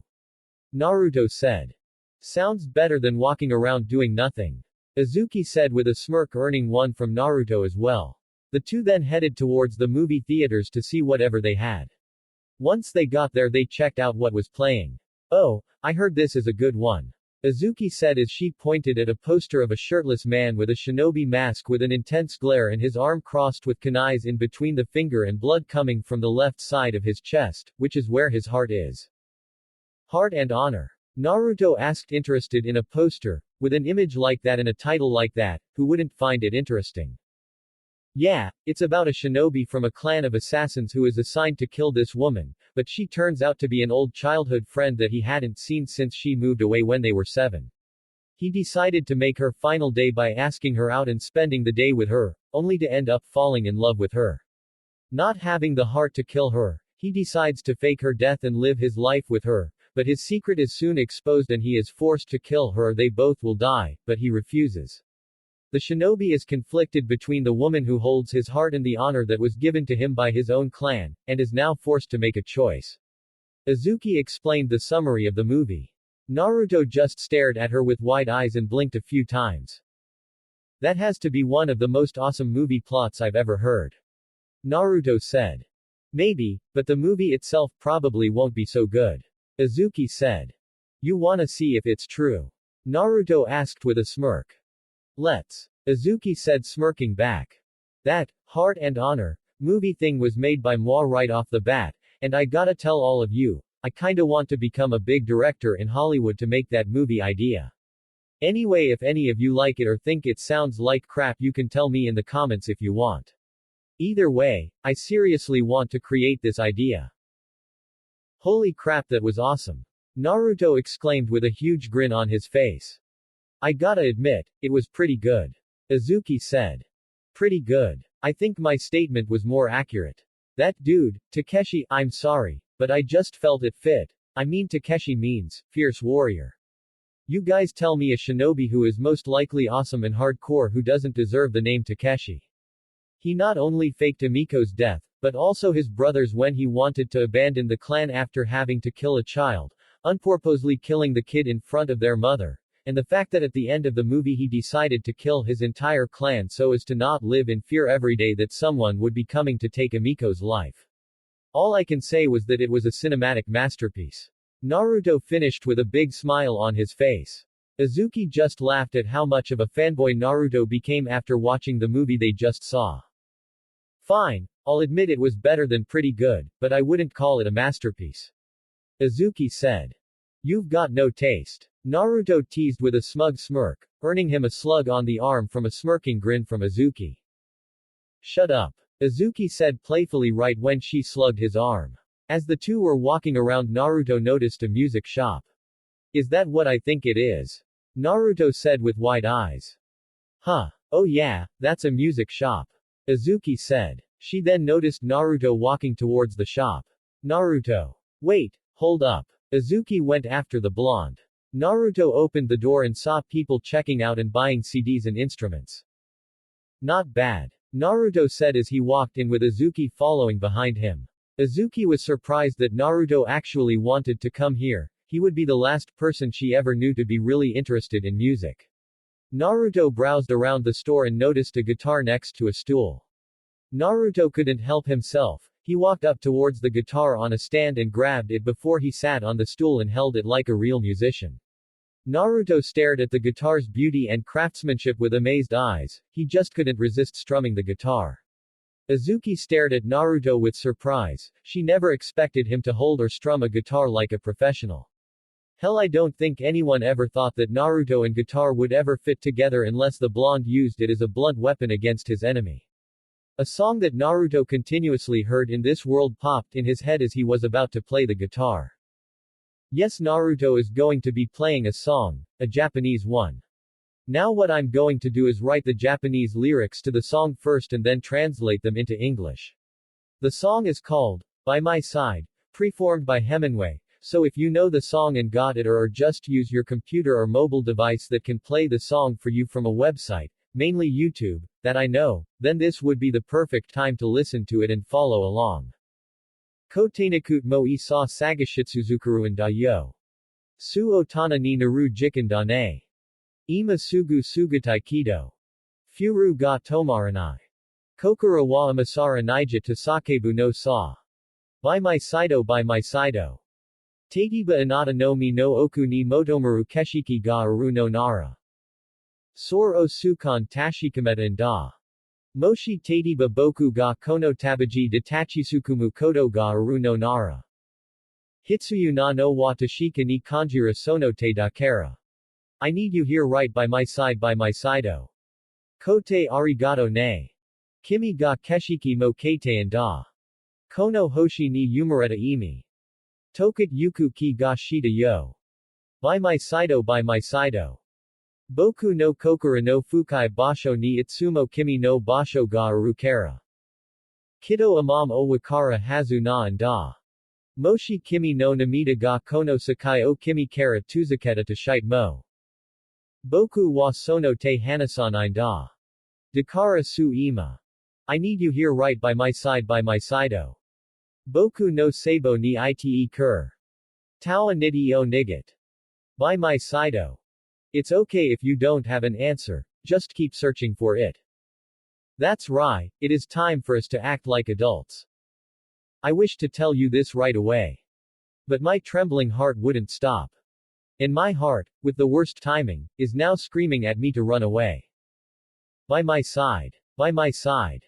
If the scenery I'm looking for is in the depths of your eyes, I wish to seize it and check it out myself. If on my journey I would stand still stupefied from time to time, all I will need is the unmistakable feeling of your hand. I need you here right by my side. By my side. Thank you, for your answer. You have changed the scenery. I felt that I would finally be able to understand the meaning of my being born onto this planet. By my side. By my side. Deep inside my heart, there will always be a place for you. I'm sure we both know this even now. Even if your tears were to take you farther away from this world, I would never let go of your hand. So yes, right now. I need you here right by my side. By my side. Please stay by my side. Always keep my hand gripped in yours. By my side. Once Naruto played the last note on the guitar strings, he looked down at the guitar one last time with satisfied eyes and genuine eyes before he placed the guitar back on its stand next to the stool. Once he stood up from the stool, he noticed everyone staring at him with shock and amazement, which made him feel uneasy with a blush to boot. Ah, yo. Naruto said with his hand up and a nervous smile while he scratched the back of his head with his other hand. Suddenly everyone cheered for him, applauding him for his amazing talent. Naruto blushed a deeper shade of red as he stared at everyone with surprise until he chuckled with a bit of embarrassment and scratched the back of his head again. Naruto walked towards the guitar section and saw a nice black with white one, and as he grabbed the instrument he took it to the cashier. I'd like to buy this please. Naruto said, placing the guitar onto the table. Sure, and by the way, you were incredible. The cashier said. Thanks, I don't usually do it in public. Naruto said with an embarrassed, but flattered smile with blush on his cheeks. I smiles while scratching the back of his head. Too bad, people out there don't know what they're missing. The cashier said, making Naruto blush. As the cashier was ringing up the price, Isuki came up next to Naruto, still in shock that he could play the guitar. Naruto, that was amazing, where'd you learn that? Isuki said, still amazed. Well, Naruto was a bit embarrassed to tell her, but lucky for him, he was saved by the ring of the cash register. That'll be $119.99, sir. The cashier said. Naruto quickly grabbed his wallet and opened it up. Naruto, that seems a bit pricey. After all the money you spent before, are you sure you have? Isuki then noticed Naruto pull out 20s and gave them to the cashier, officially paying for the instrument. Enough. Isuki was shocked at not only the fact that Naruto had enough money to pay for his new guitar, but also that there were still more. Where those came from. Where'd you get all that money? Isuki asked. I have my clones do some things on the side and earned this moolah. Naruto said. Naruto got all this cash from illegal poker games at school. For a while now there has been an illegal poker ring at Tenbi Academy that the security committee have been trying to find and stop, and it so happens Naruto found it thanks to the shadow clones he created to search every corner of the school. But seeing this as an opportunity to earn cash and show off his skills, Naruto decided to keep his knowledge of the hideouts of the poker ring as his own little secret. Is this your girlfriend? The cashier asked, making the two blushed red. No, actually this is our first date. Naruto said, still blushing red. Well, you sure made your date unforgettable after that amazing display. The cashier said. Naruto scratched the back of his head with an embarrassed smile and blush, until he felt a hand on his shoulder making him turn to see Isuki smiling at him with a tint of pink across her cheeks. He sure did. Isuki said, making Naruto's blush turn a deeper shade of red as he had a genuinely happy smile on his face. Naruto then turned back to the cashier and grabbed his newly purchased guitar and said, Arigato, to the cashier, giving him a little bow before he and Isuki headed out. Could you hold this for a moment? Naruto asked Isuki, who took the guitar from him, allowing him to make his signature hand sign. Kage Bushin no Jutsu. Naruto exclaimed. His jutsu's name as a clone of himself appeared from a cloud of smoke. Naruto then took his guitar back from Isuki and gave it to the clone. Take this back to our dorm, and also cook dinner for Cha-Cha and Kimi. Naruto gave his orders to his clone. You don't even have to say please, boss. The clone said before shushing away. Let's see what else we can do. Naruto said as he continued to walk with Isuki following behind. Isuki still wondered what Naruto was up with. Naruto and that guitar. He played it like a real pro, and that was the last thing she, or anyone for that matter, would ever expect from Naruto. Hey Naruto. Want to go eat? Naruto asked, and as if on cue, Izuki's stomach started growling. I guess a meal would be nice. Izuki said with a tiny smile and blushing from embarrassment from her stomach growling. Good, and I'm paying for it all. Naruto said. You bet you are. Izuki said with a smirk, with Naruto smiling at her. Naruto and Izuki were sitting at an outside table enjoying their meals. Izuki was having a chicken salad while Naruto was having a black pepper honey steak with miso pork ramen on the side.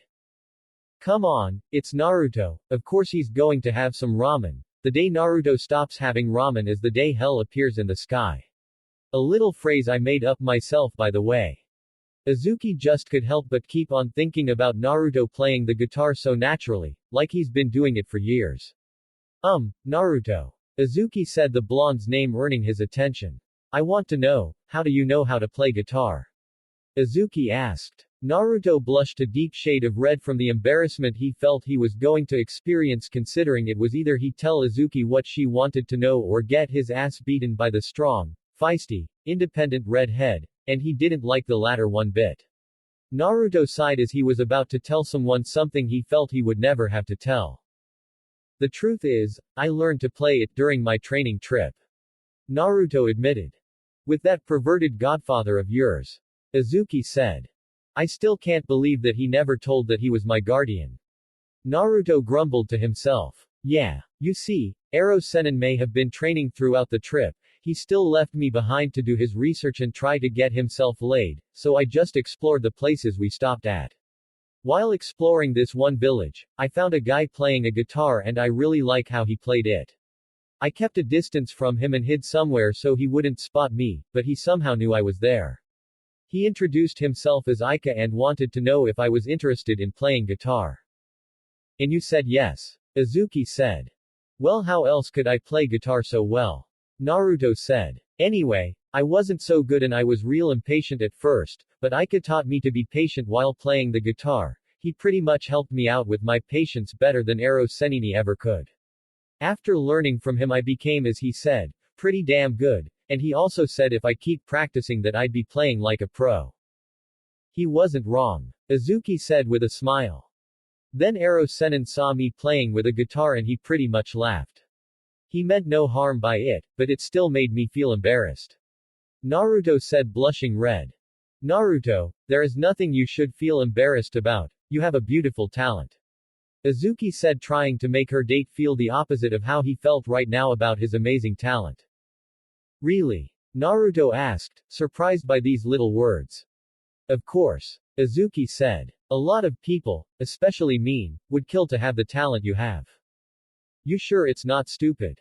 Naruto asked, still blushing. Izuki then subconsciously placed her hand onto Naruto's, making the blonde look up at her with surprise. Actually, I think it makes rather amazing. Izuki said with a genuine smile that Naruto gladly returned. Suddenly the two hear music being played by a street band near them.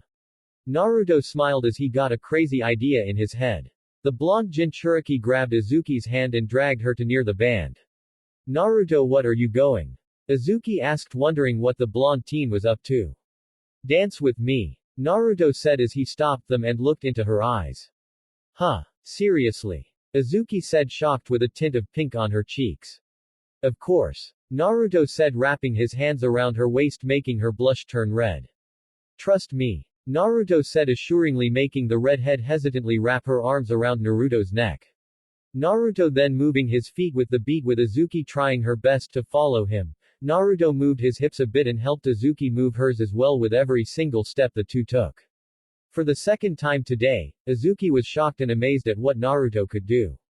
First he could play guitar and now he can dance. Hell, she thought that he would be stepping on her feet with every step he took, but here he was, dancing with her and proving her thoughts wrong. Let me guess, you're wondering how I learned to dance as well. Naruto said with a smirk. Well, yeah, first the guitar and now this, it's incredibly shocking. Izuki said, still shocked she was dancing with Naruto, who was once again, the last person she, along with anyone else, ever expected the blonde to do this perfectly. It's sort of like the same story with Aika, except it was in a different village. Ero Senin was doing what perverts do best, leaving me alone to explore the village. Apparently it was having a festival and everyone was getting ready, but there were some who were so excited they danced in the streets. Naruto said. Like how we're dancing. Isuki said with a smirk. Yeah, but you move better than they do. Naruto said, complimenting Izuki's dancing, making the redhead blush red. I didn't know how to dance, all I know what to do was jump around like a total idiot. Which regrettingly, I did. Naruto admitted, making Izuki laugh. Yeah, that's what I expected. Anyway, seeing I didn't know a single thing about dancing, a girl around my age walked up to me and told me that I should really learn how to dance, which she was so kind to teach me how to. Let me guess, you stepped on her feet while she was teaching you. Izuki said, smirking again. Well, what can I say? I wasn't much of a dancer back then, but I sure did improve. Naruto said with a blush. I can tell. Izuki smiled. So what was her name? Her name was Shizuka and she was really pretty. Naruto said. Oh really? Izuki said with an annoyed look on her face. Yeah, she had nice short dark hair that was silk to the touch, a cute dark blue dress, sapphire eyes, fair skin that was seriously smooth, and she was one hell of a looker. Naruto described his old friend's beauty with a blush, but he then felt his neck being stabbed by fingernails. Ow. Sorry, my hands must have slipped. Izuki said with an innocent smile and pair of smiles. Right. Naruto said with a dull look. So did that pervert Jiraiya see you dance with her? Izuki asked. A couple of times without my knowledge and at the festival, damn perverted laughing bastard. Naruto grumbled with annoyance. Well, either way, that Shizuka girl taught you well. Izuki said with a smile as she continued dancing with a smiling Naruto. Everyone loved watching the two dance, having fun as the street band played, some even joined in on the dancing and they were all having a blast. Izuki laughed with joy as she was having fun dancing with Naruto, who really knew how to have fun. Back at Naruto and the girls' dorm, the Naruto clone was finishing up cooking dinner after he put the guitar at the loft. There, done. The Naruto clone said as he finished cooking. Naruto made miso glazed salmon with creamed spinach and Mexican rice mixed with chopped steak. I hope they like the creamed spinach. The clone said with as much hope as the original Naruto would have. Suddenly there was a knock at the door, so naturally the clone went to get it. As the clone opened the door, it was suddenly stabbed right through the torso by a set of claws. Oh, I am so sorry, I am really bad at hellos. Abunai said as he gave a small cat-like grin at the clone before it disappeared in a cloud of smoke. Damn, it was just a clone. Abunai said as he walked into the apartment. He then smelled something good as he went to the small kitchen and saw the meal that Naruto made. Well, I'll be damned, he knows how to cook. Abunai said with a smirk.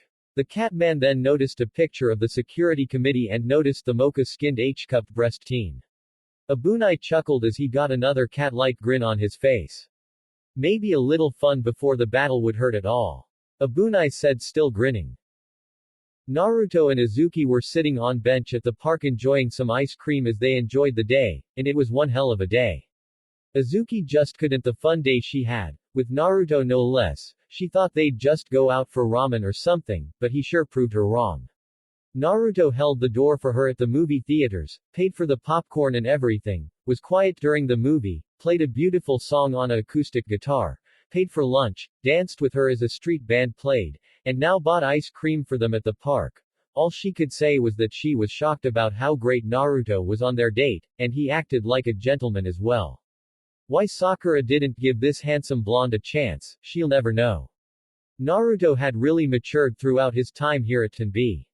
Naruto. Izuki said, the blonde's name earning his attention. I've been wondering, if you've been so talented this whole time, then how come you didn't show it? Izuki asked, genuinely confused. To this question, Naruto sighed, figured she was going to ask this question sooner or later. I just felt embarrassed to show it know. Naruto said. No, I don't know, in fact I don't understand why you wouldn't want to show such great talents. Izuki said. Well, I felt people would laugh at me. I mean, I was never good at anything, so I thought they would think I was a loser making dancing and the guitar looked dumb. I never danced because I thought people would insult my dancing, know. Naruto said, blushing with some embarrassment. But that doesn't explain the amazing talent you have for playing the guitar. Isuki said. Shinobi are meant to fight, kill and look cool to the inexperienced, not look artsy. Naruto said, still blushing from embarrassment. Well, what about that guy who looks like a pale, gayer version of Sasuke? Isn't he artistic? Isuki said. If you're talking about Sai, that's different, everyone draws, including Shinobi. Think about it, have you ever heard of a shinobi that has ever played guitar? Naruto said. Isuki opened her mouth only to not find an answer to object to that question. Good point, but you shouldn't feel embarrassed and afraid of your talents. Isuki said. Well, I'm not now. Naruto said. How come? Because I'm with you. Naruto answered, making Isuki blush red with a look of shock on her face. For some reason, I feel I can show what I was originally afraid to show to everyone else. For so many reasons, I feel safe when I'm around you, like I don't have to be afraid of being myself. You're that special to me, Isuki. Naruto said with a genuine smile. Naruto. Isuki said the blonde's name. The two didn't know what came over them, they just started leaning into one another, their lips coming closer to each other's own and their eyes closed. Their lips inching closer and their hearts beating a million times per second as their minds went a blank, not knowing a single piece of knowledge of their actions. However, Naruto suddenly earned information from his now deceased clone, making his eyes shot open and the blonde to jump off of the bench, making Izuki's own eyes shot open too and looking at Naruto. Naruto. He's back. Naruto said, making Izuki's eyes widen with shock and fear, knowing exactly who Naruto was talking about. Abunai's back. Naruto then turned to Izuki with apologetic eyes. Izuki, I'm sorry, but just go, I'll meet you there. Izuki said with a serious look upon her face. Naruto nodded as he ate his entire ice cream in one bite before he shushined back to their dorm. Izuki stood up and threw her ice cream in the trash as she ran off back to the dorm. Damn it, I wish I could do the ninja things Naruto could do. The red-haired tsundere thought with anger that she wouldn't be there on to help Naruto and the others before the battle would start. Cha-Cha had walked into the girls' locker room after doing an intense workout of track, push-ups, sit-ups, crunches, pull-ups and weightlifting. After she took a shower, she put on her usual school uniform and was ready to leave, but suddenly she felt the room heat up for some reason, like there was a fire in the room. She then felt the heat above her, making her look up, only to gasp as everything went dark. Naruto suddenly appeared in front of the dorm to see the door opened. Ah, damn it. Naruto cursed as he quickly went inside and saw that nothing happened to the place, especially his new guitar. Thank Kami. Naruto thought as he got down from the loft, but then he saw a horrifying sight. No, that monster. Naruto yelled as he noticed all the food the clone made gone and what little left was left messy all over the kitchen. He destroyed dinner. That bastard's going down. Naruto yelled as he crossed his middle and index finger again to make a cross-hand sign. Kage Bushin no Jutsu. Naruto created 3 clones who look on in horror at the mess that was created by the hybrid lunatic. Dear Kami. One of the clones said. You 3 clean this mess and cook dinner. The original Naruto ordered. Do you remember what tonight's dinner is? The original asked. Miso glazed salmon with creamed spinach and Mexican rice mixed with chopped beef. The clones said in unison. Excellent. Get started. Naruto exclaimed as he ran out the door and jumped over the railing and landed onto the floor with a booming sound and a cloud of dust. Naruto closed his eyes and started to sense any nearby energy, and he found a huge amount of energy it can be. That bastard is going down. Naruto said, opening his eyes with a glare. Naruto appeared in the middle of the school grounds with his Shushin technique and started to try and sense Abunai's energy, and he succeeded in doing so, but he didn't like where he found it. That fucking pervert. Naruto said as he sent energy into his legs and took a grand leap into the air, sending him high into the sky, and when he was over a building he used the energy within him to make himself like an anchor and send himself rocketing down into the building, going straight through the ceiling and another floor or 2 until he used his energy to make him lighter and land safely onto the floor. I've really improved. Naruto thought, smiling in his mind, but suddenly his mind went from pride to anger and rage when he saw Abunai. Well, the blonde finally showed up. Abunai said with a cat-like grin. Right next to Abunai was a half-naked unconscious Cha-Cha, her clothes on the floor, only leaving her in a gray bra and panties combo that had leopard spots on them. Gotta say, you got some good taste. Abunai said as he crouched next Cha-Cha and started licking her face with his tongue, making Naruto tremble with anger. A real step up from that pink-haired bitch. Abunai chuckled. Say, how about you stand there while Abunai then used one of his claws to the middle of Cha-Cha's bra off, making her breast bounce out, making Naruto's angry eyes widen with more anger. Show your friend here what but suddenly Naruto vanished out of thin air and then appeared in front of a shocked Abunai before grabbing the hybrid's head and start to tighten his grip on the bastard, making him scream in pain. Naruto's free hand then tightened into a fist with his chakra surrounding it and spiraling around it like a Rasengan. Rasensumashu, Naruto said with anger as he slammed his fist straight into Abunai's face. The power of the technique was so massive that the rest of the building above them was destroyed from the blast as Abunai was sent rocketing into the sky. Naruto's jacket danced with the wind with his golden bangs shadowing his eyes and his fist ablazed with bluish-green energy that danced around it looking like fire. As Naruto's hand turned back to normal, the blonde quickly turned towards Cha-Cha with worried eyes. Cha-Cha-chan. Naruto exclaimed as he ran to her unconscious body and picked her up before he took off his jacket and wrapped it around her body, the jacket covering most of her breasts. Naruto stared at the mocha-skinned girl's beautiful face as she stayed unconscious with her chest rising as she breathed. Cha-Cha-chan, I'm so sorry I wasn't there for you when you needed me. Naruto said with concerned eyes before he closed them and opened them up with a serious and determined look in his eyes. But I'm here now, and I swear to Kami that I will protect with my last breath. Naruto then leaned in and placed his lips onto Cha-Cha's own with much passion put into it. As Naruto separated from her, picked her up bridal style and subconsciously summoned a clone. Watch over her. Naruto said, handing Cha-Cha to his clone self. You know I will, boss. The clone said as it held Cha-Cha. The original Naruto nodded as he turned around and sent his energy into his leg and then jumped high into the air and then sent the energy around his body and used it to send himself rocket towards where he sensed Abunai's energy.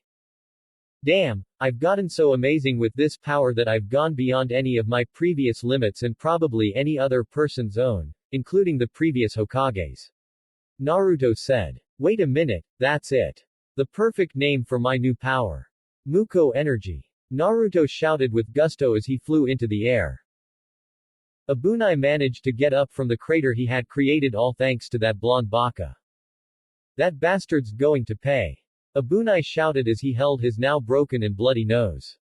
Am I now? Abunai looked up to see Naruto glaring down at him. Let's finish this. Naruto said with an icy tone and glare. Abunai gained a furious look on his face as his hands glowed green as his Tekko Kages appeared on them. Let's. Abunai growled as he then disappeared and reappeared above Naruto and slammed down at him with his Tekko Kages only to find the blonde had disappeared. That all. Abunai looked up to see Naruto a few feet in front of him. I honestly expected more. Naruto insulted Abunai with his face looking serious. Abunai had fire in his eyes, literally, as he then charged Naruto and started swinging his Tekko Kages at the blonde, but Naruto continued to dodge until the blonde's fist was surrounded by a bluish-green flame and then slammed his fist into one of Abunai's Tekko Kage, completely shattering it and cracking the bones in Abunai's knuckles, making the hybrid scream in pain and agony as he jumped back. Abunai held his injured hand as he glared at Naruto with fury. Lucky for the brunette that he was half-tailed beast or his bones wouldn't heal in a matter of moments. Abunai then disappeared and reappeared in front of Naruto and attempted to slice his face with his remaining Tekko Kage, but then blonde just moved to the side, then delivered a headbutt to Abunai's forehead and then kneed him in the gut before sending a combo of kicks to the hybrid's face and then grabbed his arm and made it bend the other way. Abunai screamed in pain as he kicked Naruto away and held his arm. You bastard! Abunai yelled, but then he was punched straight in the face, sending him rocketing straight into a bunch of trees that fell atop of the brunette. Naruto glared at the fallen damam trees he created using Abunai's body. I may be a bastard, but at least I ain't a monster like you. Naruto said. Then suddenly Abunai rocketed straight out of the pile of trees with his eyes turned golden and his arms replaced with fiery blue with black flames for arms and long black claws in his face in an angry animalistic predator face. Bluish-green energy flames surrounded Naruto's hands again before the blonde slammed his hands onto Abunai's claws and locking them with Abunai's claws. Abunai was absolutely shocked as his widened golden eyes stared into Naruto's serious glare. Naruto kneed Abunai's gut again and then headbutted the hybrid in the nose, making him scream in agony, before the blonde grabbed the transformed Abunai's arm and repeatedly started slamming him down onto the ground with painful-sounding crunching noises every time Naruto slammed Abunai into the ground. Naruto then spun around at high speed, still hanging onto Abunai, and then he released his grip and threw Abunai into the air, sending him rocketing before the blonde shinobi opened his mouth and shot a huge powerful mouth cannon straight at Abunai, making the brunette explode from the attack and sending him rocketing into the ground far was from Naruto. "I'm going to make you regret getting the Nibi's powers and more," Naruto said as he disappeared from sight. Abunai was indented into the floor of Tenbi's gym with girls staring at him with shock and confusion. Abunai quickly got himself out of the floor as he started panting. "That blonde bastard!" Abunai yelled. "I'm going to kill him." Abunai screamed into the heavens as blue with black flames surrounded him and started growing to giant size, making the girls in the gym run away and out of the building, except for one sky blue-haired girl. "Dear God," Garrett said as she stared at the giant blue with black flames that now spawned giant cat claws that slammed onto the floor before the fire disappeared and revealed a giant golden-eyed two-tailed cat made of blue with black flames. As the giant flaming cat roared with its lion-like roar, Garrett couldn't help but stare at it with shock, fear and amazement.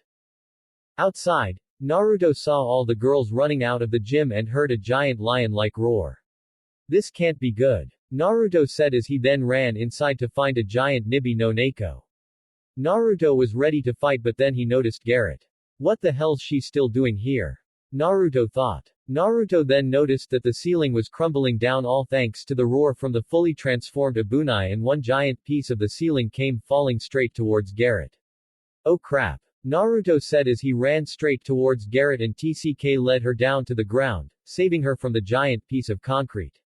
Garrett looked up to see Naruto above her and saw the giant piece of the ceiling that was fallen and crushed right where she was standing. "Naruto, you saved me," Garrett said with shock.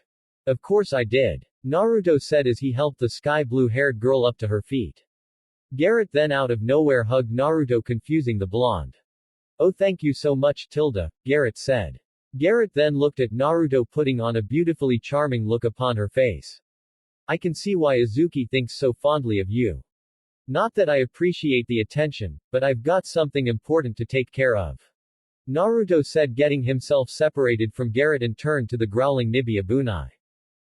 "I could help you," Garrett said, getting ready to summon her Maken, but Naruto put his hand up as a sign of halt. "Thanks, but this is my fight," Naruto said as his arms glowed green and then the green light disappeared to reveal Naruto's arms were now armored with turbine fans built into them. 2 fans in each arm, 1 each on the deltoids and 1 each on the triceps brachii. Naruto slammed his fist into his and cracked his armored knuckles. "And I'll be the one to finish it," Naruto said as the turbine fans on his arms started spin and blowing steam as they made a powerful revved engine-like sound as they spun. "But still thanks anyway, beautiful," Naruto said, turning to her, giving her a smile with a twinkle in his gorgeous cerulean eyes that showed much caring. Garrett couldn't help but blush. "Now go, this is going to get hairy," Naruto said, turning back to the giant flaming cat beast. Garrett wanted to stay and help Naruto fight, but against her massive ego she decided to listen to him. "Fine, but you better not die," Garrett said as she made her way to the door. The transformed Abunai jumped at Garrett, ready to attack her and do the same thing he did with the red-haired roommate of Naruto's the last time he faced off against the blonde. Garrett quickly summoned her Maken, which was a beautiful sword, and was ready to attack, but Naruto suddenly appeared in front of the Abunai and slammed both his hands onto Abunai's paws, making the transformed monster cat and Garrett have looks of shock on their faces. "Nice try, but that trick's getting old," Naruto exclaimed as he opened his mouth and shot out another huge blast of his mouth cannon, hitting Abunai directly in the face, sending the cat monster flying back and destroying the floor as it skid onto it and a piece of the wall when its head slammed into it. "Garrett, go! Now!" Naruto yelled. Garrett nodded and ran out the door, leaving Naruto to face off against the giant monster known as Abunai. "It's just you and me now, ugly," Naruto said as Abunai got up and faced Naruto and roared his lion-like roar with a cheetah roaring howl at the end of it. Nibi Abunai tried slamming his giant paws atop of Naruto, but the blonde kept dodging them, so he sent one of his tails at Naruto. Naruto jumped over the tail, but the other tail came straight at him, so Naruto used his hands to grab the tail to impact the blow. Abunai used the momentum of his tail to slam it against a wall, leaving Naruto indented in it, allowing the cat beast to claw at him, but Naruto summoned a giant energy claw from his torso to slap away the paw, saving him. Starting to get irritated, Abunai took in a deep breath and shot out mouse-shaped fireballs rocketing towards Naruto. Naruto quickly jumped out of the wall and summoned two energy arms to make an X block, with his armored ones doing the same, as well as the fire mice hit Naruto and the rest of the wall, destroying half of the gym. Abunai grinned at this, but Naruto suddenly rocketed towards him with both an energy fist and armored fist cocked back before he slammed the energy one right between Abunai's eyes, while the armored one was slammed onto Abunai's nose, making the cat beast roar and hiss like a cat as it bounced back and held its nose with one of its claws. Naruto took the advantage and jumped straight at Abunai and sent a flurry of energy fist punches straight at Abunai's face. Abunai's back was slammed onto the wall as Naruto continued to send seemingly never-ending flurries of punches straight at Abunai's. After countless punches, Naruto cocked back one of his energy fists, with the fist bursting with fire surrounding it, and sent it straight into Abunai's face, sending him straight through the wall. Abunai growled with anger as he got up and saw the silhouette of Naruto's shadow in the dust of the now destroyed wall, so he charged at the blonde with fury, but he then heard a painful screeching sound, making him stop and cover his sensitive ears. Naruto walked out with 4 Rasen shurikens in his possession, 2 held by his own armored hands and 2 in his energy claws. You think it hurts the ears? Well, believe me when I say it hurts like hell when you come in contact with it. Naruto said as he threw all 4 at Abunai. Abunai was met with the first in one of his 4 legs, the second in another, the third on one of his own tails, and the other hit his face and exploded, making the others explode as well, creating one huge sphere of wind chakra. Naruto stared at the explosive sphere, completely consuming the fully transformed Abunai. Hell hath no fury than the deadly winds that roars. The sphere then faded with the ear-pounding sound vanishing as the dust settled. And then becomes silent. Naruto finished as he saw Abunai, half naked, his pants the only clothing left, but were ripped, trembling on his hands and knees, panting with wounds all over his body, bleeding. It's over, Abunai, I've won. Naruto said, glaring at the bleeding, defeated form of Abunai. Hell no, I'm still alright for another round. Abunai pushing himself up off the ground and got into a fighting stance as he tried to keep himself up on his feet. Naruto just turned and started walking away towards the school. Where the fuck are you going? Abunai yelled, only to cough harshly and hold his chest from the feel of pain. Like I said, the battle's over. Naruto said, continuing to walk away. Fuck you. I'll come back and fuck that dark-skinned girl of yours. Abunai yelled. As Naruto heard these words, he stopped dead in his tracks. Oh, you don't like that, huh? Well, too bad, cause when I come back, it's going to be me, her and those other 2. All the fucking. But before Abunai could finish his sentence, Naruto's body exploded with his energy skyrocketing. Wait, Abunai finished his sentence with fear at how powerful Naruto was. You just made a big mistake, Abunai ni. Naruto said as suddenly his anger started to control him and one of his armored arms grew into giant size. The fist grew huge, with the forearm growing bigger than the fist, with hot rod exhaust pipes sticking out of the back of the forearm part. Fuck this. Abunai thought as he started making a break for it. Naruto turned back to Abunai with a glare. You're not getting away without getting slammed by my fist. Naruto shouted as he jumped high, rocketing into the air. Isuki and the rest of the security committee making it to see Naruto in the sky with a giant fist. Oh, this ought to be good. Isuki said, looking up at Naruto with a smirk. Naruto stopped in the air with his body bursting with bluish-green energy, dancing around his body like flames and the exhaust pipes revving with fire. You're finished. Naruto roared as he rocketed towards Abunai. Abunai tried to get away as fast as he could, but it was all futile as Naruto's giant metal fist made contact and slammed him down into the ground, creating a fiery explosion and roaring winds that almost blew the entire security off their feet, except for Kengo, who did fall to the ground on his butt. Naruto roared as his attack created the explosion, and when it was done, Abunai was finally defeated. Naruto-kun, you did it. Kimi cheered. Naruto just continued to stare at Abunai's severely damaged and burnt back, the two inside a huge crater. The blonde hero didn't know what took over him, but he grabbed Abunai's body and turned him over so that the brunette would be lying on his back. Naruto's hands and forearms started glowing bluish-green that they looked like they were made up of Naruto's now-known Muko energy with a tail-like essence connected to each of them. Naruto then plunged his hands straight into Abunai's chest, making the brunette hybrid open his eyes wide and scream in pain and agony as Naruto's hands were inside his very being. Naruto, what you doing? Haruko yelled with her eyes widened in horror. Are you fucking psycho? Uruchi yelled. Naruto ignored them and searched inside Abunai's chest for something, and he found whatever he was looking for. Naruto grabbed it, tightening his grip on it so he wouldn't lose his grip on it, and then with all his might, he pulled it straight out of Abunai's chest. Abunai then fell unconscious once again as Naruto found what he was looking for. Is he? Anaho was afraid to finish that sentence. No, he's still breathing. Furin said, putting everyone's mind at ease. Naruto stared in shock and amazement at what he held in his hands. In Naruto's hands was royal blue flame that was the size of a small dog. It was so warm and beautiful, and the sensation felt nice in Naruto's hands, but the most amazing part about the flame was that it felt alive, like it was breathing. Naruto would have stayed there holding the flame for God knows how long, but he remembered that he had to get to Cha-Cha, who was still unconscious in a now roofless building. Naruto focused his chakra and created a clone with his mind. He would pat himself on the back for such an accomplishment, but Naruto had to get to his friend, possible girlfriend. Take this flame, I got to go to see if Cha-Cha's alright. Naruto said to his clone, who nodded and took the flame from his creator. Naruto then started to sprint towards the building, running past the entire security committee.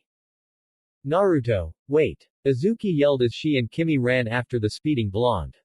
We should hurry and retrieve Abunai's body before. Furin stopped speaking as a dark beam of light hit Abunai and sent him straight into the air where he vanished along with the light. That happens. Man, looks like your golden boy lost. Iwao said. Iwao, Wabisuke, Hanahime and Oso were with Toshiyuku, observing the battle between the two beasts of men. I know, I never expected him to win. Toshiyuku said. What? Then why send him? Iwao exclaimed.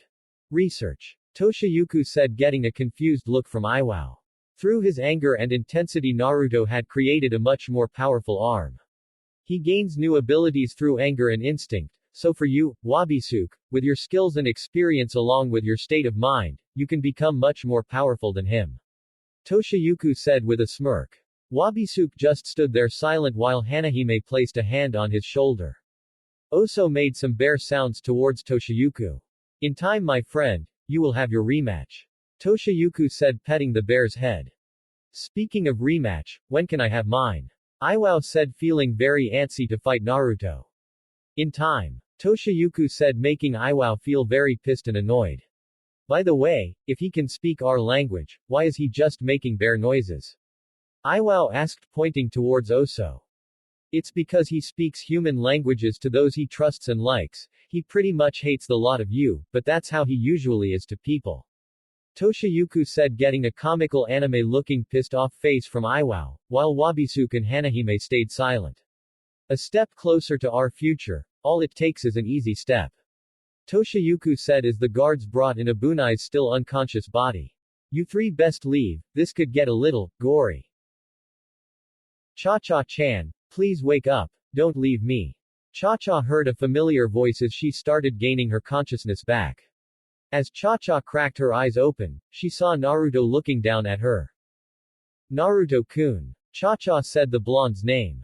Naruto smiled down at her with joy, happy to see her alright. Naruto-kun. Cha-Cha exclaimed as she jumped at him and put him into a tight embrace with, of course, her boobs in his face. The only difference was that they were now fully exposed from the jacket. Cha-Cha-chan. Why your boobs are? Cha-Cha looked down to see her boobs exposed. Oh, Naruto-kun, you bad boy. Cha-Cha said with a sly smirk as she rubbed the back of Naruto's head. What? You think I did this? Naruto exclaimed with his nose bleeding from the sight of Cha-Cha's exposed breast. It doesn't matter, you can take me right now tilde. Cha-Cha purred seductively, making Naruto's nostrils spew out more blood and earning him a boner. Not if I have anything to say about it. Isuki said as she had an icy cold glare with Kimi next to her. The poor petite girl's entire face turned red and had swirls for eyes at the sight of the two in their suggestive position. Izuki-chan. This is not what it looks like. Naruto quickly said with a comical anime fearful look. Shut up, Naruto. Isuki said. Yes, Izuki-chan. Naruto said. Isuki, you ruin all our fun. Can't you just let Naruto-kun and Cha-Cha-chan bring each other real happiness? Cha-Cha emphasized the real for happiness to mean only one thing that turned Naruto on. Cha-Cha then eeped as she felt something poke her between her legs, and she knew exactly what it was. Oh Naruto-kun, you're so big and manly tilde. Cha-Cha cooed as she rubbed her lower rein against Naruto's, making the blonde have a huge nosebleed, the blood spraying away from Cha-Cha's breasts. Isuki have a shocked and pissed face and Kimi almost faint. Isuki then had a huge red menacing amount of killer intent surrounding her as she cracked her knuckles. Izuki-chan, wait. Naruto quickly pulled himself away from Cha-Cha and tried to reason with the redhead. The three girls were shocked to see Naruto's boner, it was fucking huge. Cha-Cha drooled at the sight of the large soldier. Kimi fainted and entered a fantasy where she and Naruto were in a bedroom, and Izuki's fist trembled with fury as she was ready to beat the shit out of Naruto. You perverted baka. Isuki yelled as then she started to beat the shit out of Naruto, with the blonde boy's screams being heard straight to the heavens.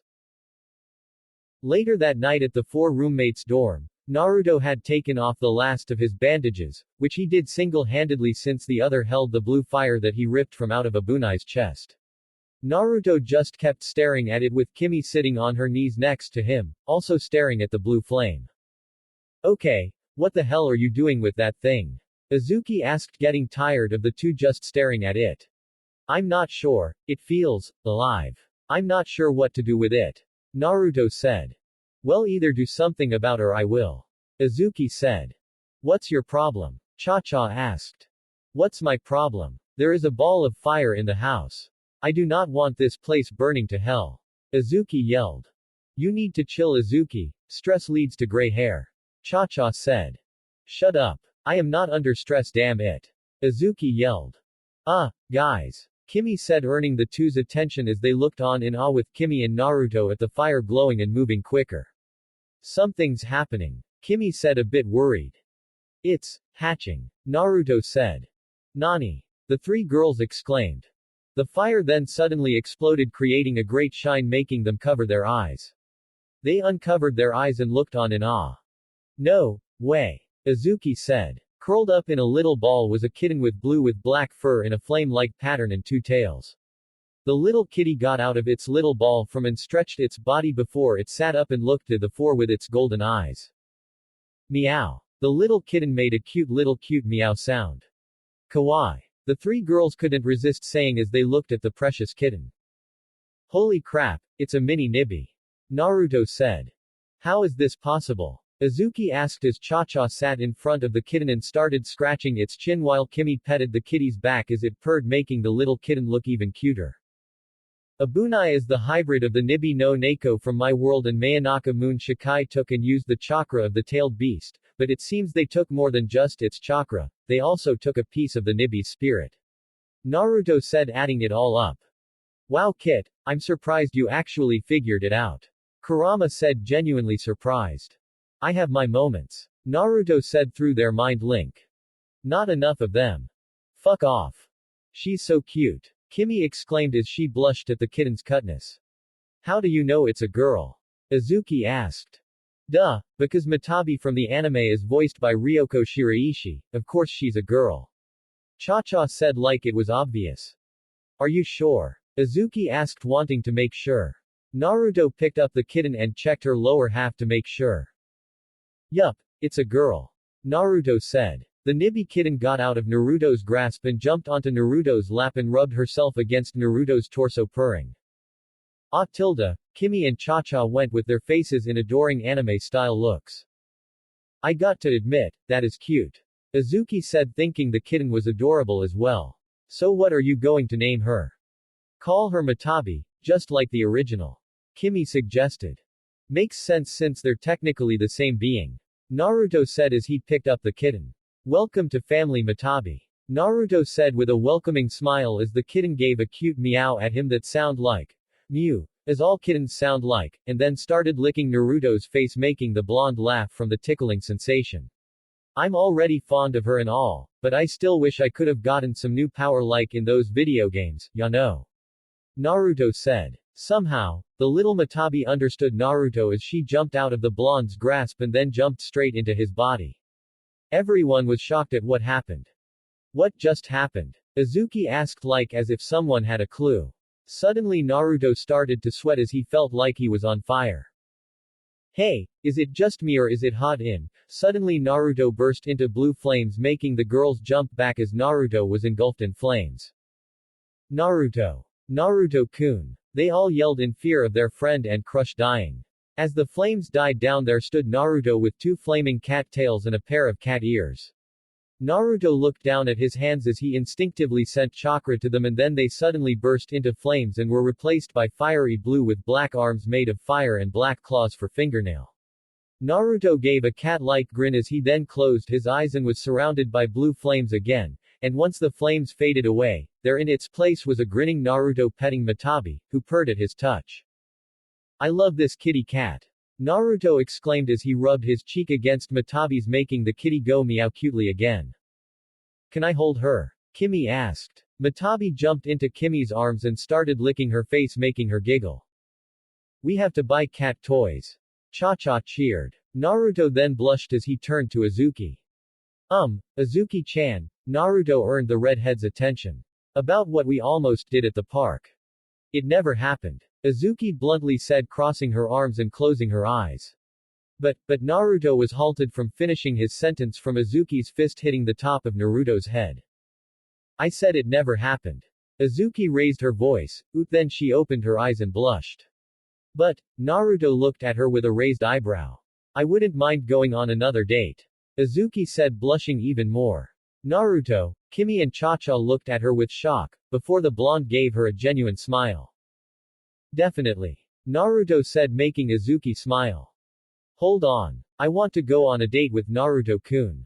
Cha-cha exclaimed. Me too. Kimi exclaimed as well. Too bad. Isuki exclaimed.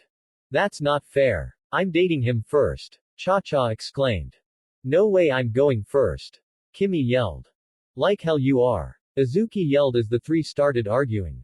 Naruto just blinked at the three as he had Matabi in his hands, Kimi giving the kitten to him before they all started arguing, knowing things were going to get ugly. Let's leave the other ladies to their conversation, huh Matabi? Naruto said to the kitten, getting a cute little meow from the kitten. Come on, there's some fresh tuna in the fridge that I think you'll enjoy. Naruto said, getting an excited meow from the kitten. Back in Konoha, Sakura was with the rest of the once again known as Konoha 11 at the Korean barbecue place. It had been over a week since Naruto was kidnapped and she has been an emotional train wreck. After learning that Naruto was the one who actually made her feel beautiful, she cried the first few days, and then she went to the library and tried to find anything on different dimensions and Maken, but she found zilch, nada, absolutely nothing that could help her. She wasn't the only one trying. Sasuke, Kakashi, Jiraiya, Tsunade, Shizune and everyone else on the Konoha 11 tried their best to find anything that would lead them to Naruto, but they all came up empty. Sakura just kept picking at her food, still think of the blonde boy she loved with all her heart. Sakura, would you just eat something? Ino said, worried about her best friend. Don't tell me what to do. Sakura said. Sakura, just eat your food, you need it. Sasuke said. Shut up, bastard. Sakura yelled. Whoa, calm down, Pinky. Kiba said. Shut your fucking mouth, Kiba. Sakura yelled.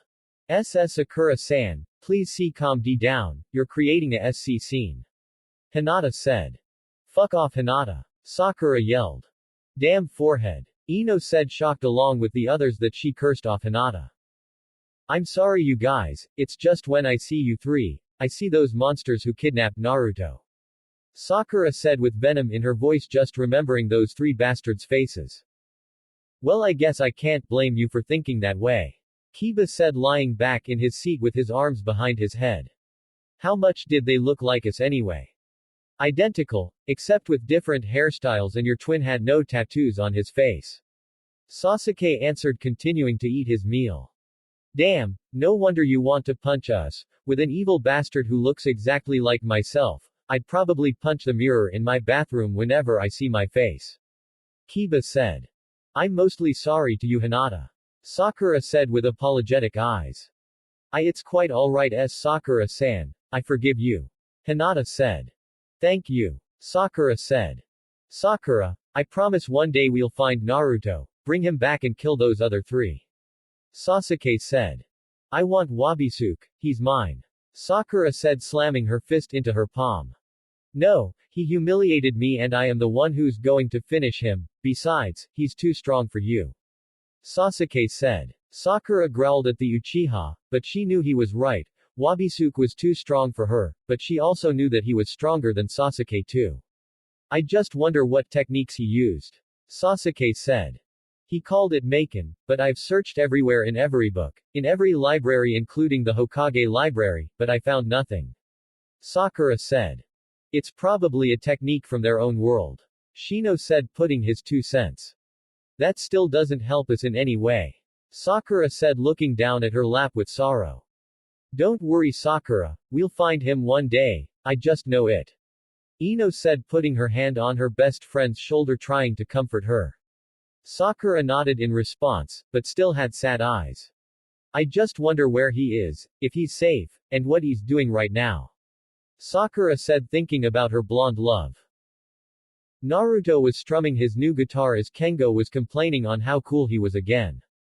Now you play guitar. What the fuck? How much of a chick magnet are you? Kengo yelled at Naruto, who just continued to ignore the dare-haired pervert. Oh, it's so cute that Manji now has a friend to play with. Anaho said with a cute cat-like smile as she saw Manji play with Matabi, the two getting along like they've been best friends for years. Izuki and Kimi giggle while Cha-Cha laughed before they went back to enjoying their lunch. Thank goodness you found Manji days ago, or else Matabi would be all alone. The two are like best friends. Kimi said as she took a bite of a strawberry from her fruit salad. Yeah, it sure is sweet. Takaru said. The door then opened to reveal Aki and Minori with boxes filled with papers to be signed. Break time's over, kiddies, time to work. Minori said as she and Aki placed the boxes onto a table. Great. Takaru and Kengo mumbled with depression as everyone else groaned. Understood, Principal Minor. Furin said, adjusting her glasses. Aki then made eye contact with Naruto, who smiled at her and gave a little wave. Aki blushed red, remembering what she had almost done 3 days ago. Aki turned away, but gave Naruto a little wave back before walking out the door. Well, see ya kids later. Minori said as the teens groaned and made their way towards the table to work on the dreaded paperwork. Oh, and Naruto. Naruto looked up at Naruto to Principal Minori. Nice work on your fight yesterday. Minori said, giving Naruto a look that looked, if Naruto wasn't wrong, seductive. You really handled that job like a real man. Minori said, smirking and giving Naruto a wink before leaving. Naruto blinked in surprise and shock at Minori's signals, all the while Kurama was laughing hard inside Naruto's head, calling the blonde, one lucky bastard. Kengo noticed as well and was about to complain again, but Naruto back-fist him, making him fall to the ground. Alright everyone, that's enough horse play, time to get to work. Yuka said, gently clapping her hands together and still smiling. Naruto sat down and started writing on the paperwork, and after a while he was bored out of his mind. Geez, I wish there were more of me, god I am such a baka.